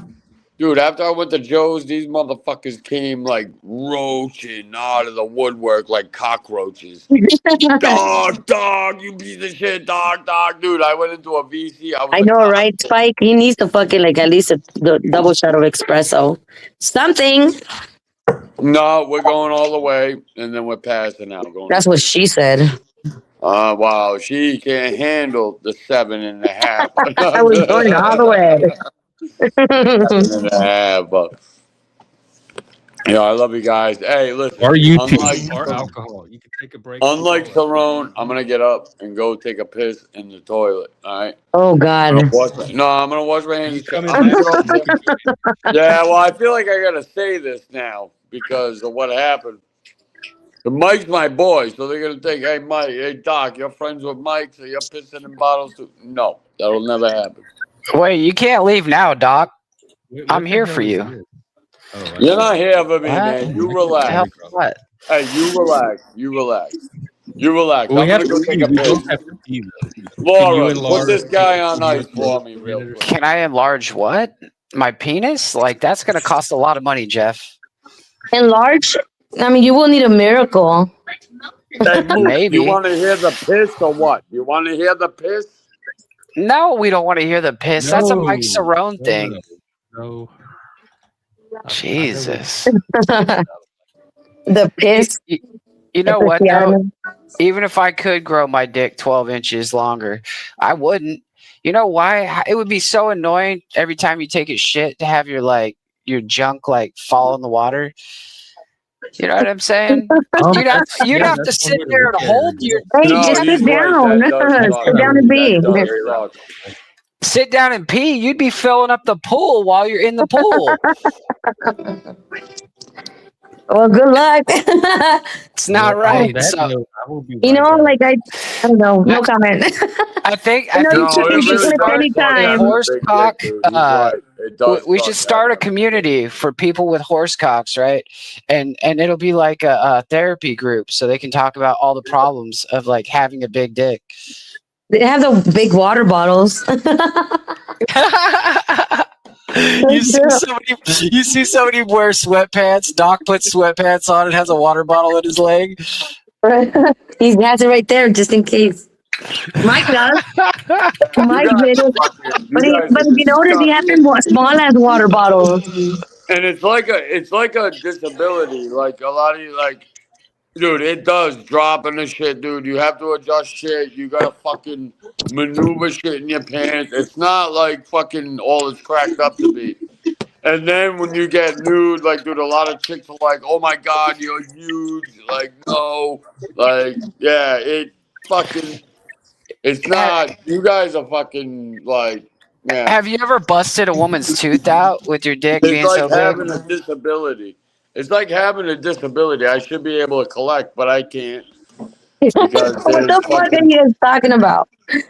like when the shit's too large. Like it's not all it's like cracked up to be. Like what these fucking jerk offs are trying to make fun of me on some shit. It's almost like I have a disability, man. Well, do the retarded No, thing. it's not even funny. You know how much tang I missed out on where chicks are like, man, boy, put your clothes back on. Somebody said, do you make awkward eye contact? I try not to. I try to just whip it out. They're gonna. You fuck did the me. face. What's the face that you made earlier? The look. What's it called? I didn't make no face. Yeah, the glare when you were the people. It like, might have you were been a gonna beat up. joke. I don't fucking know. What They glare? gave you the look. Yeah. Would that get you tang? No, man. That's gonna get somebody killed. Like that's not. Nah, it's like. It wouldn't work on me either. Yeah, man. Nah, That's So, the one Doc- that just made you. I would start laughing. man. Real question here. Real question, Doc. Did you become an alcoholic because of I'm the not an depression? alcoholic. The depression alcoholic. Hold on. Let's Just just let's. assume No, you because are. you're wrong, dude. Let's- Your question I is know. already based on a lie.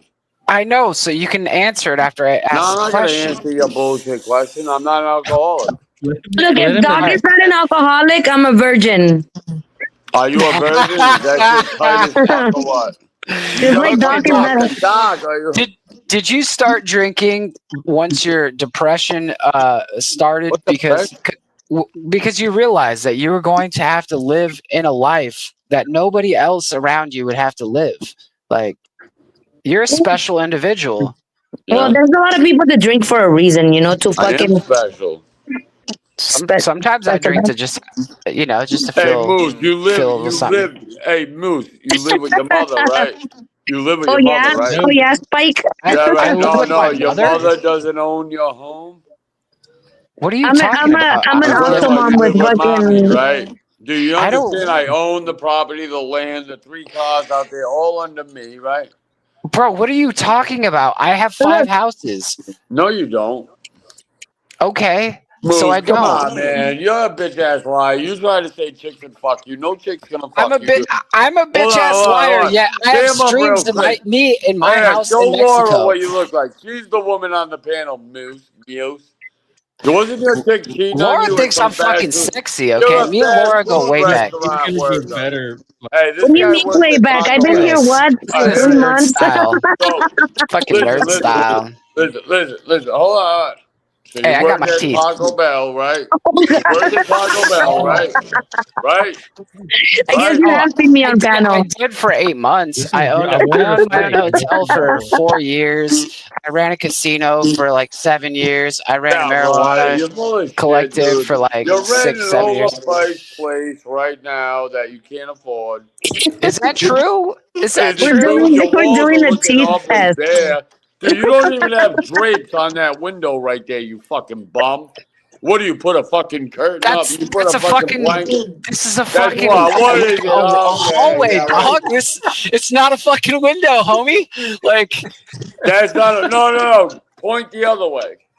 that way. That's a door and a window. Yeah, right there. What What's more that? do you That's want? not a You want to window. see the pictures Right on my where? wall? You want to see the thousands of dollars of art that I have on my wall? Is that Show what us you what want? you're wearing. I care about why you don't have drapes. Hey, show us that you actually are wearing clothes, There you unlike Drippy that he wears fucking. He was Why on live Why don't naked, you have drapes, you bitch ass and I motherfucker? caught him slipping. There you go. There, we actually wear clothes around here. I wear pants. There you see? go. I wear clothes. See this t-shirt, Doc. This t-shirt didn't cost very much. Okay. Yeah, this is a sweatshirt. This didn't cost Yeah. very much, you bitch ass Okay, frail fuck. but you see what? He does get I'm points not out. going to argue with you about you not owning a sweatshirt. Octagon fucking room with Well, no you know what?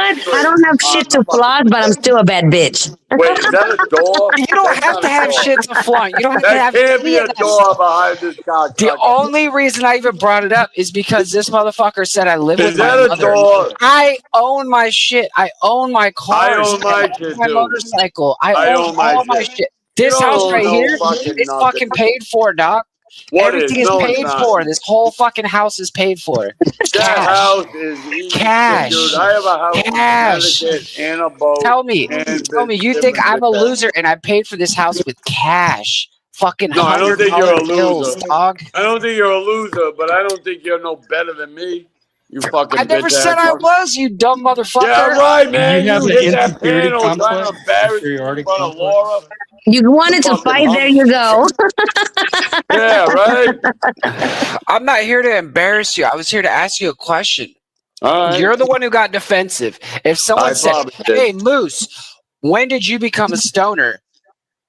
What? I'm not gonna I get smoke offended. weed myself. What do you mean? I never said that. I asked you when you became an alcoholic, and you fucking went tits up on me. Well, that's because I had all these assholes going at my alcohol for the long. But not everybody's attacking you, Doc.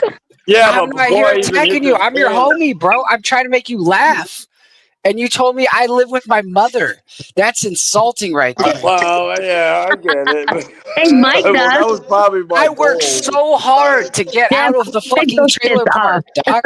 All right, I my worked- bad. You fucking. I Now worked you're 7 making me days a feel week for like 20 years. bad. 20 fucking years of my life I gave I'm to sorry. stupid corporations. Jeff needs a reindeer. Yeah, now I'm feeling bad. Like, Well, what the how fuck do we did I get to know when you became an alcoholic? I didn't become an alcoholic. I'm not an alcoholic. Dude. Yeah, I know. Now you got this asshole Let's laughing. assume that you Thanks a are. lot, Jeff. You fucking jerk. You When know did what? I became a become bitch since drunk? I was born, so thank you. Who gives a fuck? Listen to Doc, this fucking guy. When did you He's become just so having fun drunk with all you. the time?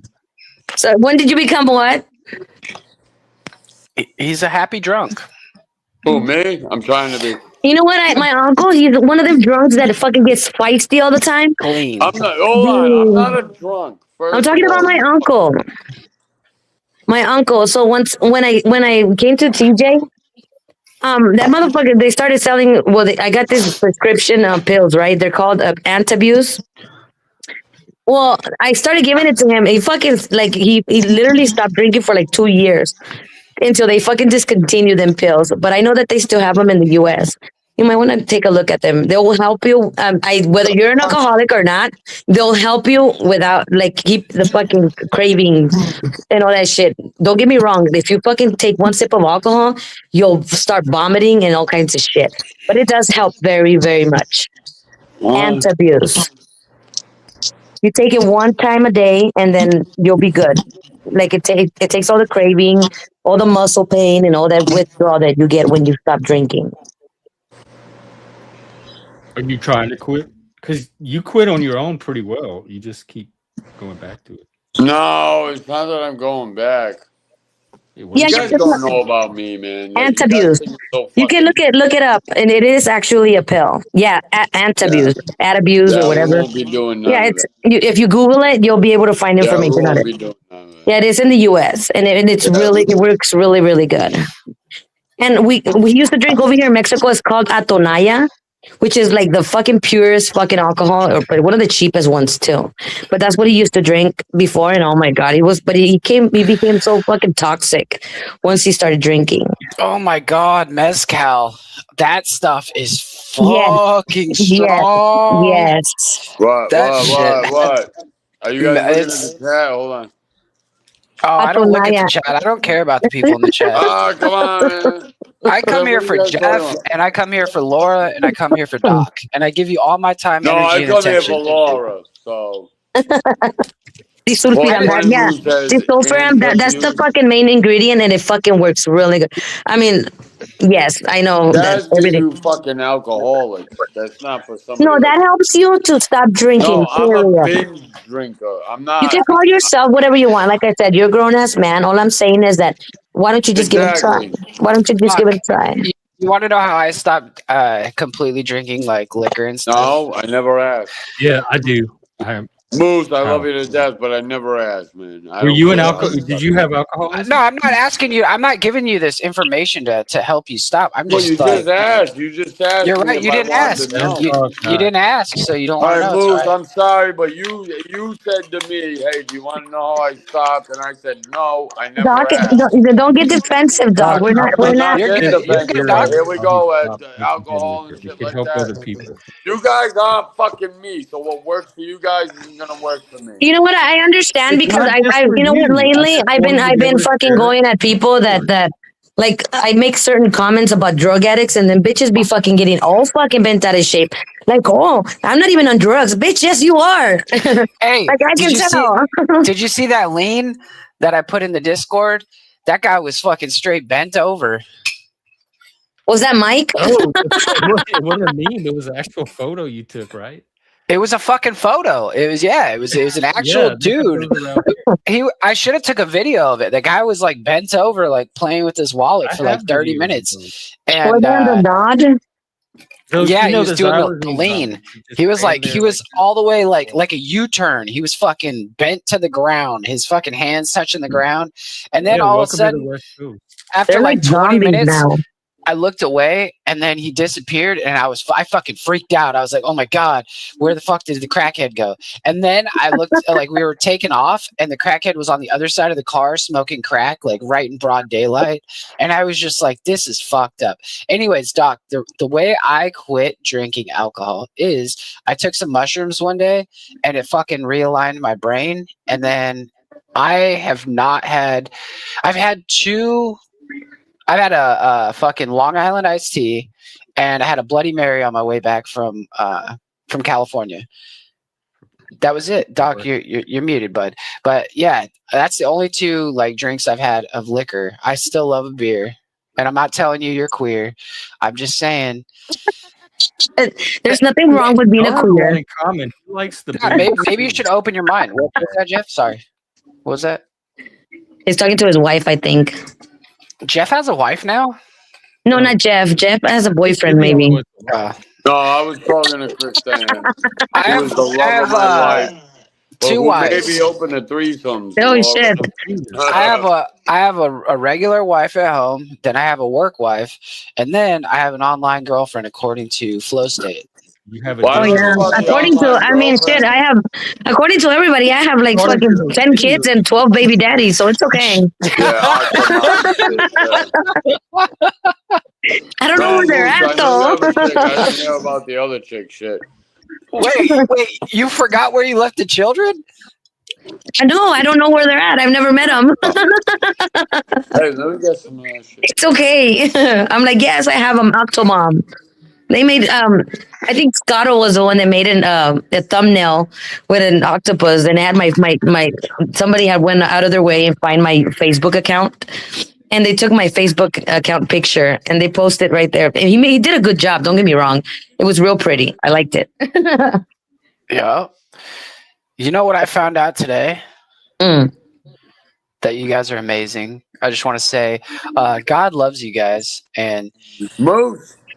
yeah, Thank you. that's what I'm talking Likewise. about. Like, honestly, I'm a believer in God. I'm not going to pretend that I know the Bible, and I'm not going to pretend I know anything about you spiritually or anything like that. I'm not even going to tell you you need it, but I'm going to tell you that God loves you because I know He's out there. He's blessed me so many times in my life.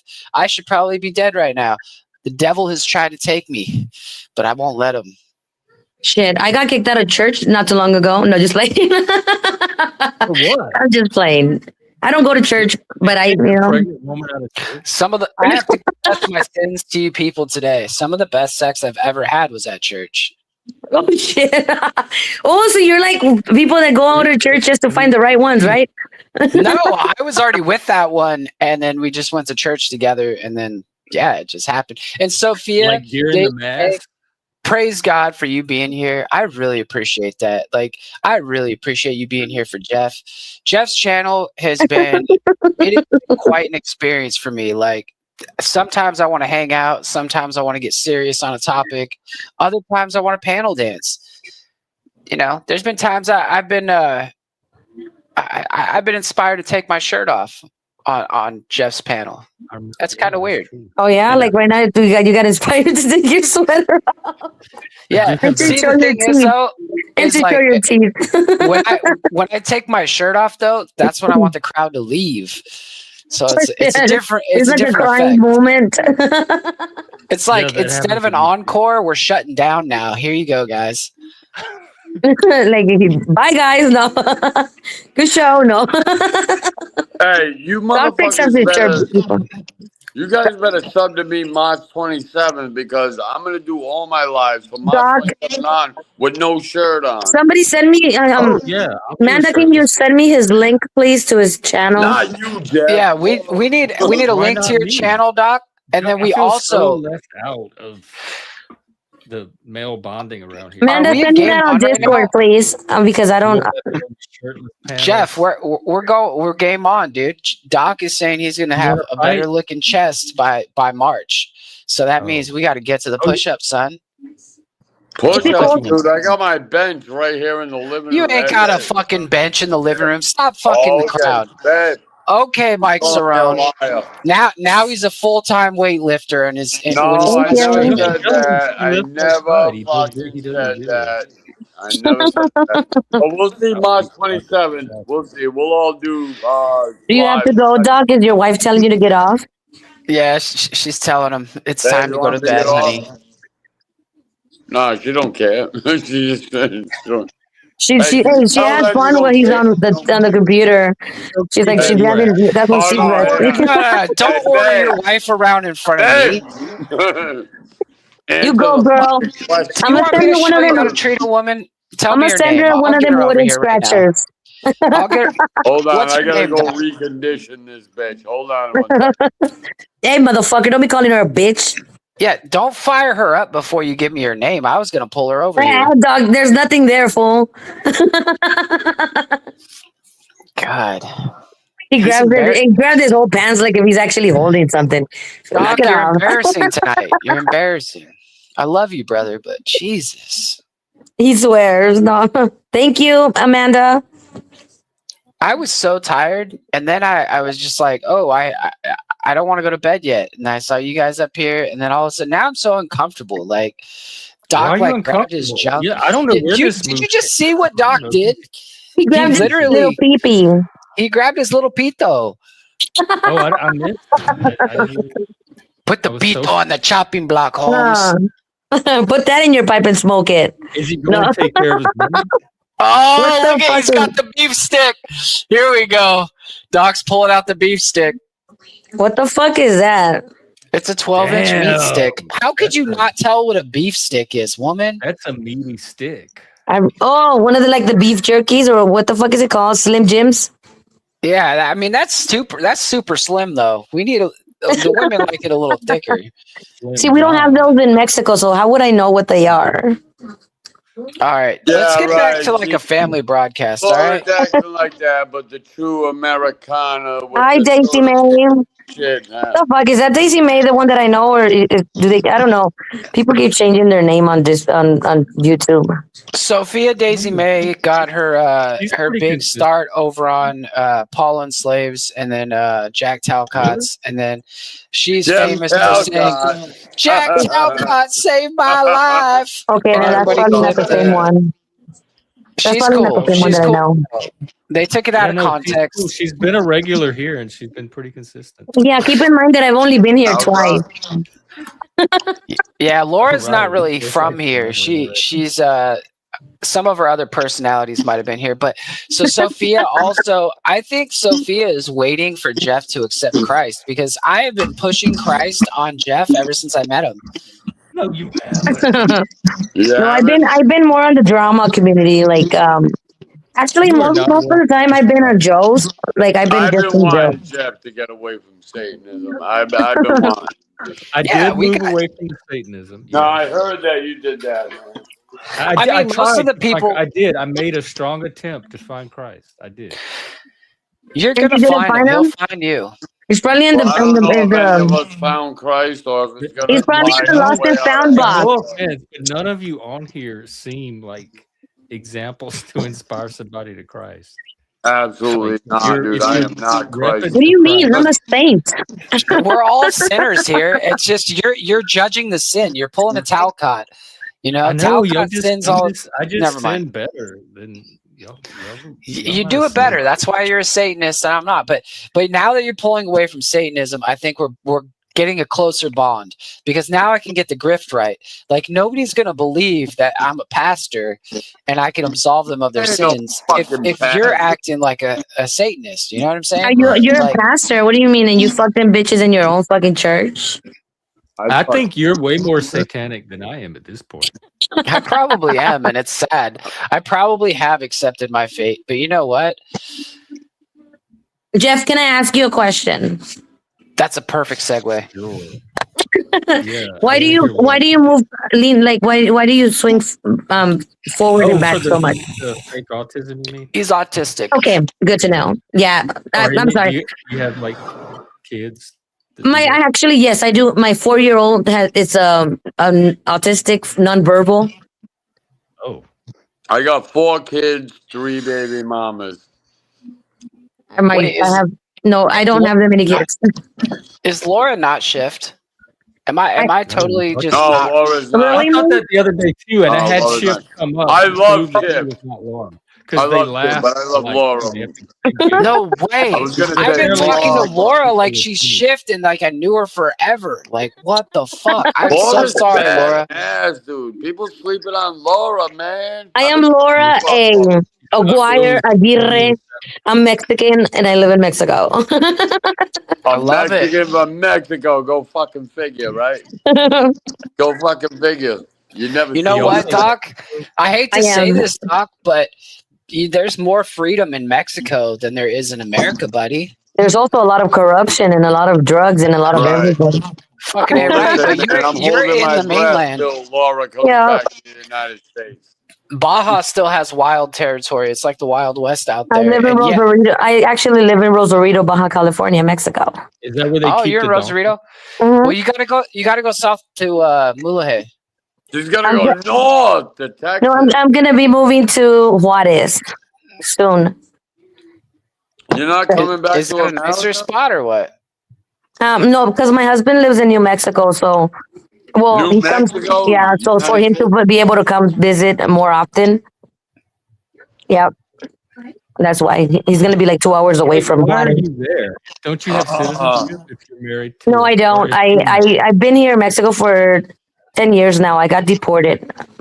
What the fuck? That is some bullshit. You're married to an American and you got deported. That's some fucking horse shit. Well, me and my husband have been together not that long. Oh, okay. We're about, yeah, so that's why. We just got married not so long ago. Once you got married? Oh, you're not in the U.S. You Well, fucking because due to the fact that just because you're married to an American citizen does not automatically qualify you to become a U.S. citizen, because especially when I have a misdemeanor charge from years ago. So yeah, we got to cover that shit up first. In my young fuck days, that charge. You're not here now. That's it's nothing impossible. It's nothing impossible. It's just one arrest, one misdemeanor. It's What? nothing. I already have lawyers on doing that, so I should be good. Well, Oh, so you are trying to get back? You might eventually get back here. Oh yeah, of course. Yeah, I have my family over there. My whole family lives in the States. hey, I'm rooting for you. I am I don't know if Trump's gonna let her back in though. Well, I won't be. know. I'll be out of. Trump is going to be out of office beforehand. You know what I mean? Yeah, He's eventually going to be out of office. He doesn't have that much power. Like He everybody's- doesn't. It all has to do with politics and all that. Trump is just a fucking puppet. Their puppet. Was your misdemeanor here in the U.S. or in Mexico? No, in the U.S. Mexico. I don't have any criminal record at all. So you came over here and got married, and it was after. No, you were I married got married in Mexico. in New Mexico. No, I got married in No, Mexico. she got married in Oh. Mexico. Like she met her husband a little bit later, and they got married later after she got deported. And then Yeah. she ended up in the U.S. somehow, but then got a I was in the misdemeanor. U.S. since I was 3 years old till 30. Oh, I was and 30 that's years when- old when I got deported. I'm 38 Yeah. right now. So imagine I'm that sorry, almost shit. 40. Like 39. imagine paying taxes, going to school, growing up, having a fucking job, all in America, and then one day they're like, "Nah, we're cool. You're out." And I get it, right? Okay, she, No, I she couldn't. was here legally or whatever. But I'm just saying, there's people who have like done No. heinous crimes. They've I was done not in- I actual crimes, and I they was get, not in the U.S. illegally. locked I up actually and had done. I was not there illegally And how do you get deported? because of You committed a crime. that charge. I committed a crime. Yeah, God. But I'm it's a not really misdemeanor. sympathetic How? to that. If I was It's in not a somebody else's felony. country on a visa, I or know it's a green misdemeanor card, charge, but I got voluntary. It was like voluntary removal. That's the paper that I signed. Ah, they got you to sign it. Yeah. Yeah, Well, I want Laura back. I want I to mean, go I back do too. But at the same I time, want- I would- the legal way. Make America great again. Bring Laura back. Shit, imagine What's that. great about people that break the law? Jeff, you break the law all the time. I break the law all the fucking But I'm an time. American. We can like break our own laws. They don't have anywhere to deport us. Send me back to There's a lot of people that break the law. They have felonies and all kinds of shit. I'm so They'll glad just I throw don't. us in a What cage, law did dude. you break? How bad is it? I'm not gonna say that. There's people that that want that info of me. They've been looking to dox me and all kinds of People that shit. need to be Whatever it was, gone, it was but misdemeanor. she's not. It was One of- next to nothing, pretty much. It was nothing. Something that it was stupid. I was young. I was 18 years old, so it doesn't matter. I don't care what you did. If you didn't do no sex crime, you're always great with me. But No, it she was was stupid. here It as was a guest. That's not Well, like we gotta get Laura back. We not need Laura respecting back. her. Hey, Jeff, Bro, she paid Laura- taxes. That's not Yep. like that's that's not not- a that- guest. that's not- That's a that doesn't working give you- citizen of You're society, not buying brother. the right to break the law. From Oh, yeah. You were born here. That's why you're allowed here because you were born here. Like it's such a fucking retarded right. law. The Like standard is Mhm. higher for people that come in from the outside. We get. why can't the special standard be benefits. higher for the people that are here, the Americans? Like Because that's how we have a bunch of citizenship works. retards that we live with. We live among retarded individuals that I are know, but there are American. They were born retards. There and are bred. retards. I'm not proud of that though. I want a higher Obviously. standard for our people, not for the people that come here. They can get a higher standard once they come here, right? They come here, they assimilate, they see that we got the best of the best, Like breaking the law brightest with of the misdemeanors brightest. is not assimilating. That's my point. Bruce works at McDonald's, and he's talking about I like. don't what are work you at talking McDonald's. I'm a about? manager of a fucking You store. didn't, though. You didn't. Oh, Bro. God. I actually worked at a Sizzler in San Diego as a I'm waiter talking and a about cook. you. I'm not talking about you. I'm talking about this man here. What fast food franchise did you work at, Moose? Eat that beef You jerky. already said it, bro. And they paid me $62,000 a year plus I Right, got right, like right. 5 bonuses. Yeah, So McDonald's. I'm sorry for That was where your I way. live. $62,000 a year is actually a lot of fucking money. Well, where you live. What do you? Okay, where Doc. do you live, buddy? You live in the Bay Area? Is it? I mean, how much money do you fucking need to live, bro? Like, I pay for everything I have. Like, what more? How much more do I fucking Come need, on, Doc? man. Don't bullshit us. You got fired from that job. I didn't. I walked out. I made a fucking song about it. It was a dead I body. made a fucking song about it, and I had a my job. apologies. My 2 apologies. hours after I quit, I didn't even tell anybody I quit outside of the company. 2 hours after I quit, I got a fucking call. Hey, you want to come work for My me? apologies. Cool. Monday. You start Monday. Good to have you back, bro. Like, I'm the kind of guy that you don't want to lose. I'm the kind of guy you give your Back at business to, McDonald's. and I make you $1 million. Back at Mickey D's. Bro, anywhere. I What can the turn fuck? anything. No, A I'm job not is a fucking job. with you, man. A job is a job. As long as it's a steady income. Yeah, no, I agree. You know, with that's- that. I don't mean to give you shit, bro. I really That's a don't, very man. Mexican way of Like, No, I'm Yeah. not even like worried about it because you don't make me feel bad about myself because I know who and what I am. I'm Good. just trying to fight for all the Good. people that don't know who the fuck they are because that job pays the fucking bills. That job gives you basically a bachelor's in fucking business. You work there for 5 years, you can go anywhere and run their business. Like you will literally have all the knowledge you need to run a fucking business. So like anybody who gets out of high school and takes the job that I got, they would be Go fucking to McDonald's. brilliant. They would be fucking so smart to take that job because not only would they pay for your fucking, they pay for your fucking schooling, they would give you schooling while you're there, Like bullshit and they steak give you enough McDonald's money University. so you can pay Yes. for your own fucking car, you can pay for your own fucking house, and you could pay for all the bitches you're fucking. Like you could do whatever you want, Doc. That's You the can't even life. you can't even get 3 Annas, Doc. Me? I don't want no Annas. That's some nut deal shit. Like, hey, come on, man. Come on. Aww. And bro, unlike you, Doc, I don't have to walk into I the want grocery Lauren, store. not Annas. I don't have to walk into the grocery store and go, hey, what beer do I have to get? Let's get the budget beer. Right. I get the most expensive No, I beer. know. You're just going through semesters at McDonald's. He's flexing. McDonald's University. Yo, I get it, Booth. You Hey, don't look, get it, bro. look. You're sitting there I drunk, know. and I can Your run circles university around of you. Right. what's that egg McMuffin? I can make more money in 2 hours than you can make in a week, bro. Okay. You wanna try it? No, I'm not trying nothing. Hey, listen, I'm happy with my life. Your life is McMuffins and sausage McGriddle. I mean, like bro, that. No, I'd I rather, get it. To the person doing the panel. than be sitting at home drunk on a Hey, man, I panel want those hats, trying to be man. funny. Look, hey, listen, man, when I wake up tomorrow with that hangover, I'm going to go to McDonald's. And I want my sausage McMuffin with egg. All right, you dumb fucks. And I want my 2 hash browns. I like the McGriddles. Yeah. And you then know I'm gonna what? go off to my real job. I think that was the worst part of working at a place like that is the customer. And you are the epitome of Yeah, like I know. one of the retarded Americans, Here Doc. we go.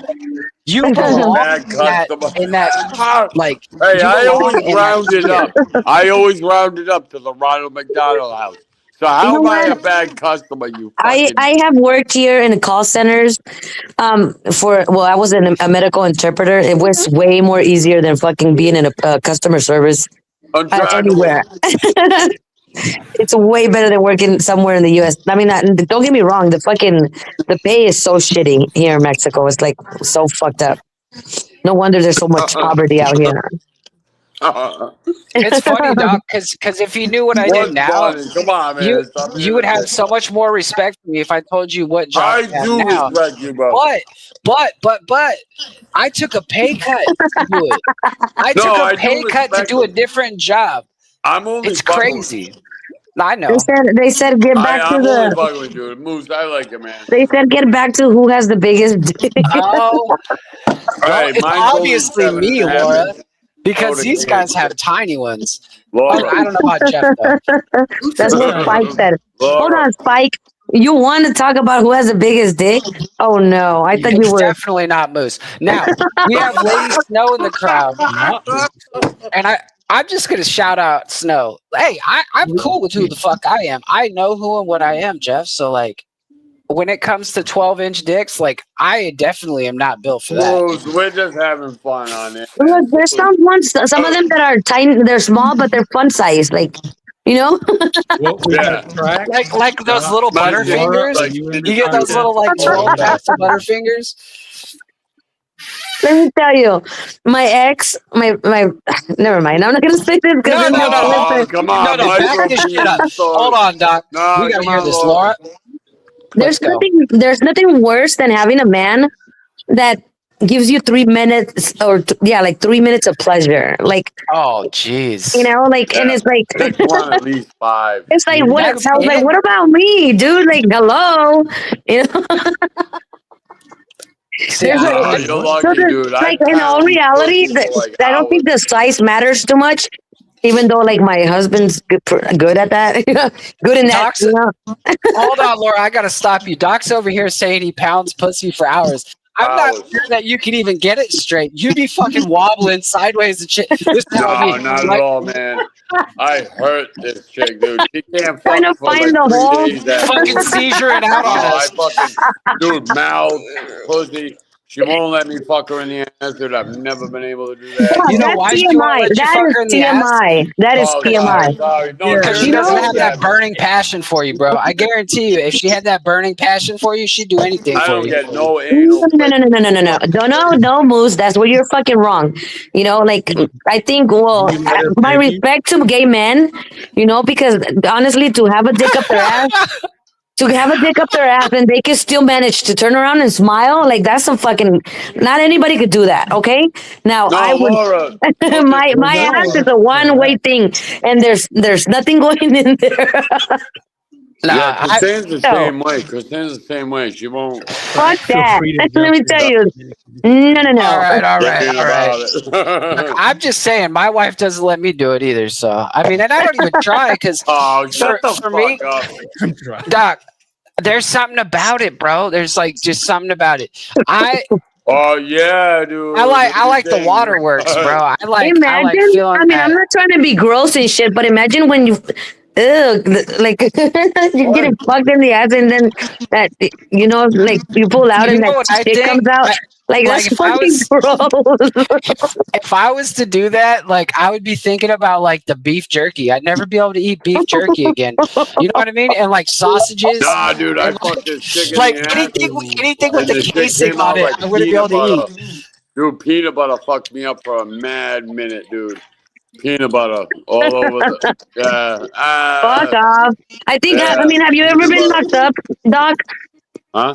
Have you ever been in prison or jail? Yeah. County? Yeah. Yeah. Well, then you Oh, being okay, there, you that's how he should. knows how this feels.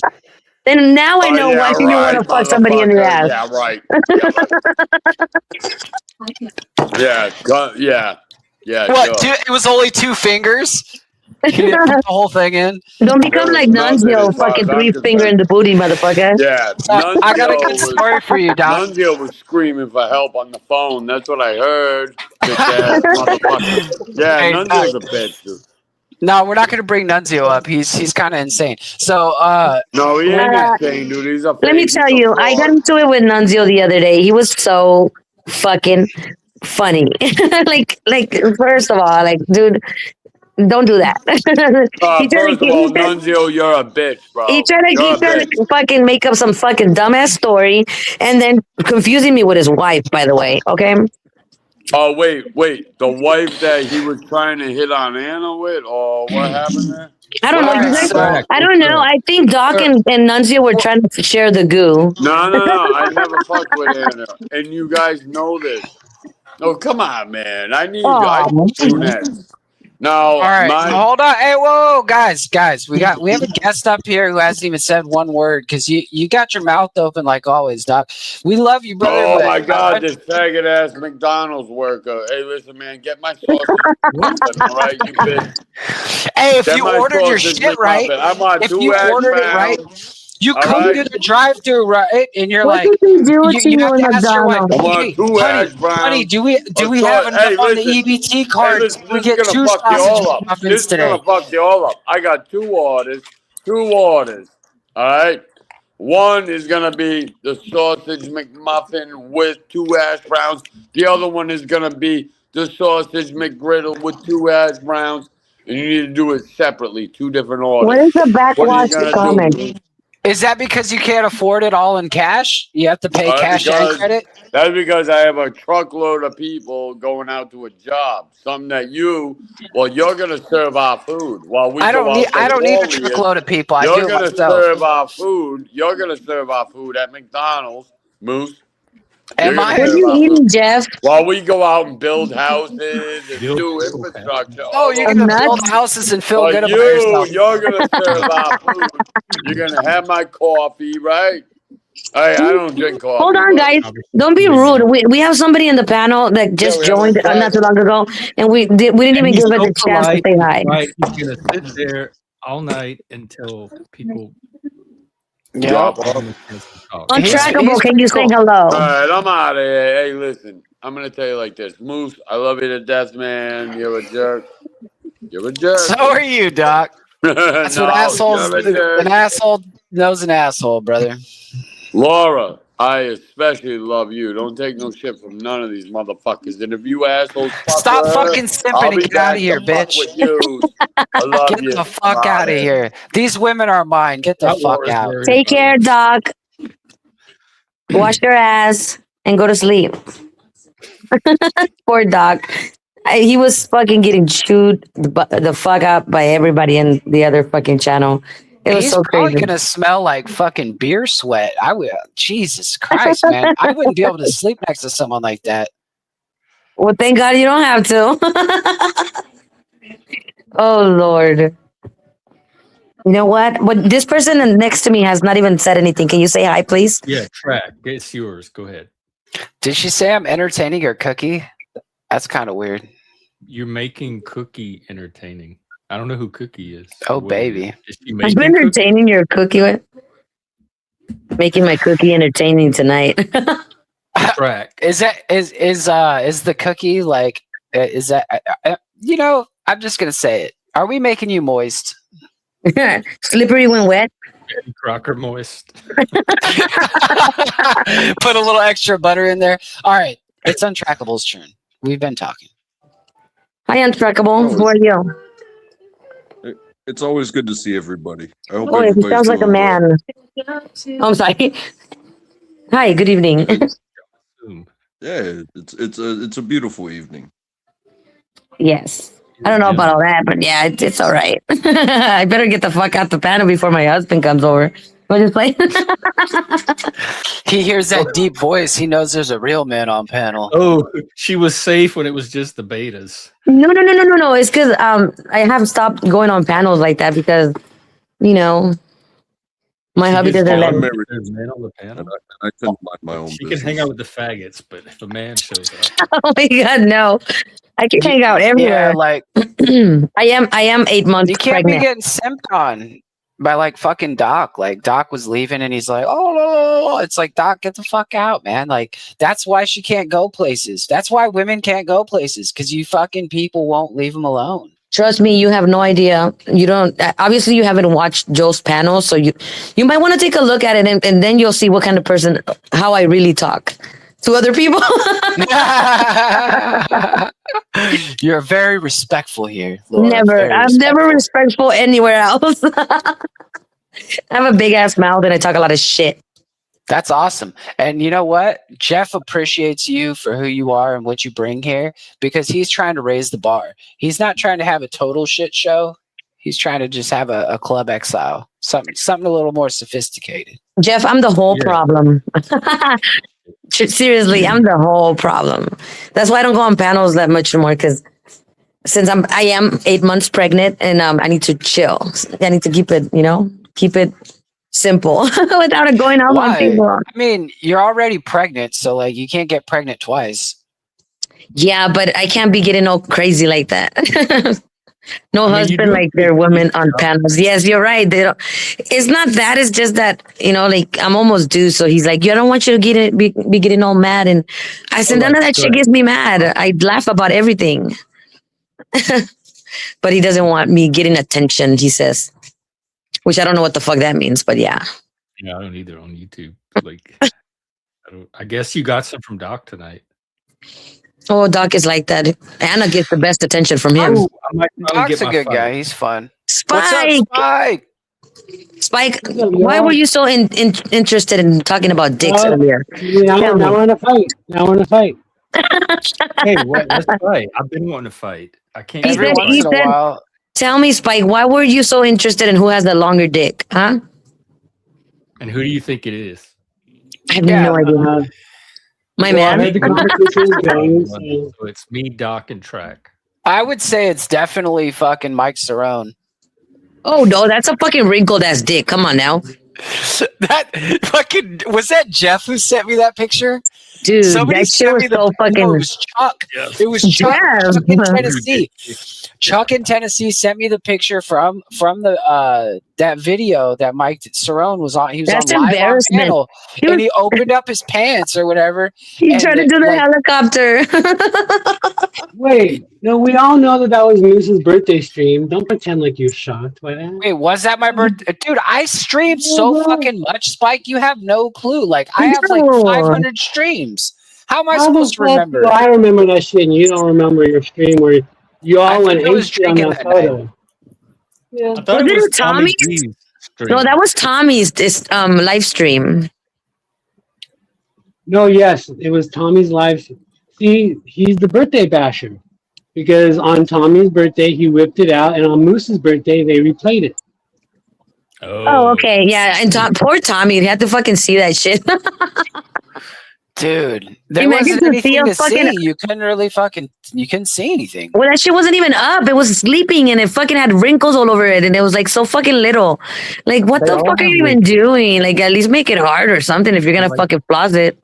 Like, fucking. He opened up his pants and a poof of dust came out. He was just moving his hips and shit. That was so gross. It's like, like that person, Guadalupe Avocado, whatever her name is.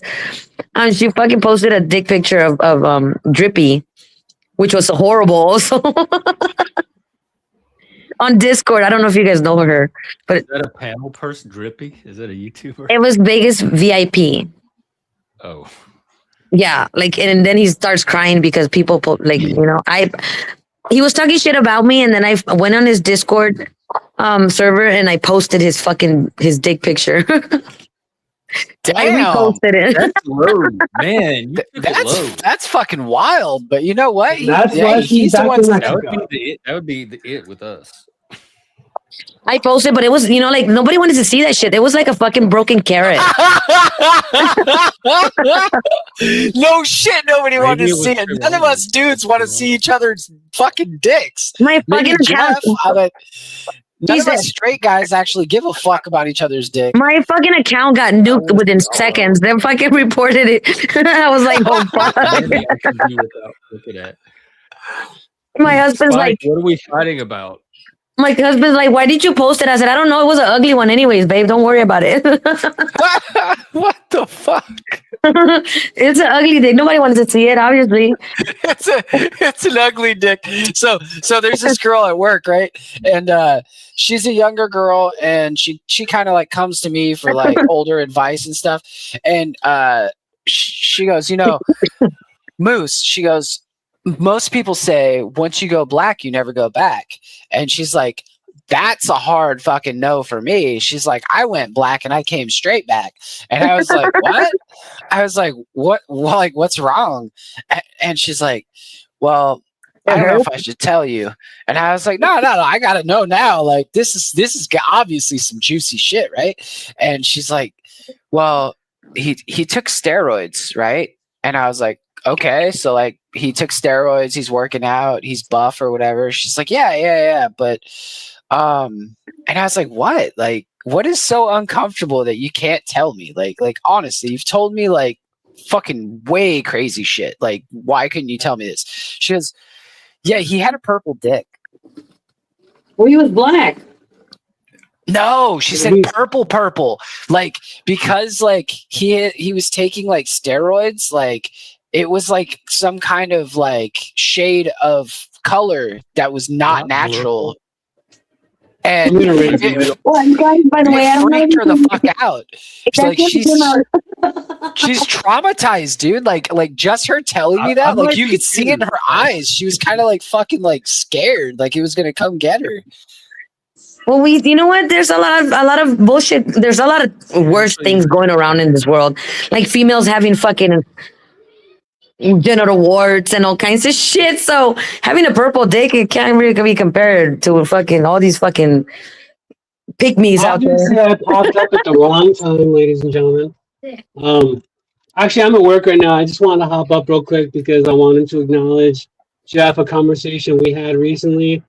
I'm watching Laura in her best form. I saw you guys are talking about that, so you made me pop up. She's being empathetic, motherly, sisterly, and it's good vibes and it's healthy. And I just wanted to acknowledge that and shout y'all out. That's all. I'm being weird. Saying this is not the norm. Hey, Spike, do you have a Discord account? Not for Lorita. Hell no. This is rare form, but appreciated. You should get a Discord. Oh no, you only do fucking Oh, look at this shift. That person you were asking for.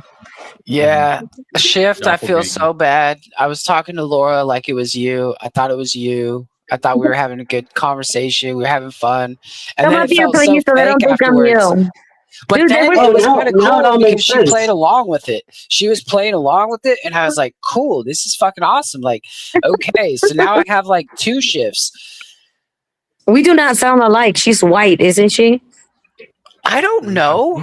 I don't know now because your laughs are identical. You have dude. They used to call me baby girl Wendy for some fucking reason, and they always think they kept on calling me okay baby girl Wendy, and I was like, I don't even know who the fuck that is. Now I know who she is because I've heard her on panel before, like lately, you know. But I know they confuse me just because I have a raspy voice. But no, can she come up here so we can hear her voice, please? The voice, the cadence, and the laugh. Yeah, I'm not gonna just ever see Laura and Shift on the same panel. We have been. They have been. But see, that's the thing is like now I'm gonna look like an even more dumbass if she comes up and she starts talking. So you still think I'm her? Oh God. I don't. I'm just saying that. I thought Moose was acting particularly close to Laura. I didn't know they knew each other like that. No, I don't. This is the first time. I don't think they did. No, it's just me being me, and I thought she was one of my homies, and like like once you break the circle with me, it's kind of like I'm just chill with you. I just flow with it, and like I didn't think Shift was in that circle though. We've known each other for a while, like off and on, like so I can play around. I just take it where I take it, dude, and like if it doesn't work, then I adjust. But like people in the crowd were digging it. It was funny. It was entertaining. Like that's what I'm here for. At first, I thought by the name of Shift Happens, I thought it was Shiz Happened. I think I remember asking before, and I was like, "You're not shiz, right?" And she was like, "No." I was like, "Thank God," because I don't like that other person. Hello. You see, Hey. that does not sound like me. Well, It any does at the right opportunity to age. make a move seem like bigger. What'd you say, jackass? Whatever. I'm here for it. So, See, Jeff, and you said we didn't have a good relationship. Hey, Untrackable. Hey, Laura. Hey, Hi. Sparkle. Hey, Jeff. Hey, Moose. Shinky. Hello, pop it. Yeah, no, keep that report. I didn't realize She it has was that giggles like she laughs kind of like that other person, Lupe. Kinda. Yeah. You guys know her, right? Guadalupe. Yeah, Guadalupe guacamole or avocado or something. I don't know. I seem like I know 3 or 4 avocados since I've been doing. Well, There there's used to only be a one truck Lupe. driver who was avocado. I know her.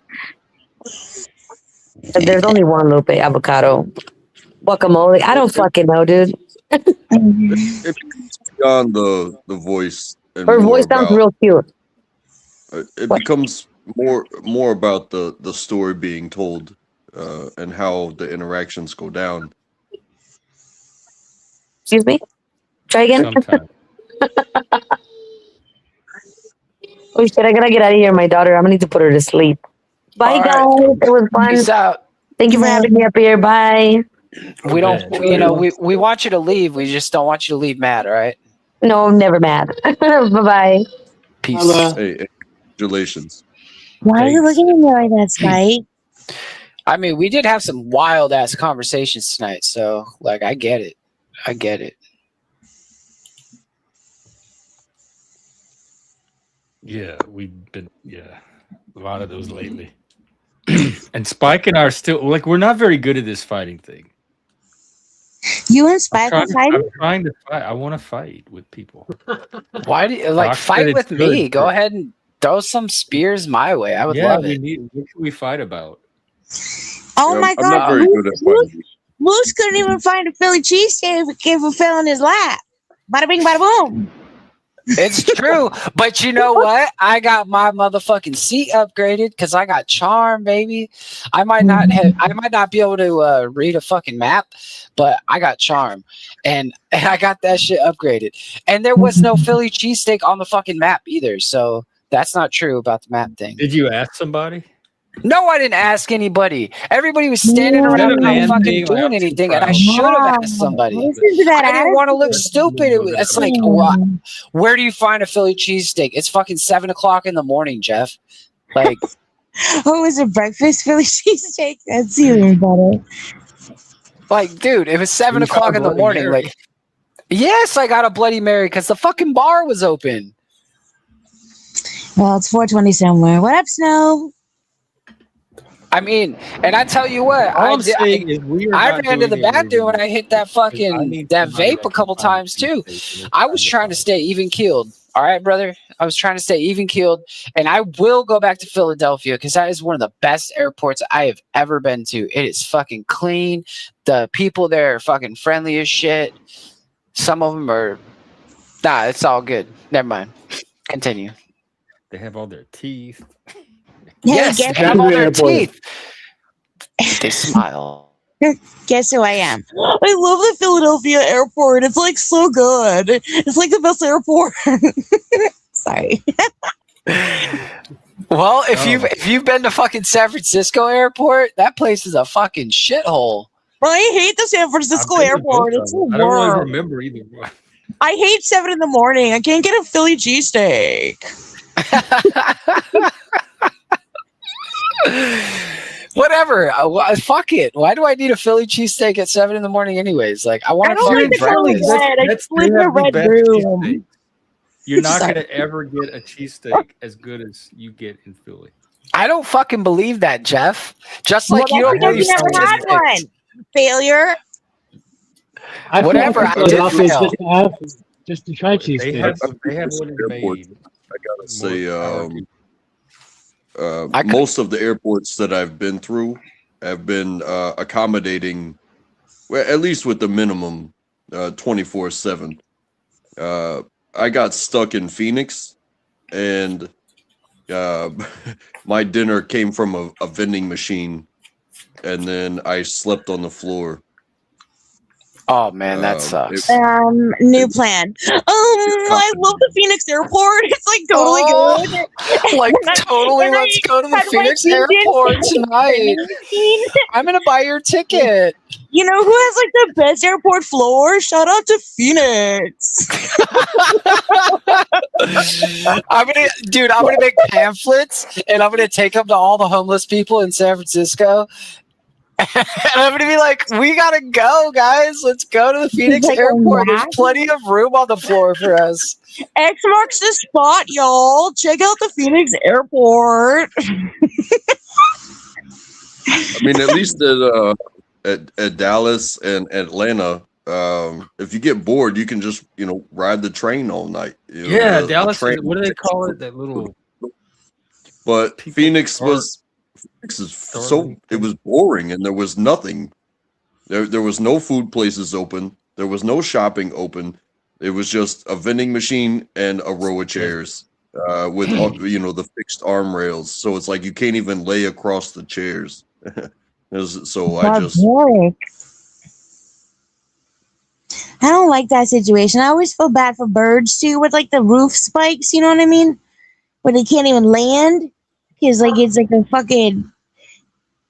They'll Why? become shish kebab. Don't you feel bad for birds that can't land? No, you want all that around? You know what? If you get pooped on by a bird, I'm not gonna feel bad for you. Yeah, I changed the whole way I walked to work because they had so many birds that they'd line up on the light poles and you could just see it dropping the whole time. I couldn't even go that direction. You could. They like changed the way I walk to work because the birds are pooping on me. Sorry. Well, no, like they didn't. But that's the point. Crack corn and throw it away from you, and then the birds will stay away.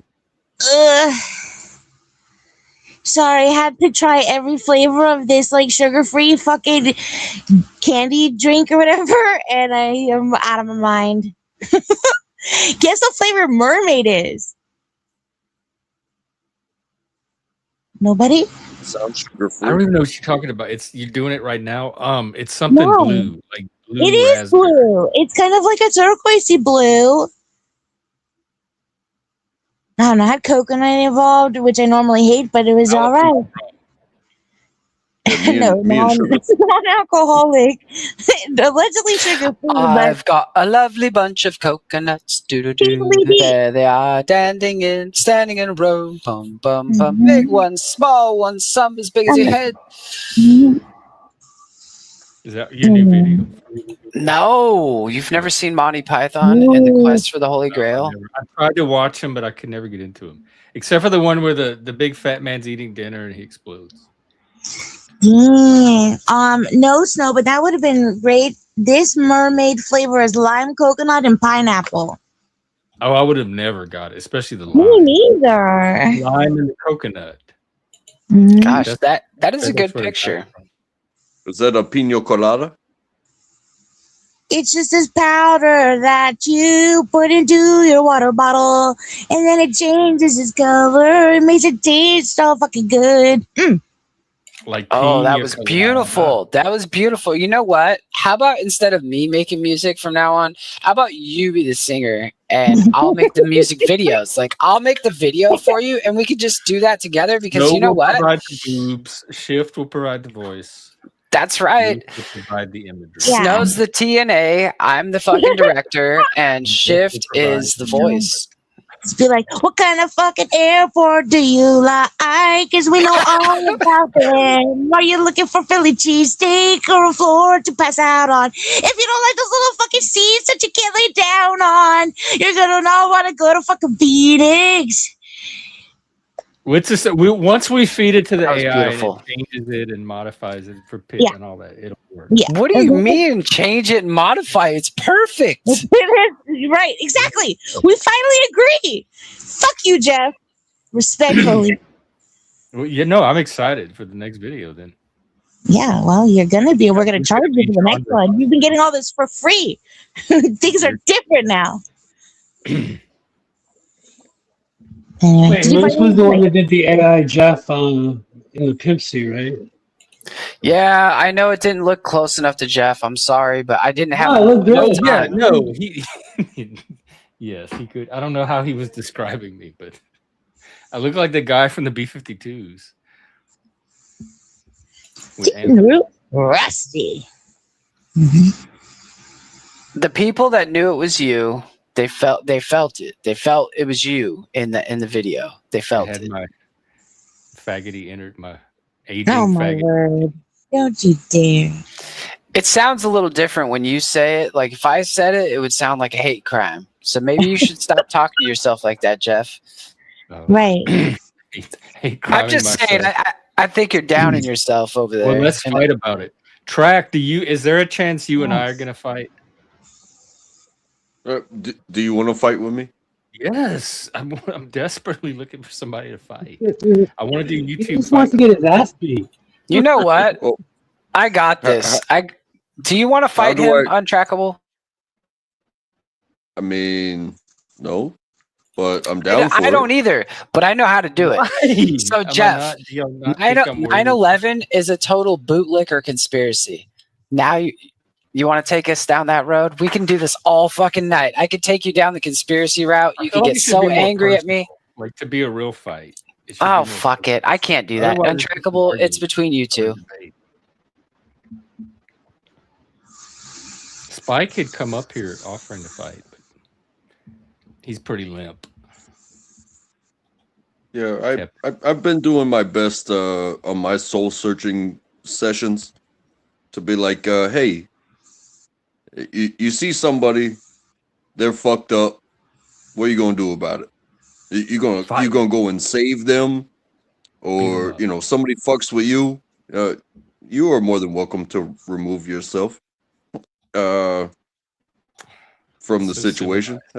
Hey, at what point do you really feel the need to intervene and put in the effort to put somebody down? And I have to be so right now. At what point does that make sense? At this point, right now, we have the jester on. If you can't fight with the jester, who can you fight with?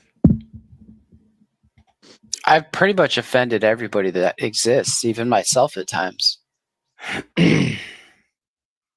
Yeah, that's a feat. Well, you can speak your mind. It's their choice to be offended. I want to speak my mind to somebody that's going to fight back. That's going to start a fight. Go ahead, Jeff. Speak your mind to me. Tell me where I fall short. Tell me all the things you want to say. Like, Landry does it when I'm sleeping. I would rather someone do it when I'm awake. I'll still be your friend tomorrow. Well, it depends on how the fight goes. I'm trying to think if what my biggest complaints Depends are. on how the fight goes. Come on, you think I'm gonna rip you apart? No, that's what I'm afraid of. That you're not gonna rip me apart. Why should I? Why would you want to be ripped apart? That's what a fight is. There's something inside you that is telling you that it's like you're uncomfortable, you're uneasy, and you don't know what the fuck's going on right now. And so you want to fight with someone because you want to have. No, I've been wanting to fight hours because you've been wanting to fight for a long time. Started talking about Fight Club and how it's healthy for men and to fight each other. But it's not. Is it really? Is it I really? Want to be a part of that. But nobody wants to fight me. I want to be. Is it really healthy though? Is it healthy? You've been part of the people that have been like, Moose, that's not healthy. Like the shit you're part of is not healthy, Moose. And you've helped me back away from a lot of it, right? One thing we could fight about. But you haven't backed off. What do you mean I haven't backed off? I backed off a ton. I don't go to Paul's show anymore at all. I don't go to Landry's show at all. I don't go there. Are all scared. You scare women. We have that in common. I do not scare women. And I'm so scared right now. What is happening? Look, you are invalidating her reality. I am going to invalidate her reality because I have done nothing to be a scary person. I've done nothing to harm anybody. Then Like, why is literally. she scared of it? Because she knows I just I can be cruel. I can be a very mean person. Like, I can tell you the truth, like the Why? cold, honest truth, but there's nothing that I see about you other than you are a very difficult person at times. You're I know, but so difficult. are you. So we Yes. can't fight about that because it's So I look Spider-Man past movie. that. I push people away. And you are really push good at people that. away. You're way better at that than I am. Just looking What? past. Pushing people away? Like telling No, people to go looking fuck off? past Like, I do it people's all the time. dysfunction. Yeah, I do it because I know I'm Like, fucked once I up. see how fucked up somebody is, I Like, can't look past it. I may have a lot of like things in my life that are together, but like I'm just like everyone else. Maybe I'm not. Hey, get it how you get it, right? Yeah. I just came back and I think you hear me talking spider waiting to get hit. sparkle. Oh man, you are sputtering around, Shift. I've never heard you do that before. Your You're connection's roboting. like robot. Laugh real quick. Laugh. Yep. Get, Yeah, it's I was robot. trying to get a robot laugh earlier. Can you do a robot laugh? Anybody? She went from good to robot. So, All right, we're gonna get back to fighting now. So we can't fight about being difficult people. No, we were on a Oh. good track earlier. I forgot what it was. There was something we were fighting about, or had the potential to be fighting. Oh, I invalidate other people's opinions, and you know what? Like, yeah, I do. I definitely do. Oh, Mike Cerrone's here. We are pissing in a bottle for freedom, baby. Mike, by the way, that was not peroxide. Come on. I fell for that. I feel like such a fool. We could fight about the fact that I tried to make you and Landry work together, even though I knew it was probably a bad idea. You didn't make us work together. Well, I tried. I pushed for it. Yeah, but Landry fucked it up, not you. All right, Untrackable, you got to take this. Like, there's nothing that, like, I can't get angry at him right now. I just can't do it. I don't want to be that person. Like, it's not in me anymore. You're really not a fighter. I'm not. I'm a lover, Jeff. You're more of a peacemaker. I'm a chaotic peacemaker. You are more of a lover. You want everybody to live harmoniously. You know, there was this battle inside of us that we want to win, and we will argue it to the death. So, you know, but how do you win?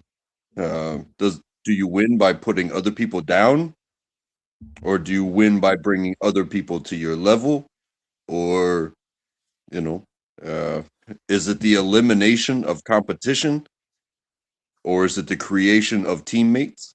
It will be an ever-ending question of how the fight goes down. The inner fight. I'm tired of fighting myself. I think it is healthy to fight other people. No, Jeff. The thing is that's where I'm trying to tell you is that you have an inner struggle going on, and you need to figure that out. And you don't figure it out by going outward and lashing out at people. You don't fix yourself by hurting other people. The only thing you do is you make yourself feel terrible afterwards. And then you're in a circle. Like, if you were to like tell me all the hard things, like the mean and cruel things that you've ever thought about me, like over the period of time of knowing me, like if you pulled all that shit out, like the most hateful shit you can possibly think about me that you just never said because you had respect for me, or you have respect. Like if you pulled that shit out and you said it, and then you saw how I reacted to that, you would not feel good about yourself, and you would not feel any better about your situation. You would not be, the needle would not have moved, and we would not be getting anywhere. It would just be, you are, instead of taking a drug, you're having an argument with me, and then I feel like shit, and then you feel like shit again. You know what I'm saying? Does that make sense? I don't know. I'm not sure. The whole reason why you want to fight in the first place is because you're uneasy about something inside of yourself. No, I'm just restless, and it's something that supposedly men. That you're uneasy, restless, like whatever word you want to use, you can change the word, but there's It's something something to in you do. that's not right now. Yeah, it's not perfect, and No, that's I don't- okay. It's not as deep as all that. Are you sure? Yeah, I think so. I'm pretty sure. I'm just bored and Well, restless, and it's something to do. that's something else. I consider fighting a young man's game because they don't know any better. But when you know better, you can talk it out. Because we don't like what really, what are you fighting for? Are you going to gain territory by calling somebody else out? Moose, I heard him saying, "Oh, you work at McDonald's." I grew up in food service. I know what it's like to have customers. I know what it's like to smile in somebody's face while they tell me that I did a bad job. And and man, there was nothing more that I wanted to take their face and put it on the griddle. You talk about a McGriddle. How about your face on this griddle? But then you get beyond that, and it's like, oh, you didn't like what you got? Well, that becomes your problem. It's not my problem. You asked for something, I gave it No, to they're you. the customer. Move If they on. don't like what they got, it is your problem. No, it's their problem. They asked for it, they got it, they didn't like it.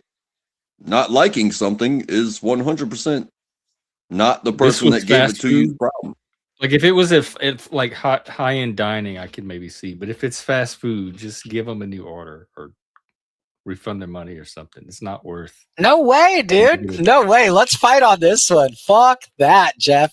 Fuck that. These people will come up, they'll order a bunch of food, they'll get back to their car, they'll get to their table, they'll eat all this food, and then they'll bring it up after they've eaten it. No, and they be can't. like, Eat it. oh. They have to have a portion to return.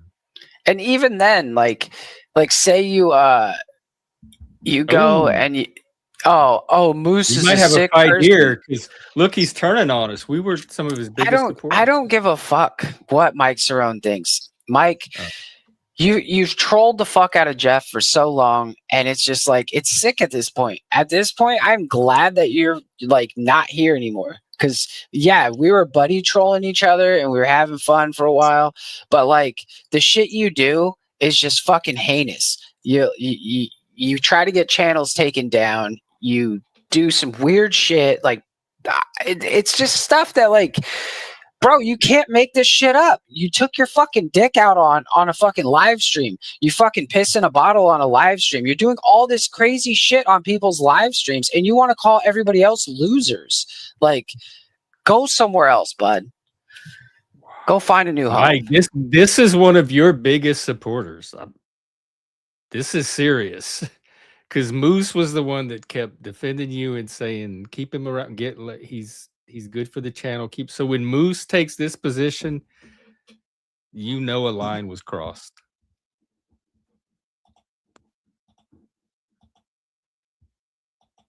But again, Like, I'll bring up the. I just can't have you acting up on panel like you do, and that was definitely not peroxide. So. Yeah, I'll bring up the customer aspect of it.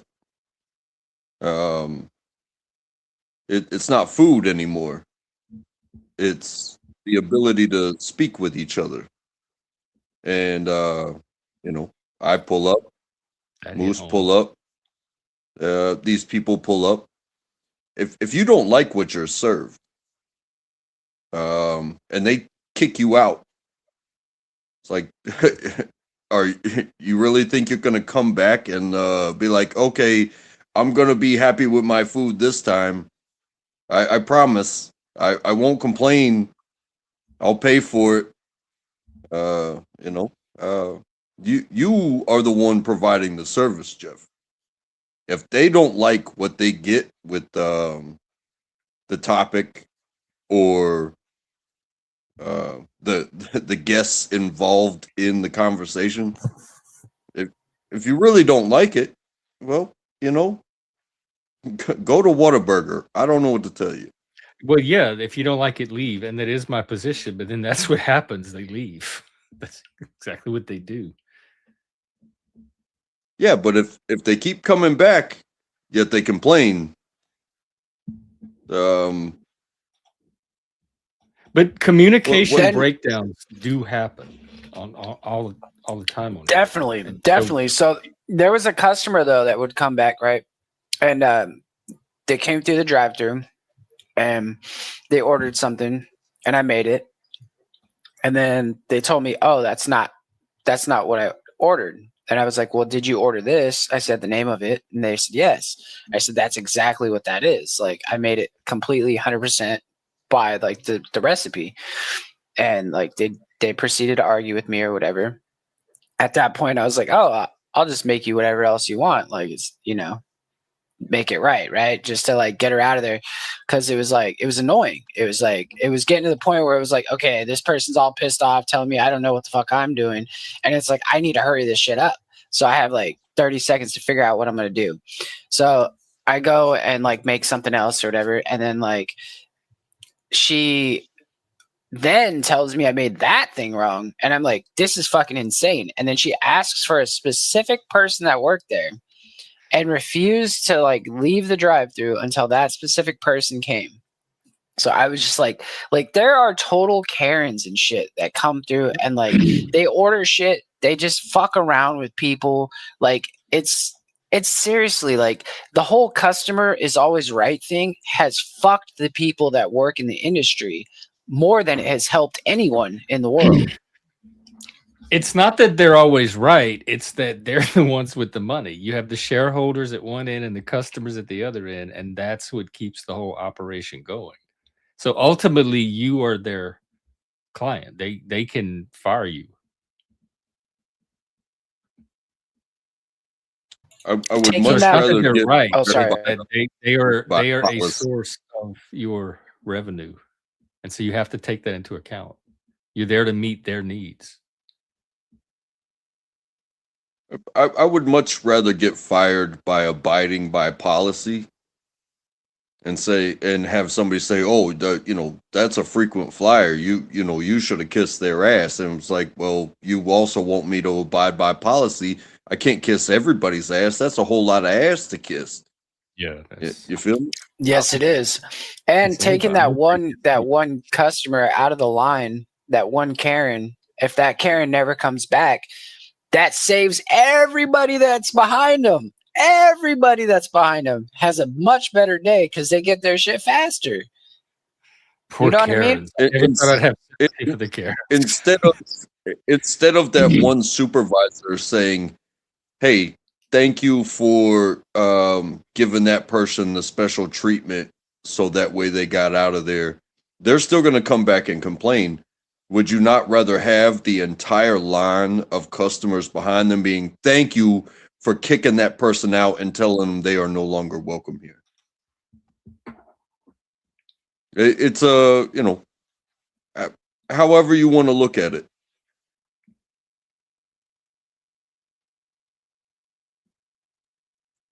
Get out.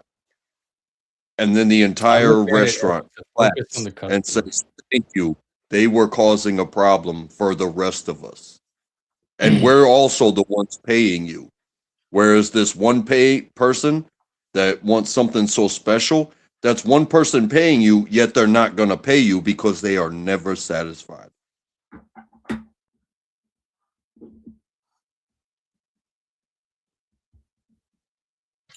You will make 3, 4, 5 times one meal that they will still not pay for. Yeah, that shit's crazy. And I'll tell you one thing. When I owned a hotel, when I first bought the hotel, our prices were the cheapest in the area. The cheapest. It was a 2.8 out of a 5. And we noticed the first year we kept the rates exactly pretty much where the other people had them, because it was our first year, we were getting our feet wet, whatever. Well, we got to the end of the year and we were like, okay, we need to raise the rates a little bit. It's a little bit more work than what we had originally planned, and this thing needs to, like, there was so much money that needed to go back into the hotel. So it was like, okay, we're going to need to recoup some of that. So we upped the prices. And when we upped the prices, we had less complaints. We had more good reviews. And we had like only one person ask for a refund the next year. And that was because their plane didn't arrive and some bullshit and da da da da. But like, having like fast food being like the lowest priced food is terrible because it attracts the worst fucking people. So if like, my suggestion to anyone going to food service, doesn't matter how much it pays, I would go into a medium class establishment way over something that's at the bottom, because that shit is fucking, you just get a much better clientele. You just do.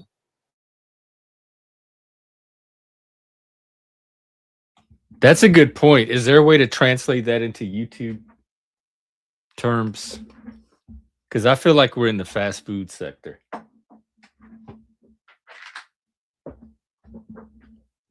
Mike Cerrone's not here anymore, so that's Present help. company excluded. Well, it becomes less of an open door policy and more of a, hey, this is the topic, vet yourself. Yeah, like a club with a velvet. I have a place to where I go where I'm only allowed there by invite, and by invite I mean I've had to share credentials, emails, to where it's like it's not a link. It's not a link that I get to click and come up and possibly disrupt. I've had to prove myself. I've had to be invited to the conversation, if you will. Were these larger channels? Because to me, like, if you have the audience, the numbers to do that, you could pull it off. But when you're trying to grow a channel, that's just more obstacles people have to get through. Like, if there's a line wrapped around the block, you can get away with that. Well, you start by cutting the fat. I think that's kind of happening on its own. The fat's cutting itself. It's dripping off the bone. What do you call it? The interpersonals that don't have anything to do with the topic at hand in the moment, that the ad hominems, the bullshit. It's like, if you can't stay on topic and you won't respect the rules, you won't get the invite. You start by doing that, and then people will be attracted maybe more to the fact that this channel stays on topic, and wants to be invited. You feel me? Because even the major outlets, they've had fakes up there before.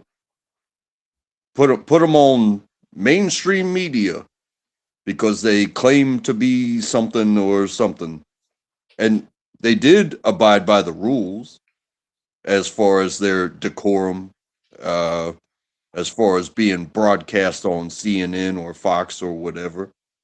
But they got up there by a lie, and nobody knew the wiser. I just watched an entire documentary about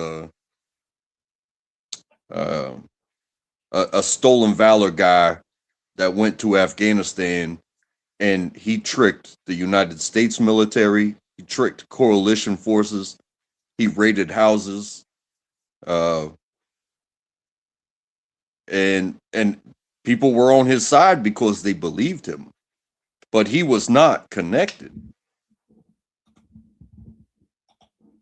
Oh, take care, You know, Moose. Well, if I did that, it would See you guys soon. you get some rest. Thanks for coming up. If I did what you suggested, it would be me and you on the panel every day. Like that's it. You're the only one here that I think to actually talk about the topics. Or at least make an attempt to orient yourself to the topic. Most people are used to using this channel as their own personal space to come here and do whatever they do with it. It's different for each person. But very few people are actually here to participate in what I'm trying to use the channel for. And so if I did weed out all of those people, like you would be one of the few people left. That's how small that number is. well, then I guess then would become a form of advertising. Like seek out certain individuals that you want up here, rather than just find them in the ether. You know, that can be invited to talk about a topic, and maybe those people can spend time, stay on topic, and then maybe move from there. But Like more of a the wide round open, table. not saying that it's not fun, but you know, if you open a fun house, you know, You get everything but. But that's what that when I first did the channel, that's what I did. The first few months, it was me having different guests on and doing interviews. And we'd have conversations about specific topics, mental health, autism, stuff like that. But then I got a co-host and we gradually moved to the open panel format. And it's kind of been that way ever since. So I've done the style you suggested. The trick for that is finding guests. You need a constant supply of guests to keep it going. or also the, you know, I've seen a format as this, and that is you know, again, scheduling. This day is this, and I'm gonna speak with this person. This day is this, and I'm gonna, you know, this will be the topic. Or, you know, if you get a chance to have like a name, so where they bring viewers, something like that, type of thing, and then, you know, maybe Friday night or Saturday night, that's when you just open it up and you know. I tried that for a while. I had the different nights, like men's night.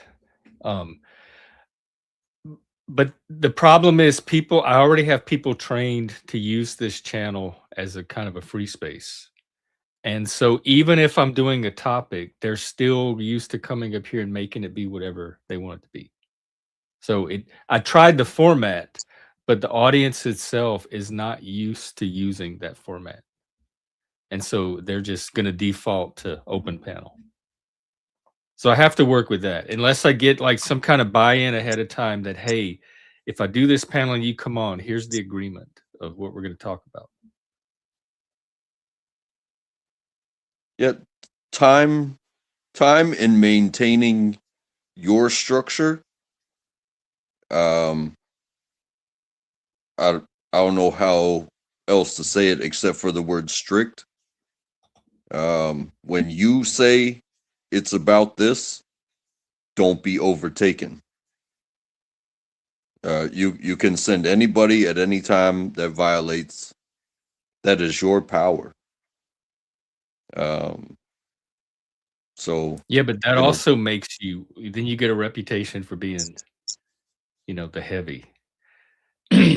Also, I'm from the older generation where I just rely on people's intrinsic respect.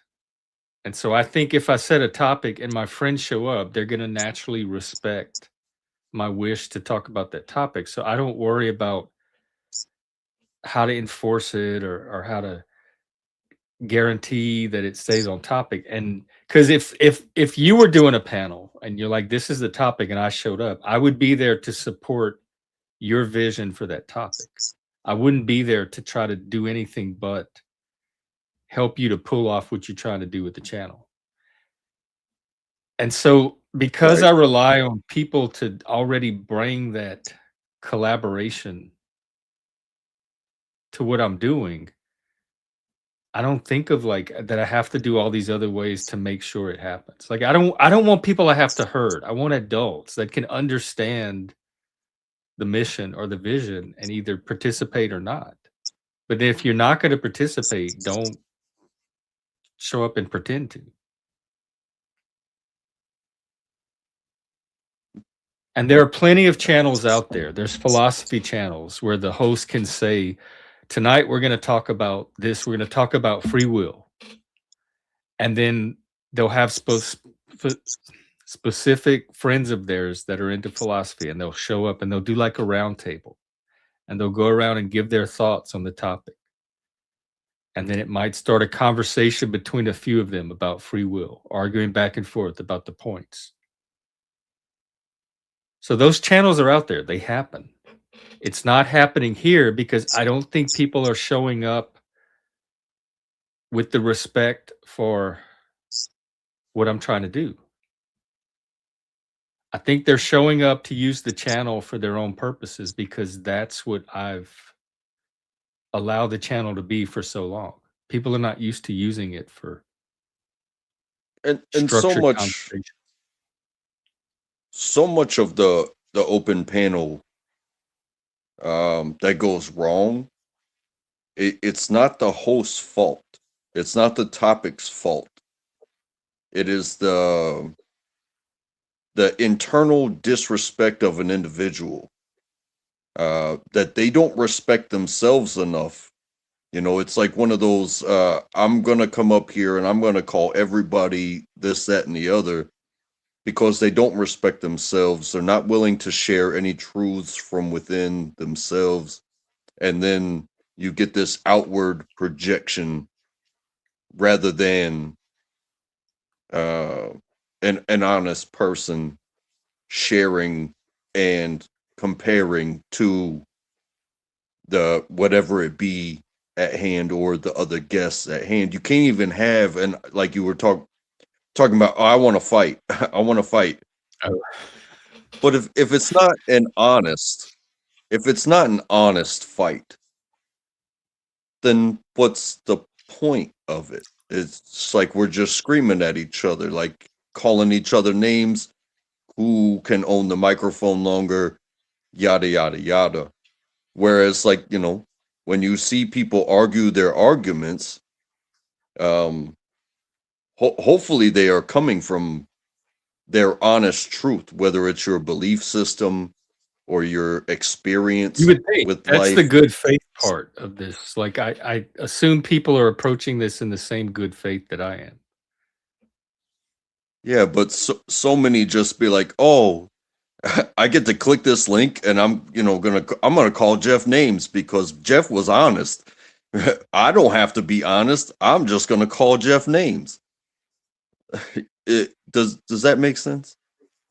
Yeah, and I don't mind the name calling because that's easy to weed out if that's all somebody's up here to do.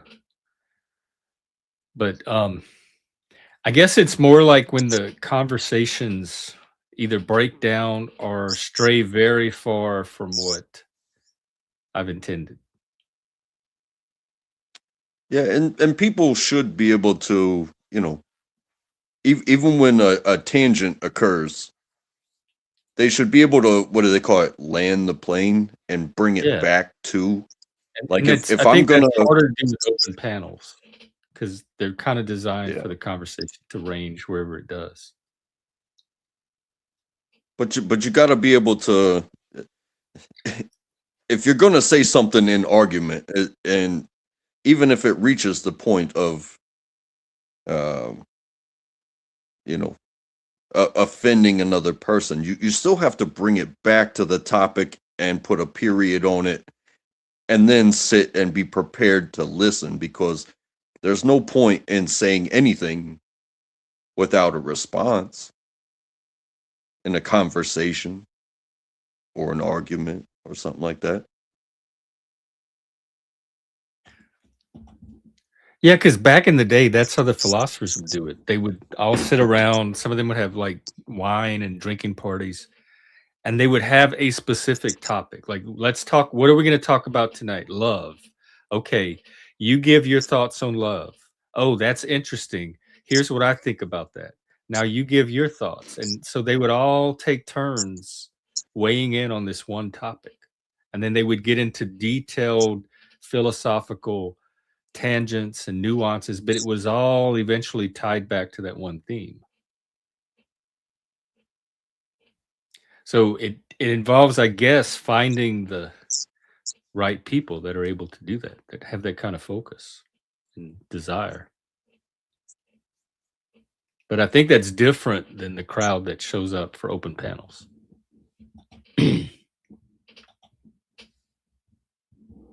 I think it's a work in progress for you, and you are noticing things. You see things.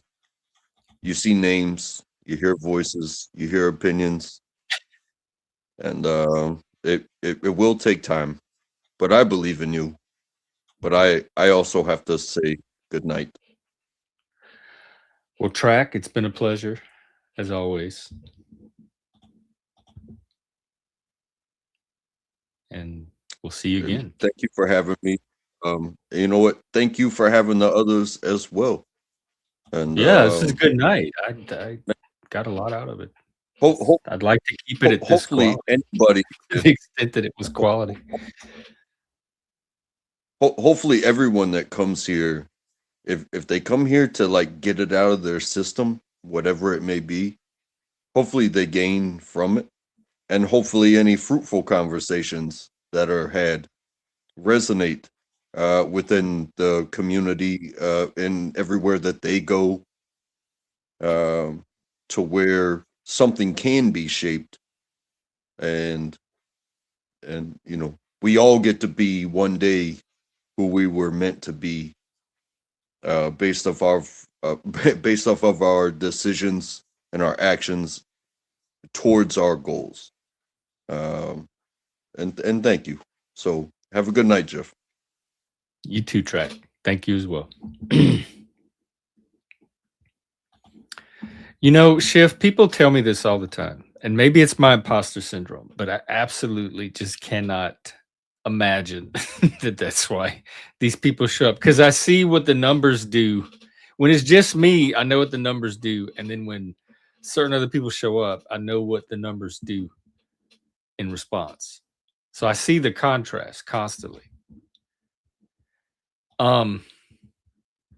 I do agree that it's not topic specific. Like nobody says, "Oh, Jeff's doing a topic on autism today. I've got to go catch that." The topic is more my thing. I enjoy presenting information, and I like to capture it on stream, so at least it's out there. I've put it on record, and so that's more where the topics come from. But in my mind, and I guess this is a good conversation to have because I really don't ask my audience. I just assume they'll tell me if they want me to know. But I assume people come here for the type of space or environment that I'm able to maintain, where people can have actual conversations. We can still have fun. So it's less about me. I'm just kind of the space holder, and more about the unpredictable combination that shows up here. So in my mind, that's why people come to the channel, and that's why I keep the channel going, was to kind of keep that specific energy available. I don't believe this though at all. There's people that do that way better than is happening here. But when I first started the channel, it was me monologuing on different topics. Like today, I'm going to talk about self-care. Today, I'm going to talk about advocacy. And I would do a specific, like an hour or so on that topic. And then I would eventually have guests, and me and a guest would talk about a specific topic. So the first probably 50 streams or so, if not more, is that format. But where the growth started to happen was when I started doing the open panels, and then way more people showed up. And it was more interactive and participatory, which is what I was going for from the beginning.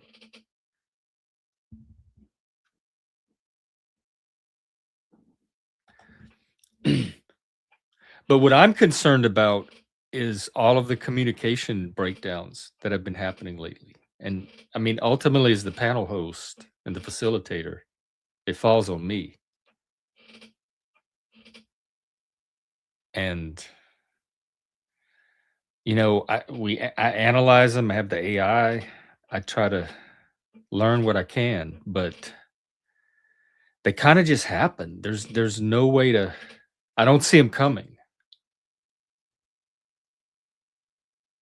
And that's how it is in real life too.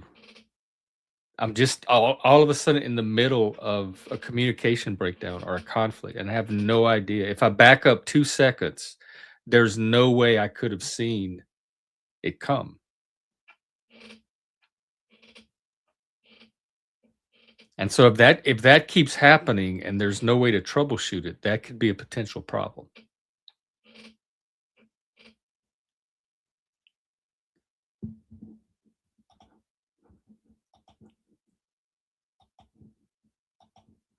Maybe so. I think there's a small number that's interested in the information, and there's a small number that's probably here for monologues or stuff like that. But I think most of it's here for the community aspect, the interaction, the conversations, the dialogues.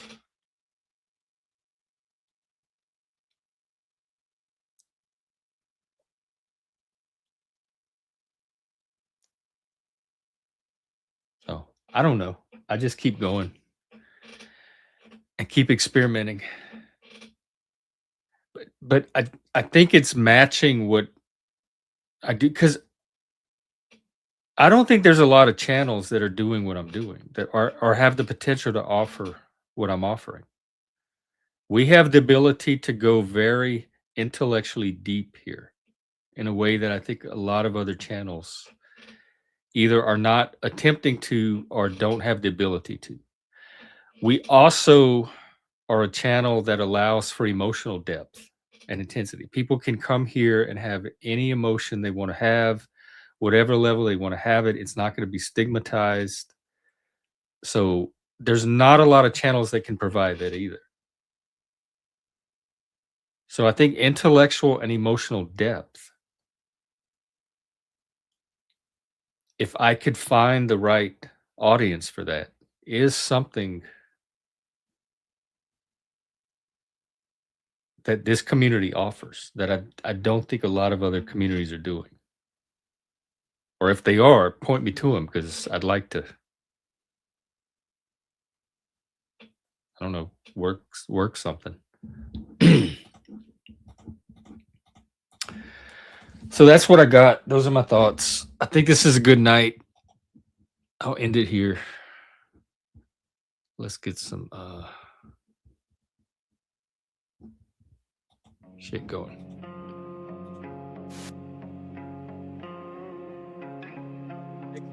Take care. See you at the next one.